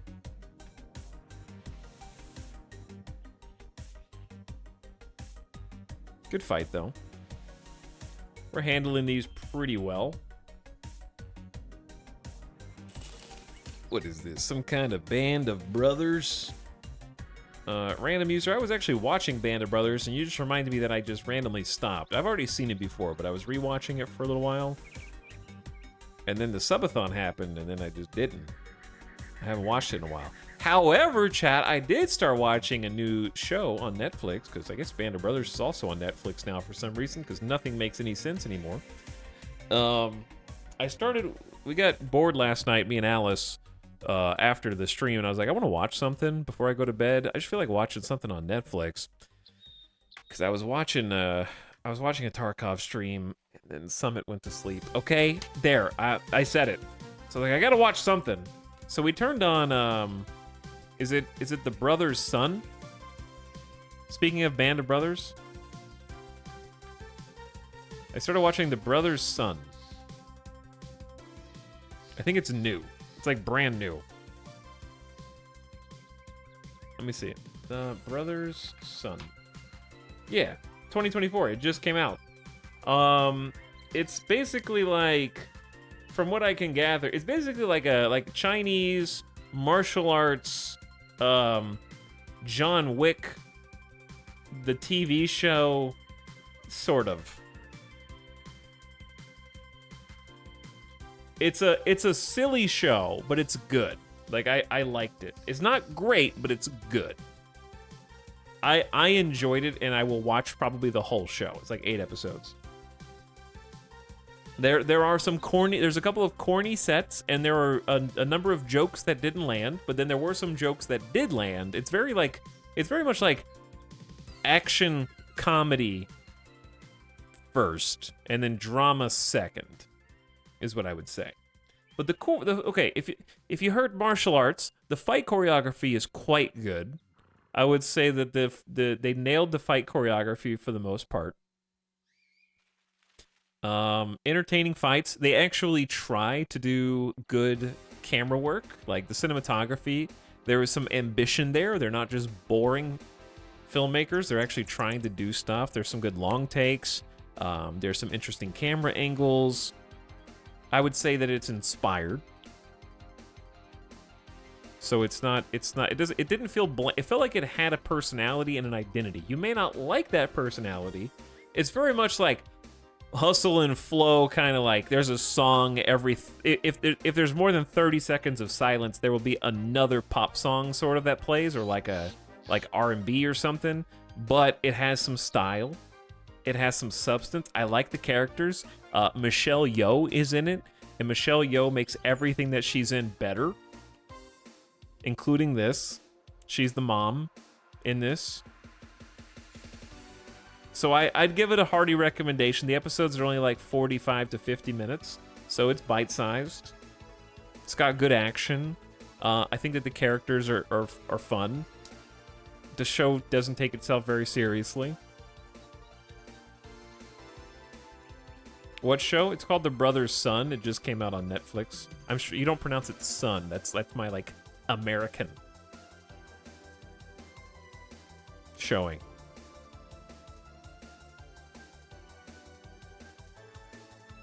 But yeah, dude, Michelle Yeoh is so busy. She will take every role that she can, that she thinks is interesting, including voice acting. She does a lot of voice acting, surprisingly. But yeah, we both liked it. Alice liked it too. Definitely gonna keep watching. I was impressed. If I had to give the first episode a rating, I'd give it a solid IGN 8 out of 10. All right, it ain't gonna blow your mind, but if you're just looking for something fun, then try Brother's Son. I'm sorry, I apologize. All right, let's go. Where am I?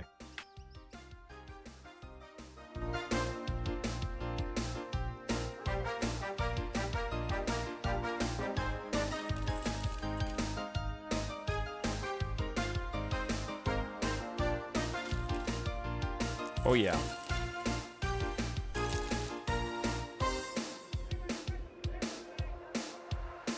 Why do I have red paint?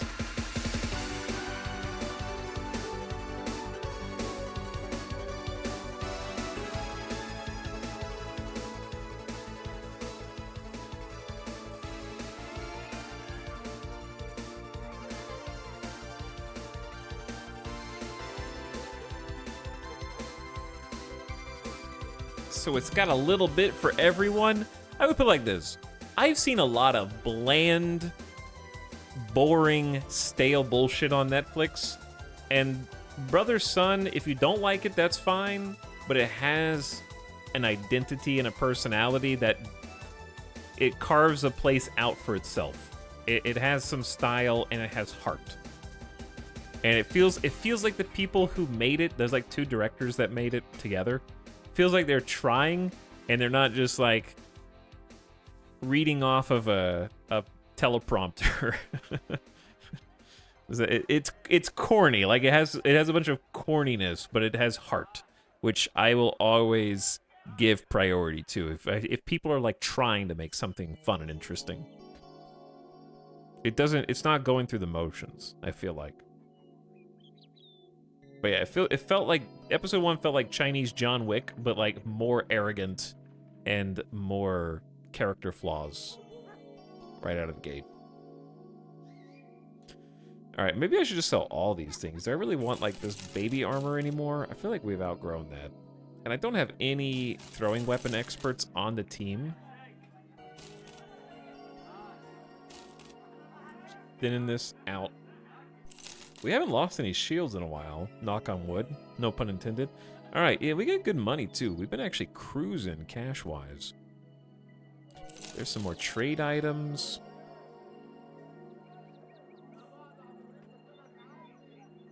Let's try going back to Molstad.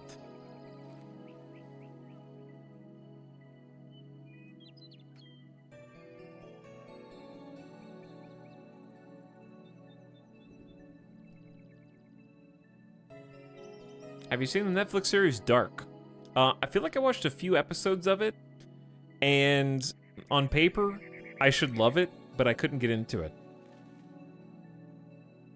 I feel like I probably needed to give it more time. But I really like slow burn, especially time travel, and it was too slow even for me.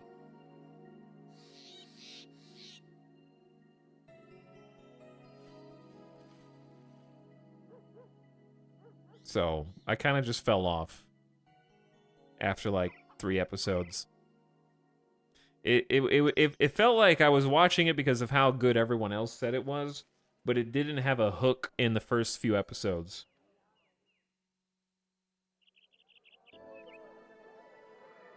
Which, to be fair, my favorite show ever doesn't have a hook in the first few episodes. So it's just one of those things I felt like I needed to power through and watch some more episodes. But I just never got around to it.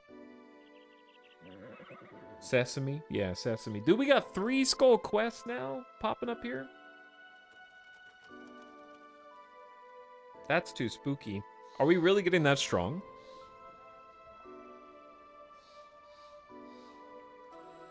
Yeah, we're definitely selling for profit here. Oh, yeah. Bought for 260, sell for 374. Oh, yeah. Bought for 406, sell for 570. Oh, yeah. Stonks.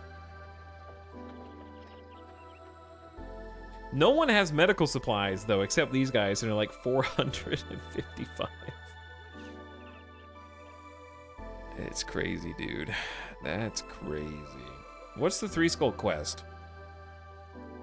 An Idol of Fertility. I ain't going into 3 Skull Undead. No, I don't think so. We have 4 grand, chat. I got 4 grand. What do you do when you have 4,000 in cash in Battle Brothers? Do you go gamble on this militiaman with the hook for 1,100? You spend a quarter on just a random dude and see if they're good?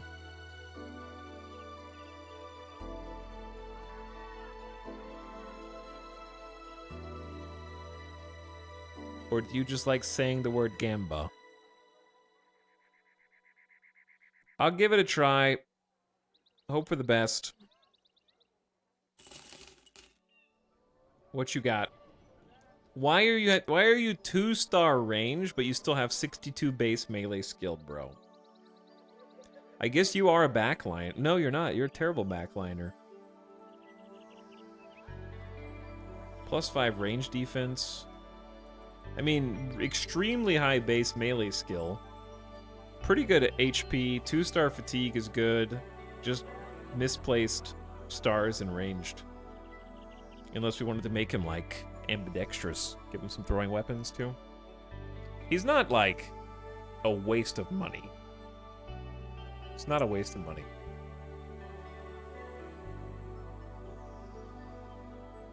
He's worth having in some form, I'd say.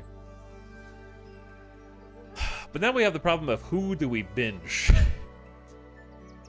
for the backup? Probably Miss Lissaday. Sorry, Miss Lissaday.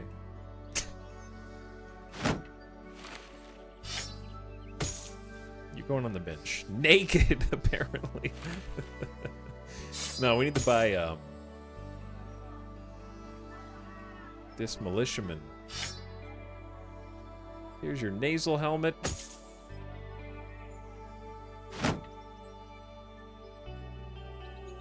Oh, also, while I'm thinking about it. Oh yeah, you do have a second quiver, KJ. Yeah, everything's real expensive here. Let's try going down here and buy some stuff. Wait. Nah, I'm just gonna pay. Just pay. This place is so by itself. I'm just gonna pay the premium for padded leathers, 80 HP. It's respectable. Nothing inherently wrong with it.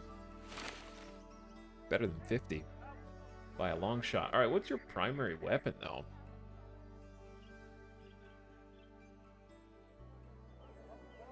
This is two-handed.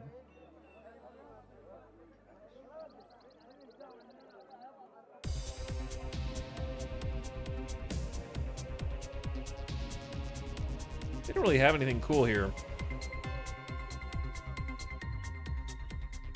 Okay, I mean, you could just, I guess, have a hand axe for now.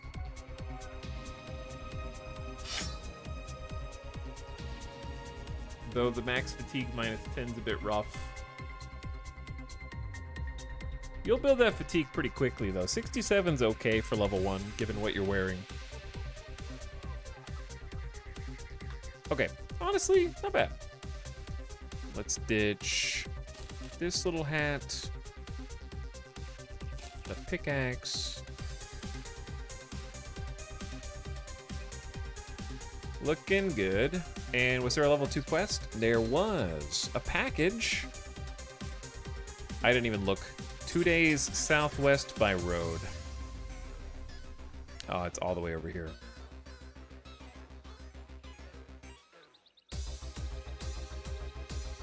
We might take a shortcut. Where was this during the subathon? Hello, Fluffy Panda. Good evening. Hope your Saturday has been good so far. We did some Stationeers. We've been doing some Battle Brothers. Battle Brothers has been going surprisingly well, I'd say. I'm getting hungry, traveling through the Juniper Hills.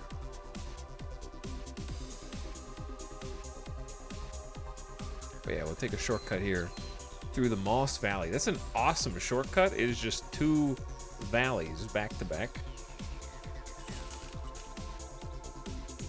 No bad guys, as far as the eye can see.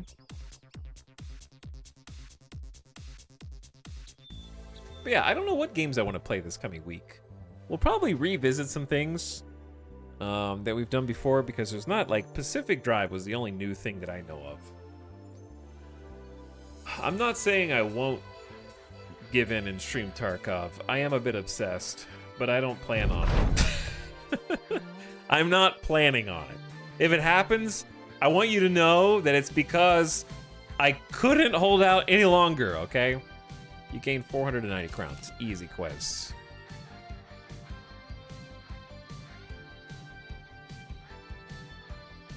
They stole my lockbox.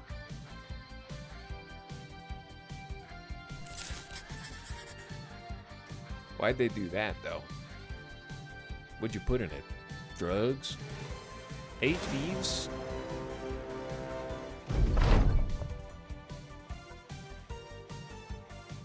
What are you guys doing? Hello, Grumpy Dude. This is not the Sound Redemption. It's a different thing.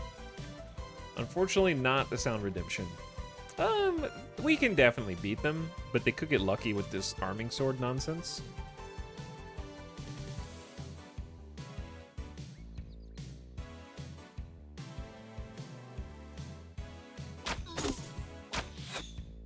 Start softening them up.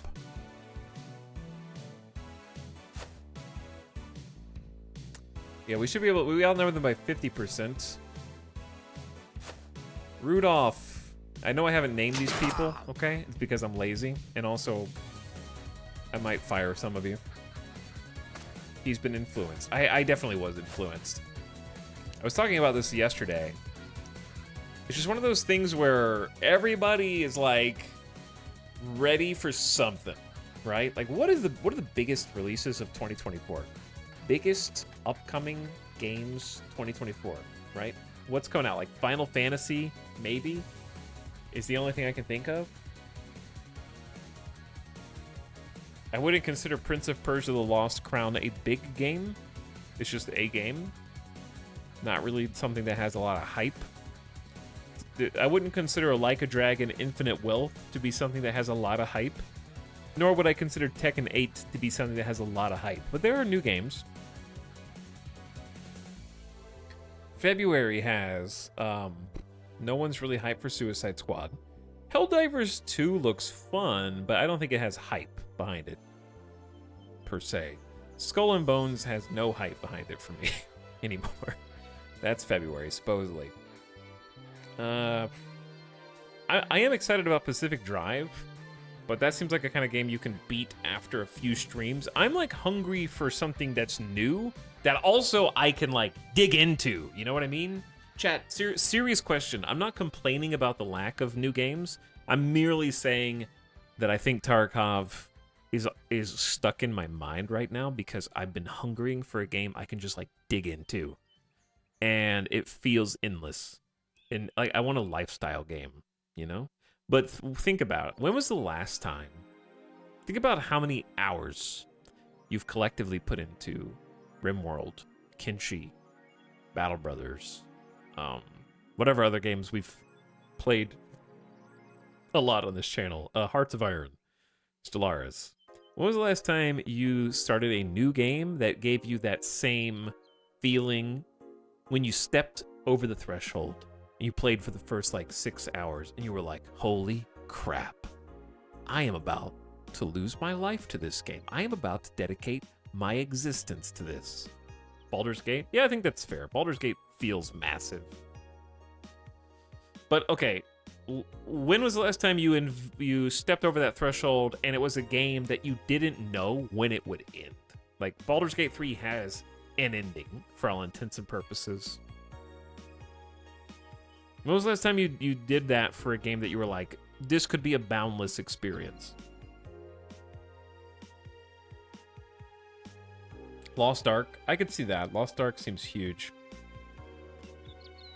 Elden Ring for sure. Yeah, Elden Ring just probably looks even... It's probably not as long as Baldur's Gate, honestly, but it looks like it is. World of War... Yeah, MMOs tend to elicit that feeling the most. Starfield for 30 minutes until despair set in. Total Warhammer 3 feels like that for me now. I mean, it's a big game, especially if you haven't played Warhammer before. It didn't feel like that for me because I played a bunch of Warhammer 2, and Warhammer 3 kind of just felt like Warhammer 2.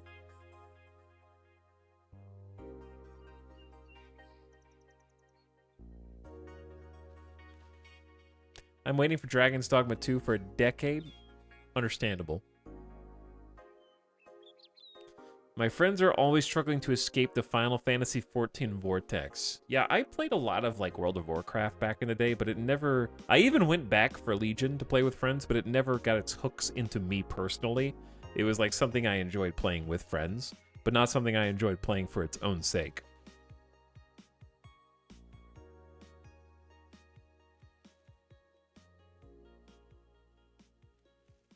Honestly, Tarkov. Yeah, that's why I think I kind of just like jumped back into that sphere because I really this is gonna sound dumb, I guess.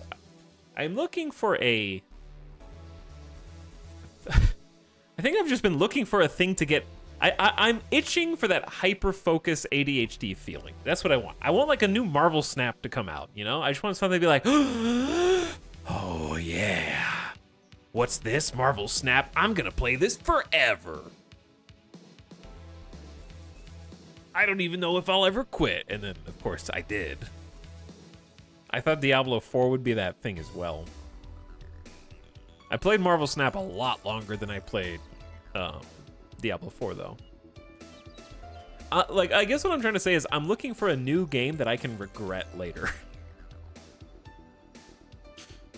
Because I feel like I regret all of them. Any of those games that I've super hyper-focused, I am, like, afterward like, oh. But I want that feeling? Is that weird? I want the feeling before you get to the regret, because the high is so high. The Monkey's Paw Curls. New Marvel Snap with worse monetization. Impossible challenge. I miss the good old days of Snap streams. Yeah. Like, Marvel Snap and Diablo are both examples of things I got addicted to outside of the stream that crossed over into the stream. And I just gave in.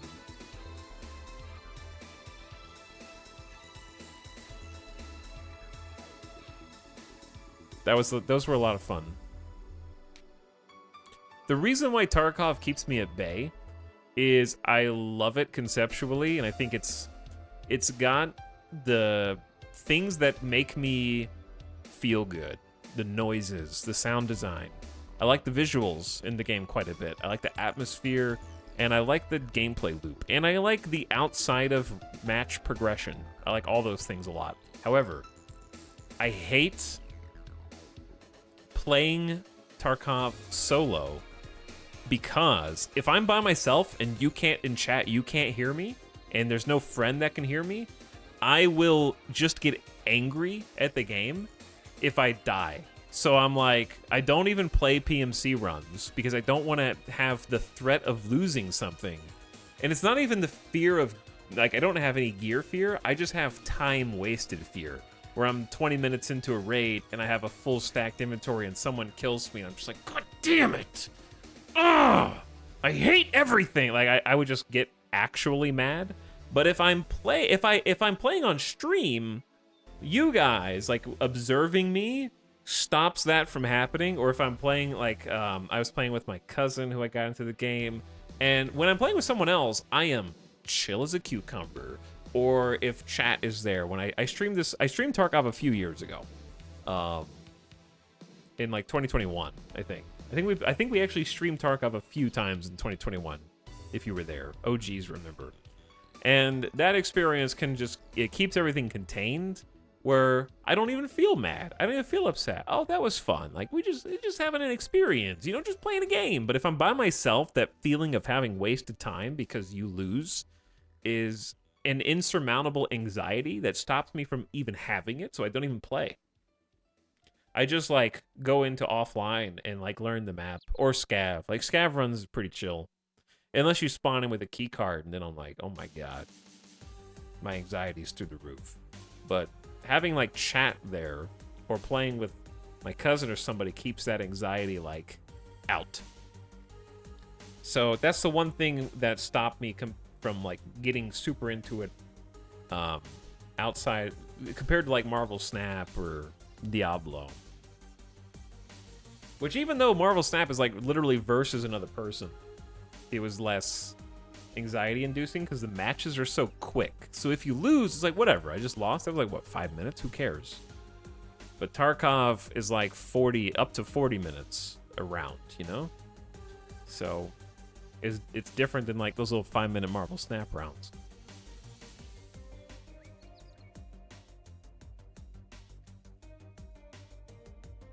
I only like Tarkov single player, to be honest. Multiplayer is too stressful for me. I can understand that. Me playing Dark and Darker. Dark and Darker is similar.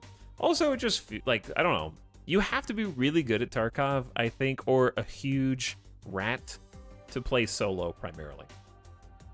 Like, because everyone else has a teammate. So you're basically just going in with your hands tied behind your back from the outset.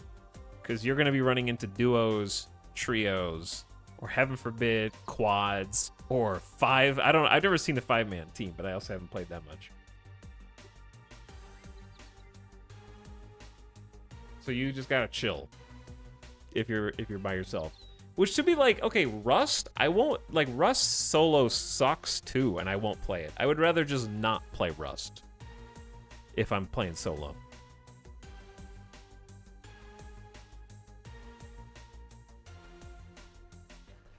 But yeah, there's very few multiplayer games that break that mold for me. That's not just specific to PvP games. If a game has multiplayer, I don't want to play it solo. Like, I won't play Battlefield or... they don't have that addictive quality. And I think streaming is the reason for that. I used to enjoy, like, playing Call of Duty or, like, Modern Warfare 2 or something back in the day, or, like, Battlefield 1942, and I'd play that just for the experience. And then I started streaming and making YouTube videos, and I think it killed the desire to, like, solo play multiplayer games.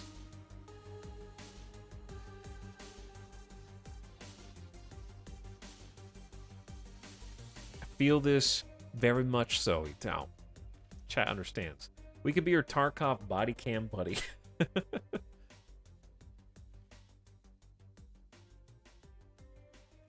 But anyway, yeah, even streaming Tarkov and streaming Marvel Snap, I would get super nervous. Like, I get more anxiety sometimes when broadcasting something that's competitive. I don't know if it's the idea of being beaten by someone in front of an audience. I don't know what it is. I think it's just more like stage performance anxiety. I felt this. And I can't explain it, even though I've been streaming for like 8 years. It's something that you probably get over if you exclusively stream multiplayer games. But I think it's coming out of the single player shell. But like right now, right? These guys are waiting for me. Right?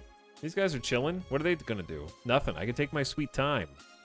But you lose that when you take it online. When you're the last one alive and your entire team is spectating you. True. But there's a reason why I play a lot of single player games, and I like single player strategy games a lot because they wait for I don't like playing like multiplayer Stellaris, even though I really like Stellaris. I don't like playing multiplayer Crusader Kings. I don't like playing multiplayer whatever strategy game, you know? If like I've been tempted to get Age of Empires 4 and I will never play online. I only want to play a single player. Let's just throw up those spears, bro.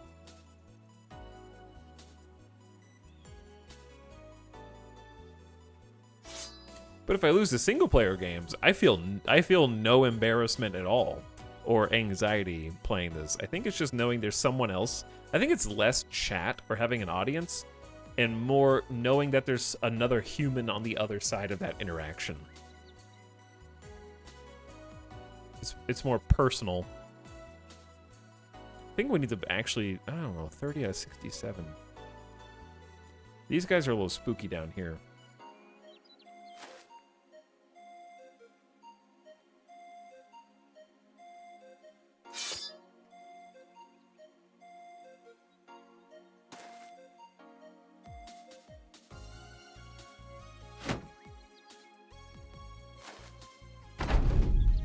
Age of Empires multiplayer is super sweaty. I think another part of it is I don't have the attention span to focus to get good enough at said game in order to be competitive at it. I don't think I've ever been fully addicted to one game where I will play that game forever. Like some people play MOBAs, right? Like or shooters, like pro Valorant players or pro Overwatch players or pro CS players or whatever, right? I could never just be that into one game to try to become the best at it. No way.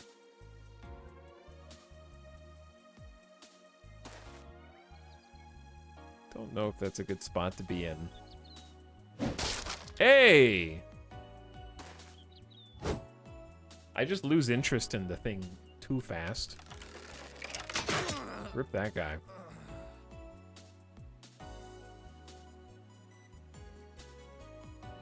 Have you tried Marauders? I have not. I don't really like Tarkov knockoffs that much. I didn't really like Dark and Darker that much as everybody else. It was cool. Just didn't feel the same itch.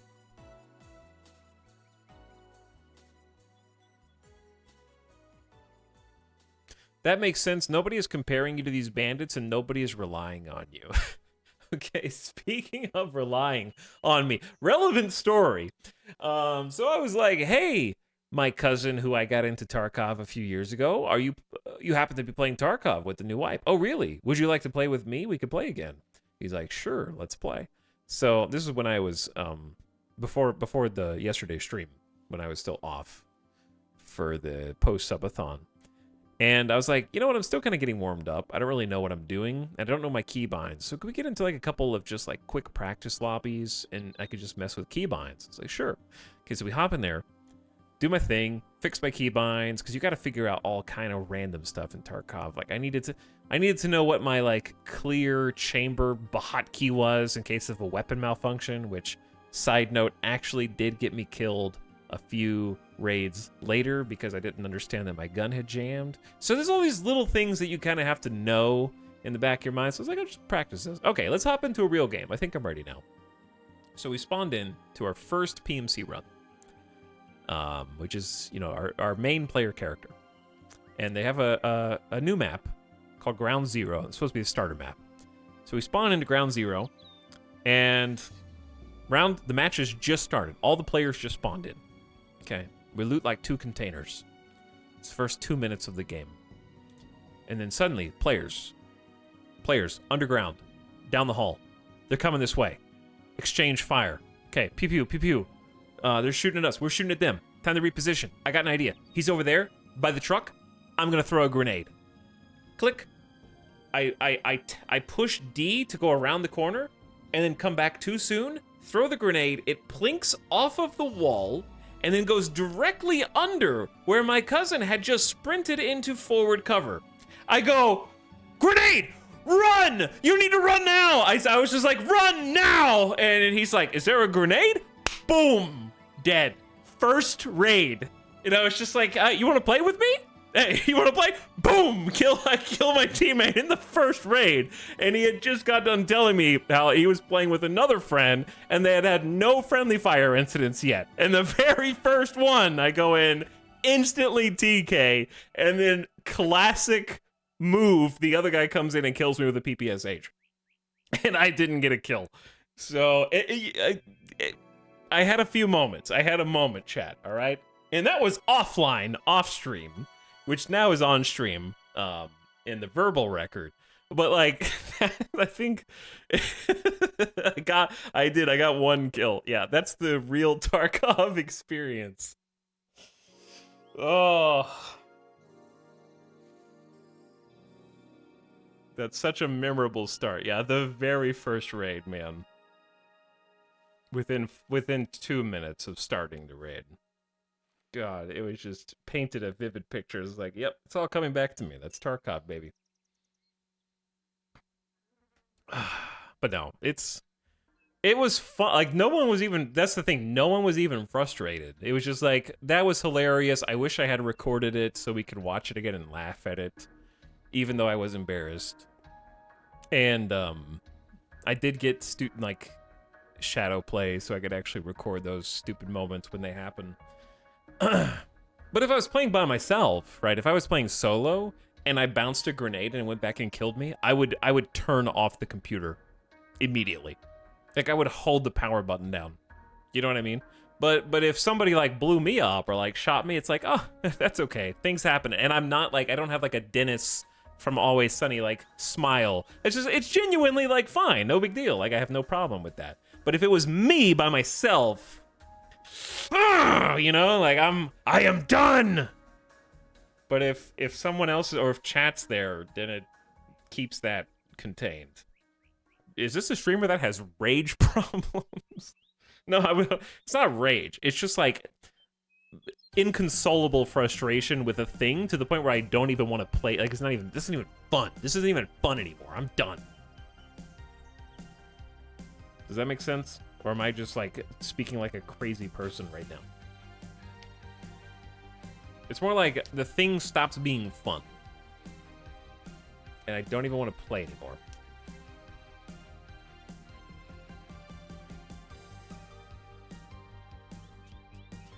My friend killed me 20 seconds into his first raid. It goes around. It does go around. But they've made it, like, actually much easier than ever before. When we played in 2021, the game was just worse. Like, if you died on your PMC, there wasn't just a button that lets you automatically pay money and heal everything.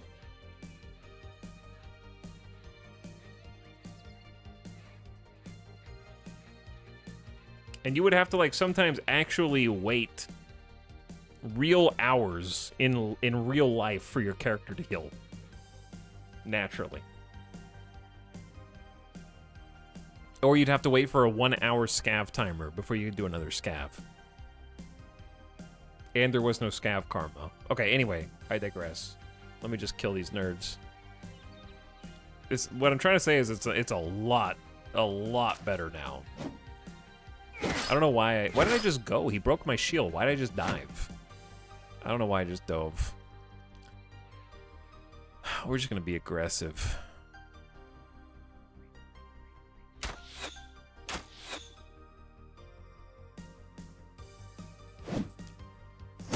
Missed a 72.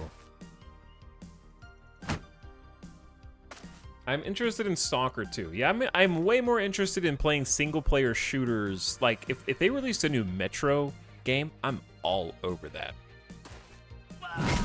Good kill. Also, I did not know that guy had a pike. We got problems.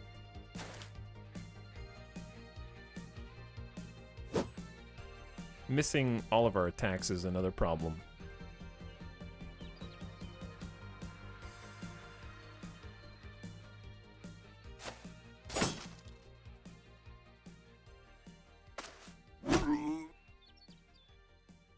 Yeah, we kind of got to use these splits to our advantage. Just be aggressive and try to build up their fatigue, which is hard to do, admittedly. Good hit. Cut arm sinew. Oh, who's this guy? Oh, that's my militia man. Okay, so that's why he's dying so fast. Good God, dude. Definitely murder that guy. Figured that would miss.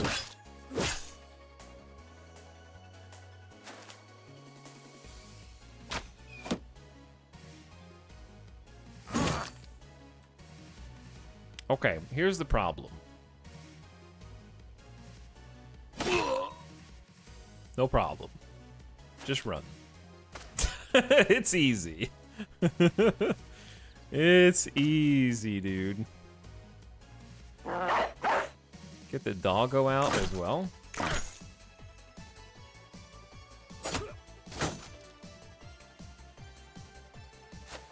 Go for the headshot. Easy.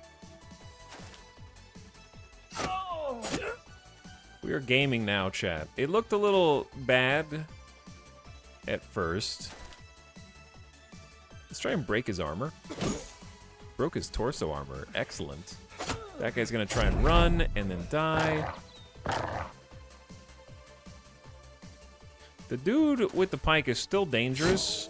Ow! From point blank as well?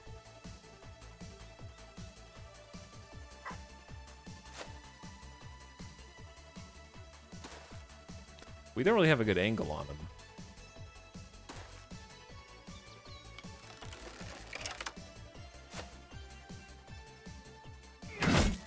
Alright, good overhand. Kaibo rocking the new two-handed. Let's also swap you two. Okay, we need to get in here and, like, beat this guy up before he does anything else bad. He's retreating. Good. Good, good, good, good.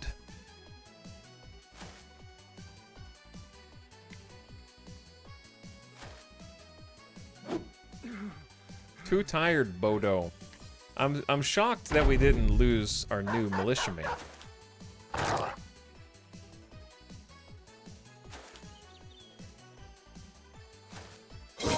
It's fitting that the Bannerman home desktop got that kill. Level up spoons, level up new guy, level up new guy.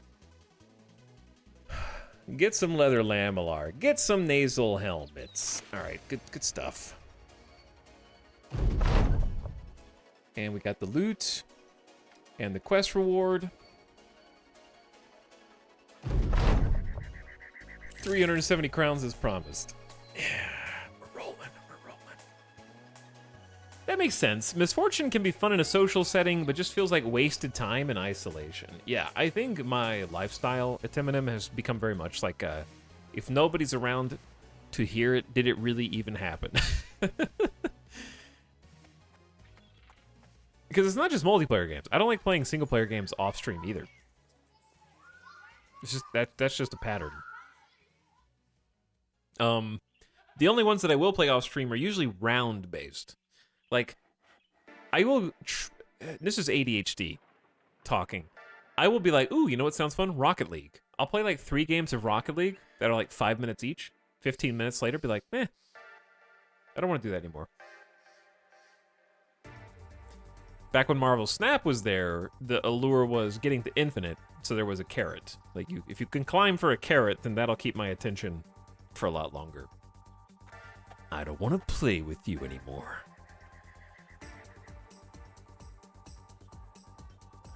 And then you'll open up something else. Like, I'll be like, maybe I'll play MLB The Show, which is also round-based, because you can just play one quick game that literally takes 7 minutes, and then you're in another game, 7 minutes, when you're in Road to the Show.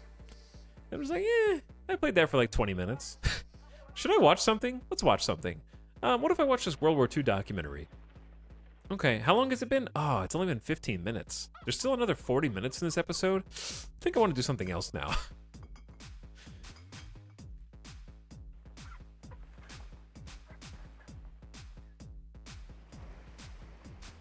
Pretty much what it feels like.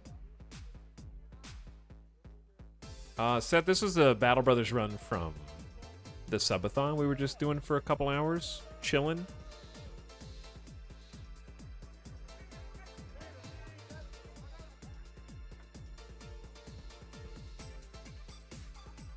Wait, that's ADHD? Chat, time to learn. Oh, we got an arming sword. Did we just get that from the last fight? Kind of a huge pull. And I got 4 grand in the bank. Amber shards to trade. This map is kind of goated, actually. Map is kind of goated. Seriously, it's a bit wild.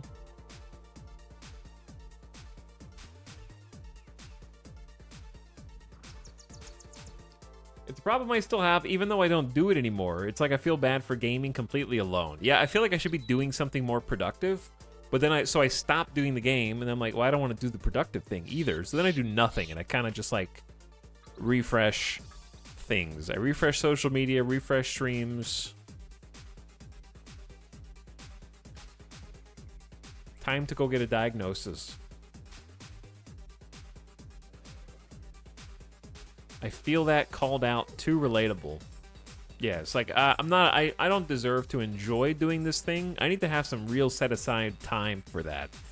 Maybe I should be doing something productive instead. I don't want to do that either. So I'll just punish myself by not doing anything and staring at a screen.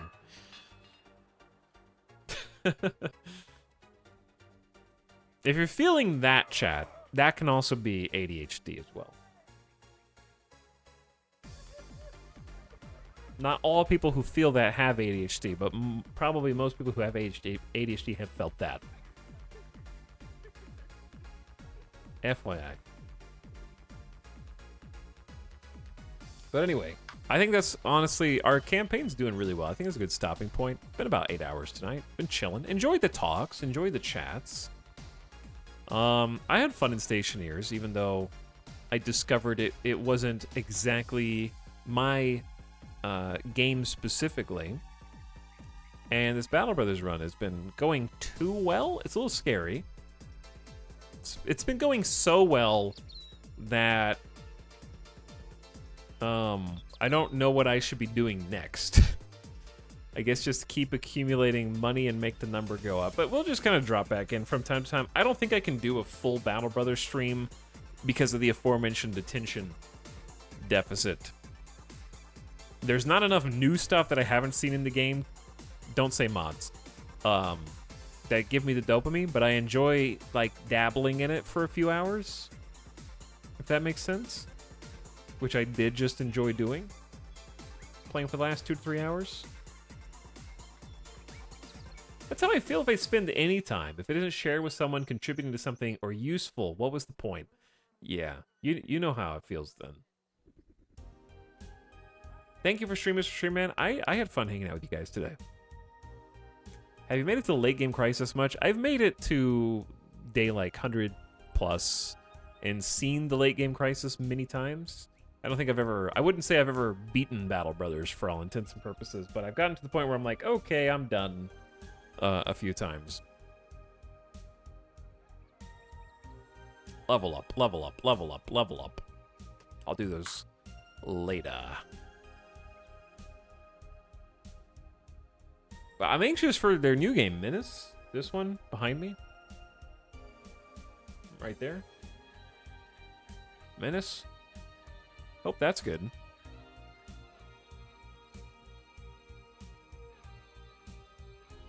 But yeah, I don't know exactly what games we'll play this week, but I will not be around tomorrow. So the next stream, this is Steam.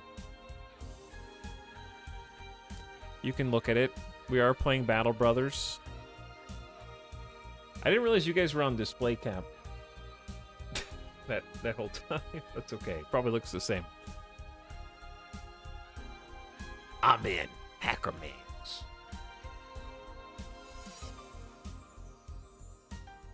But yeah, it's good to be back. And it's going to be good to start having some more regularly scheduled, regularly programmed streams. So I'll be back either Monday or Tuesday. And try to get some stuff going. I don't know what we're going to play. Probably going to play some old staples until I can figure out something else new to do. Because I'm looking at... Speaking of looking at Steam. Things that I would like to play.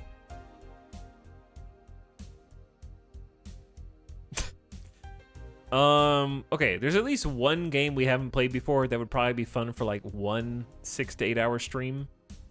So I've got at least one thing. I'm going to uninstall Fall Guys now. That was fun for the subathon, but I don't need it anymore. It's kind of not what I want. We might play Hearts of Iron. Because I was watching EJ play like yesterday. And I was like, you know what? That would be fun. Always sounds fun. Chat, could you erase my memory of some of the other games that I like, but I've played too much of? Just play Minecraft. Hey, exactly like Minecraft. If someone could just erase my memory of Minecraft, that'd be great. So I could enjoy it again.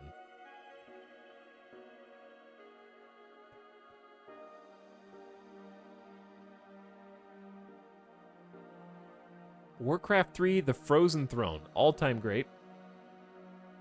Classic. Did you play Project Hospital? Yes, actually. For 8 hours.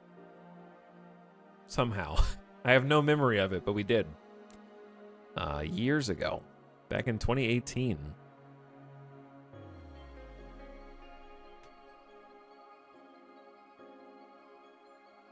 But yeah, I'll keep my eyes peeled for some new things to do or some new old things to do. The problem also is that the subathon was so much fun that it overstimulated my fun sensors. And so now it's like, hold on. Do you just want to turn on regular software Inc. again for a whole stream after the subathon? He's been overfunded.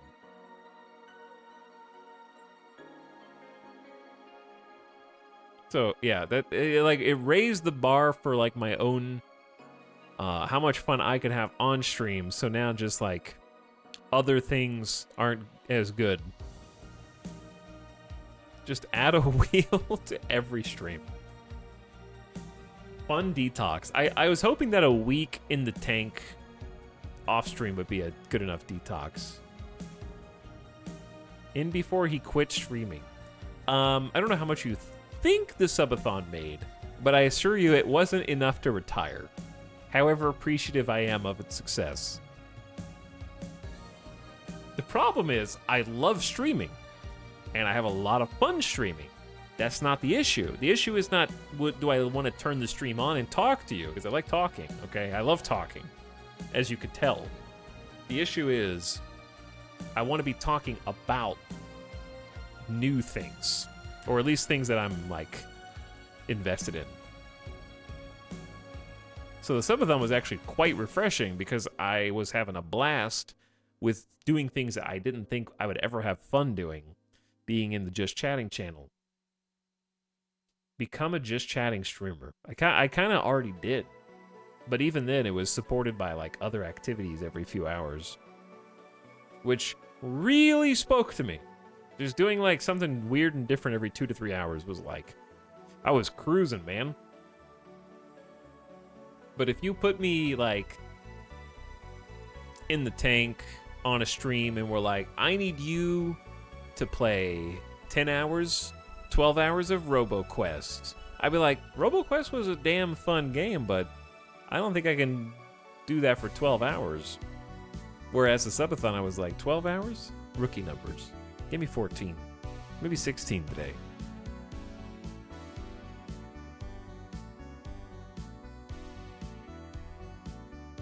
But dude, RoboQuest was actually a lot of fun. That was a good game. Dunk tank for the next subathon. Probably a bad idea.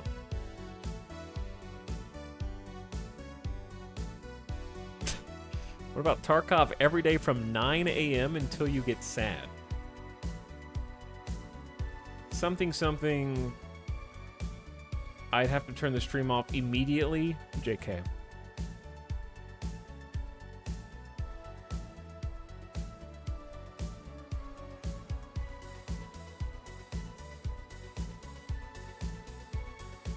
Do what you feel. Oh yeah, well that's the problem. I don't know what I feel. What I feel is I want new stuff to come out. Give me a new Marvel Snap equivalent. I'm down. I'm ready to sell my soul to another Diablo 4, you know?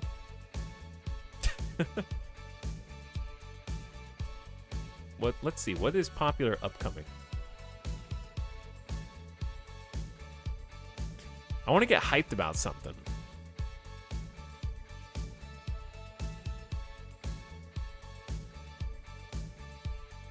I'm ready to put all of my eggs into one basket.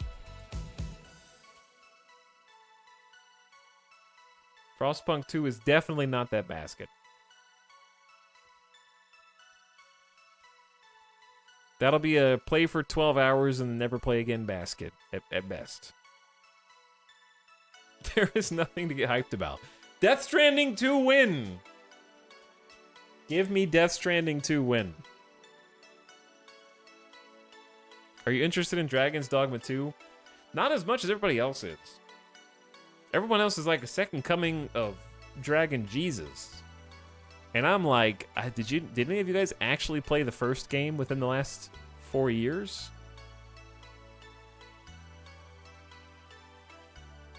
Because it was unplayable. Suffering. It looks fun, like the movie. Okay, let me put it like this to you, chat, in a way you can understand. Dragon's Dogma 2 looks cool in the way that if you had never seen Black Desert Online, would also look cool if you saw a trailer. It's like, the animations! Look at the particle effects! And then you actually get Black Desert Online, and you're like, that's not what I wanted. That's how Dragon's Dogma feels. It's like, wow, the animations! Whoa, so smooth! This dialogue is not what I wanted. This cutscene, this storyline, these NPCs, the quest that you're forcing me to do, it's not what I wanted. Like, everything else besides the awesome combat animations looks like it's probably gonna suck.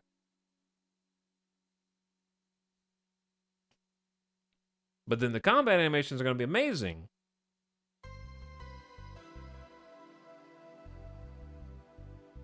And it'll be fun to, like, kill monsters, but then you have to do everything else. So Starfield, no. It's still better than Starfield. Starfield had god-awful combat. Terrible animations.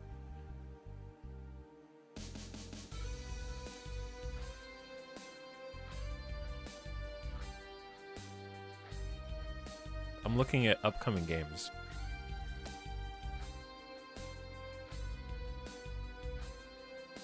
Biggest video games of 2024. All right, let's see. The first result is WAPO. Gene Park, who I actually follow on Twitter. Let's see what Gene Park says.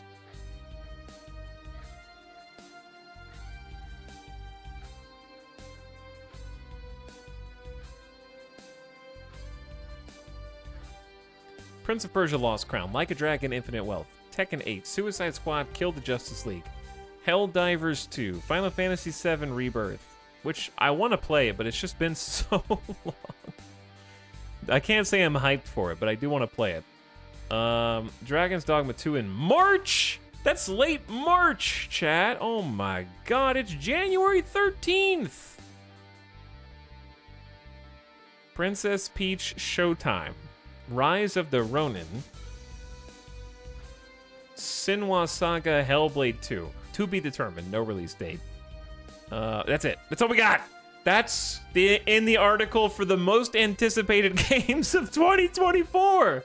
All right, there's gotta be a lot of secret release dates, dude, or I'm gonna lose it. There's gotta be a lot of like secret TBDs that are no one knows the date yet, but they're gonna reveal them in like June, because that's it.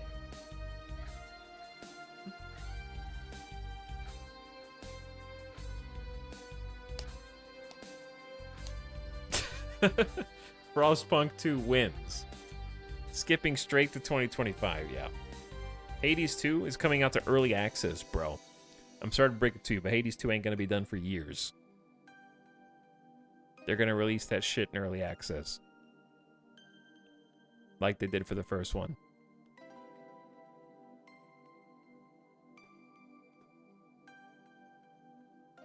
I don't expect much this year for gaming, Sag. That is Sag. Was there a game dev strike last year? Honestly, I think there will be at least a handful of things that don't have release dates yet. Because a lot of devs have been suffering from skull and bone syndrome, is what I'll call it, where you announce a game and then you actually don't put it out for 9 years. There have been a ton of layoffs also, yeah, but I do think there'll at least be a couple of games that just have a short announce window. I will go ahead and go on record and say that I will personally guarantee, based on literally no knowledge whatsoever other than my gut reaction, which is always correct, that we will hear something from Ludion this year. I bet you if there will be a new RimWorld DLC this year, and if there's not, then we'll hear about their new game.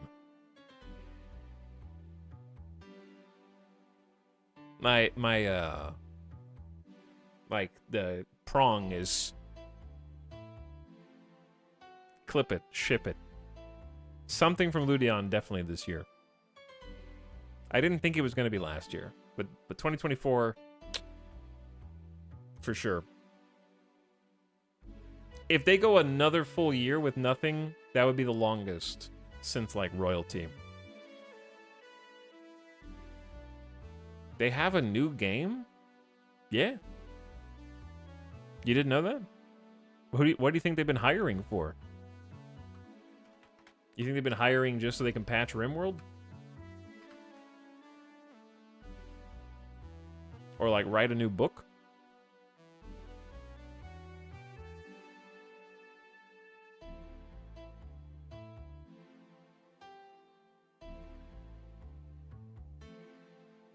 Chat, right now, just on their website. On their hiring page on their website. They're looking for a game designer systems. We are always looking for senior and exceptional designers. We are not looking to fill a vacancy. I think they already hired for this. Game designer with a focus on systems design. Writing design specifications, analyzing game systems, and writing in spreadsheets and other tasks. Game design lead. We are not currently looking for immediate help with this role. You're still welcome to apply. We'll keep your info for review when any work opens up. They've been hiring for that position for a while, though. I think they already hired people. But they were looking for a game design lead, bro. And a game writer, which they are now currently not looking for, and a gameplay artist, and programmers.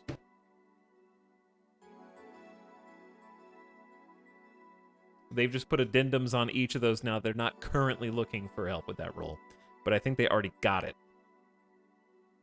I'm pretty sure they already got that help.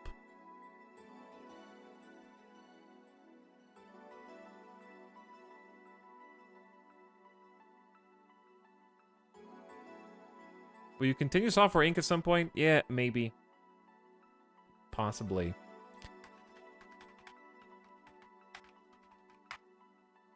I haven't uninstalled it yet.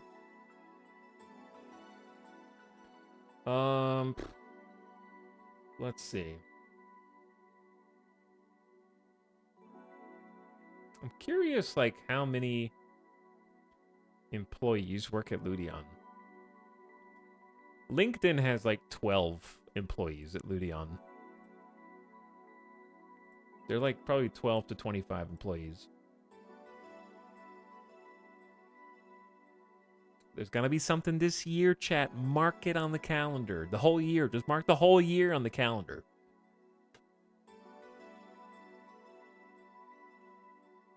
Okay. Anyways. But yeah. Suffice it to say, I will find something to do this week, even if it is... I would be happy to play some more Hearts of Iron, actually, so I might just do that for at least one of the streams. And then I got another game that's a World War II game that should be cool to check out. And then we just have to hope for secret updates to games we already like. More King of the Castle. No. No.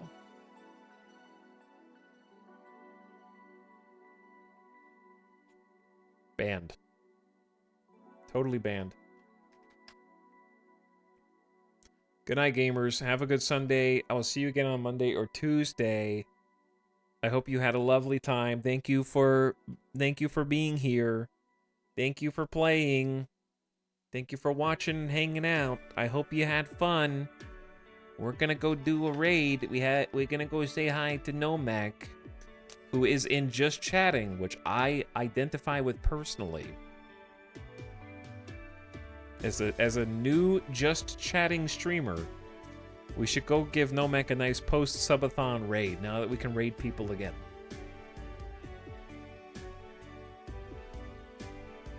Bye, everybody. Thank you for watching. Old Grumpy Dude, thanks again for the end-of-stream sub a little bit ago. We'll play some new fun stuff this next week. And we got some more things to catch up on from the subathon still. So we can scratch Stationeers off the list. Oh!